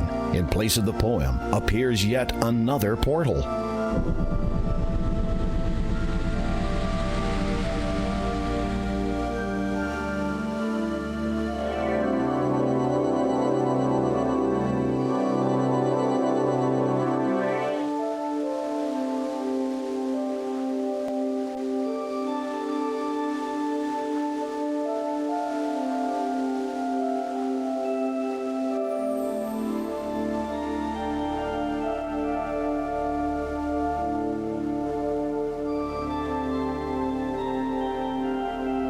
It's too large to fit into the hollow. Try inserting it into the outer ring. The circular gold object fits perfectly into the door's outer rim.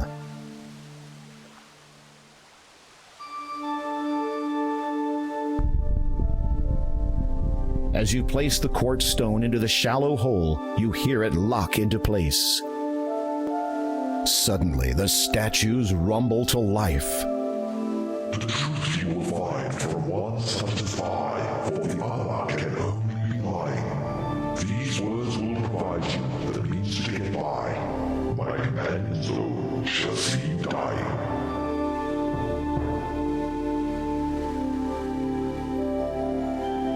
If you were to ask my companion if he knows the way through this door, he would answer, no.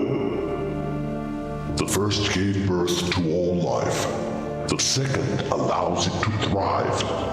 The third sustains all that wander it. The fourth will once a day hide. If you were to ask my companion if he knows the way through this door, he would answer, yes. The first carries all manner of weather. The second gives cause to be burned. The third is shallow, as it can be deep. The fourth, to bear fruit, must be turned.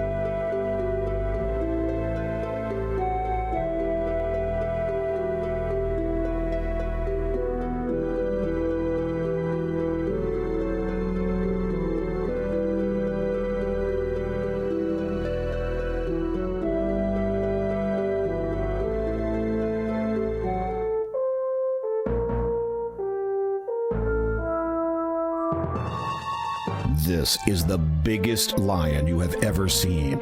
He could eat you with 2 bites of his powerful jaws. His tail thumps repeatedly on the floor.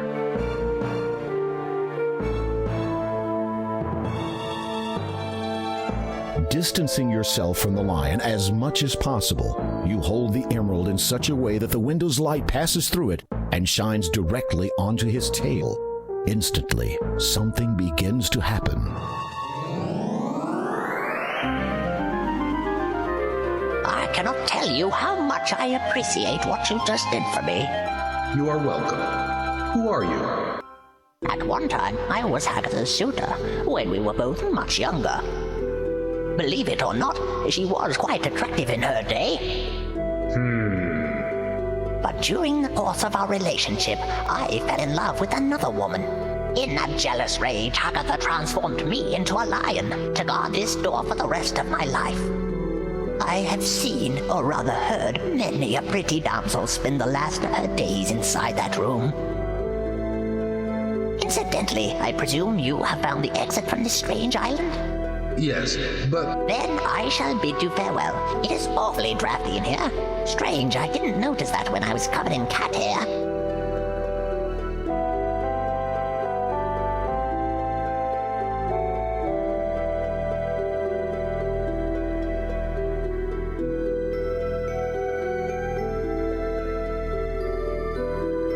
You scoop the tuft of orange fur into your hand.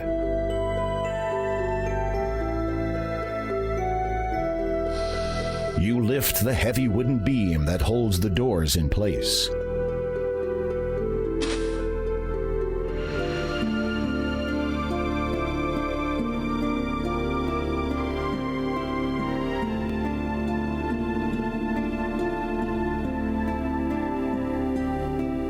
She is even more lovely than she appeared in the magic mirror. She sleeps soundly and shows no signs of stirring at your presence. You feel as if you could watch her like this for an eternity.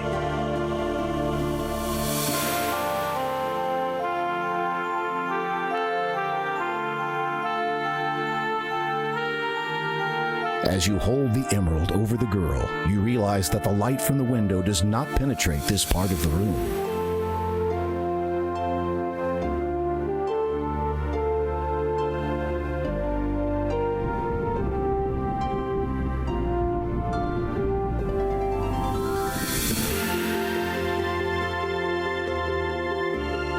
The current alignment of the mirror prevents the outside light from reflecting off it and illuminating this part of the room. The current alignment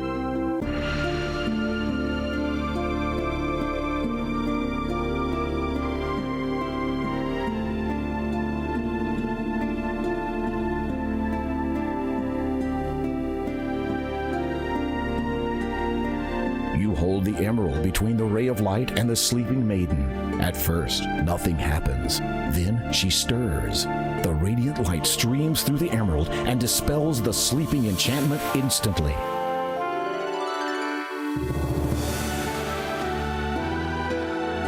Hello, Graham. Hello. I think you have me at a disadvantage, my lady. Oh, of course. My name is Valenice. I've been watching you. Watching me? But how? In my sleep, from the moment you arrived in Kolyma. The lines in the sand. Those were your words? This is a strange place, filled with much strong magic. Once you arrived, I discovered a way to communicate to you from my sleep. I hope you found my words to be of some aid. Indeed I did, my lady. My heart was warmed greatly when you expressed your longing to see me. I have come to learn a great deal about you, Graham, of your nobility and bravery. I know why you came here, and how truly deep your feelings are for me. I want you to know that I have come to feel the same way for you. Something about the way she looks at you speaks 1,000 words. She loves you, Graham. She really loves you.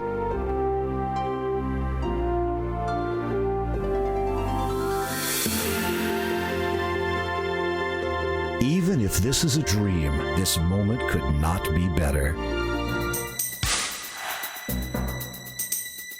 Now, isn't this nice?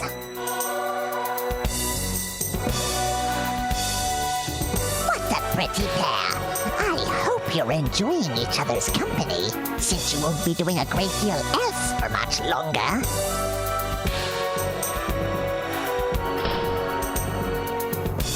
The door!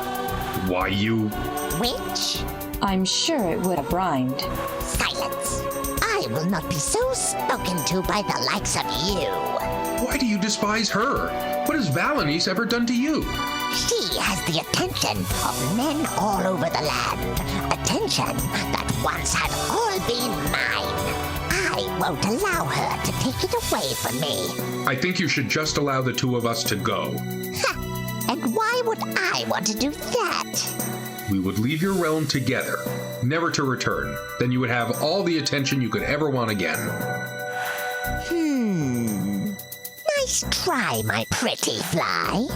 But you are caught in my web now. And besides, the father would not want you returning and interrupting his search. The father? Is he one of your male admirers? You think that the father is one of my admirers? You silly boy.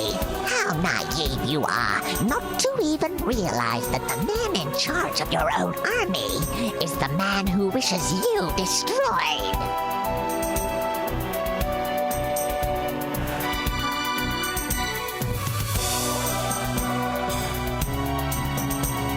You think that this vial contains the potion of youth. You push the tuft of cat fur into the vial. It quickly dissolves into the blue liquid. I have something that might interest you. A youth potion. Brewed from a nightingale, no less. You have it? Well, don't just stand there, you foolish boy. Give it to me. Yes. Yes. This is it. I thought I'd never see it again. At last, I have the finished youth potion in my hands. Look at me. I am so beautiful. No, what have you done to me? Just giving you a taste of your own medicine. How could you? I'll never be able to show my face anywhere.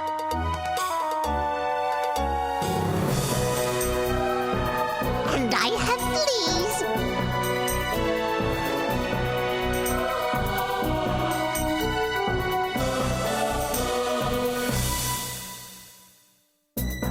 How bad is it? Let me see. My eyes!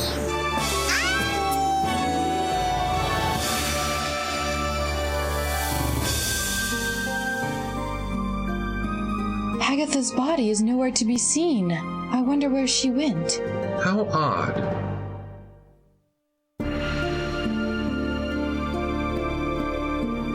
Yes. I beg your pardon? You were trying to think of the best way to ask me to marry you. As I said, I have seen you in my dreams ever since you arrived in Kolyma, and I have come to feel for you the way I know you feel about me. So the answer to your question is yes. But I haven't asked you yet. There is a far better question you could ask, such as, where shall we be wed? In your kingdom or mine? Yours. There is something I must attend to in Daventry that may ruin the occasion otherwise. Whatever you decide, my dear. You manage to break open the door. The two of you venture to the smaller island, where the portal still swirls expectantly. As you step through it, you find yourself wondering where it will teleport you.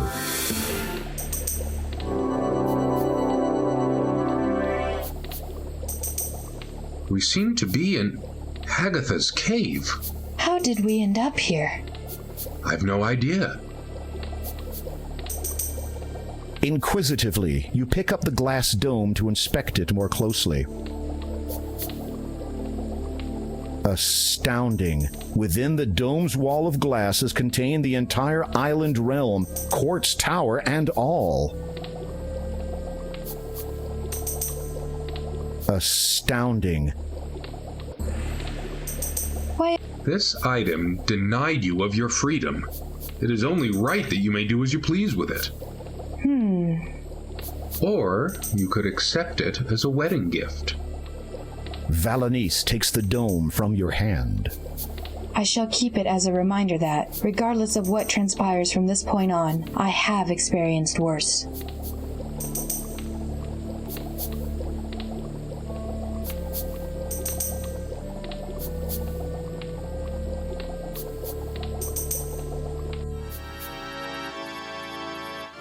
As you exit the cave, you notice that it is night already. Also, the two of you seem to have some company. Beautiful night, yes? Yes, certainly. To what do we owe the, pleasure of your visit? Why, King Graham, surely you do not still think of me as the enemy? If I had wanted you destroyed, it would have been a simple enough thing to do. No. I have come only to ask a question of you, if I may. Of course. And what would this question be? I wish to know, have either of you ever seen a wedding ceremony performed and orchestrated by a highly experienced and rather exceptional mage? Not really. I cannot say that I... Well then, prepare yourselves. I promise you both that this will be a night to remember.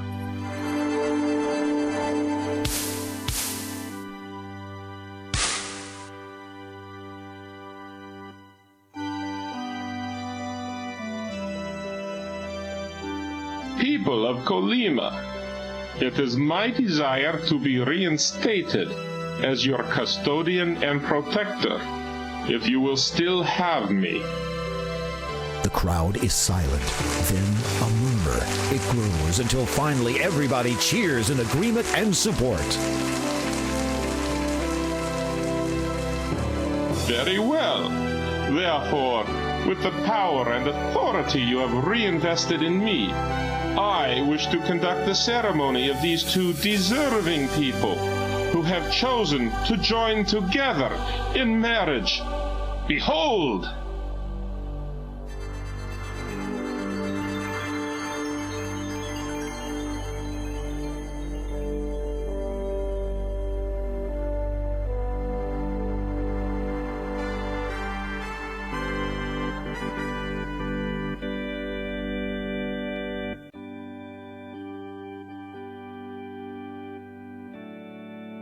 King Graham of Daventry, do you take this woman to be your lawfully wedded wife, to love and to hold, for richer or poorer, in sickness and in health, as long as you both shall live? I do. Lady Valenice, do you take this man to be your lawfully wedded husband, to love and to hold, for richer or poorer, in sickness and in health, as long as you both shall live? I do. Do you have a wedding band? Yes, it is a gift from Anastasia's parents.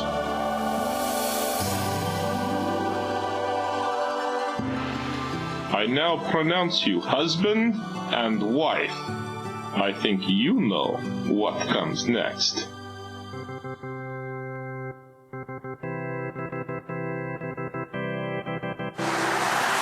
The crowd's jubilance reaches a new height.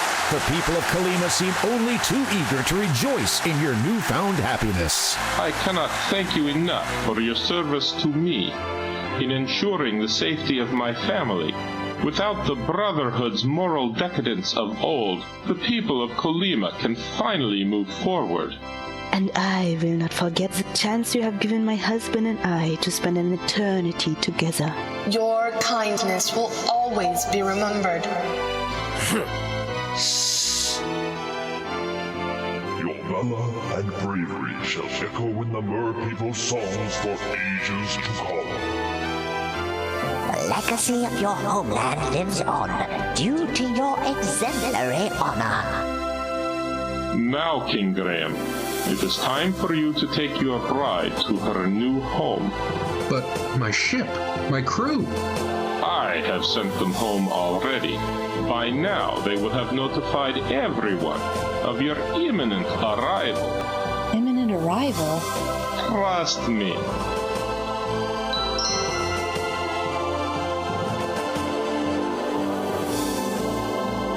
Good luck, Graham. I wish you all the best, both of you. Give my regards to the father.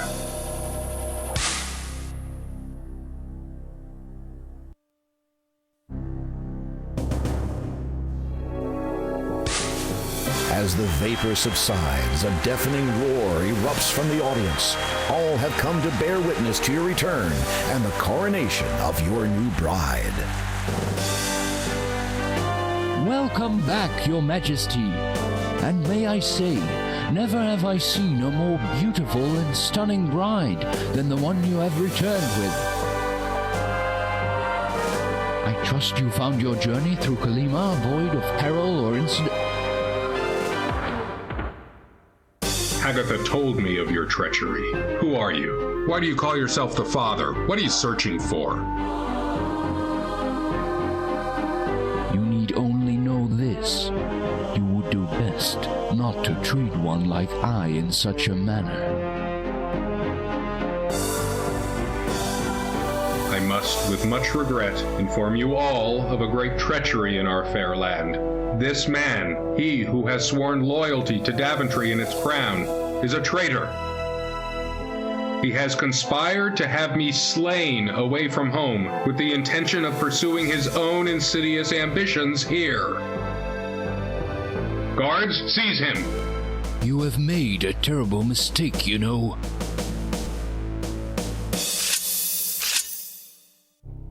Guard, halt! Stand back!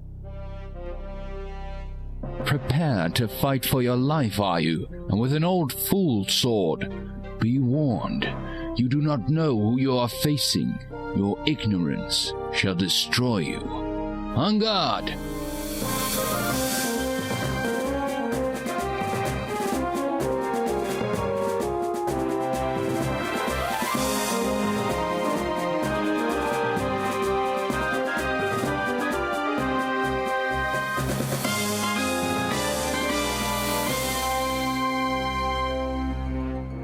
It is over. I think not.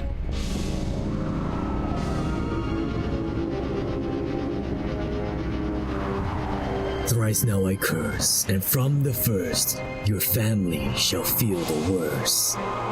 Soon shall you see they'll surely be in the most dire jeopardy. Then as your foe, 'tis I who will sow the spell to cause your heart to slow. And for my shame, for you the same, over Daventry your heir shall reign.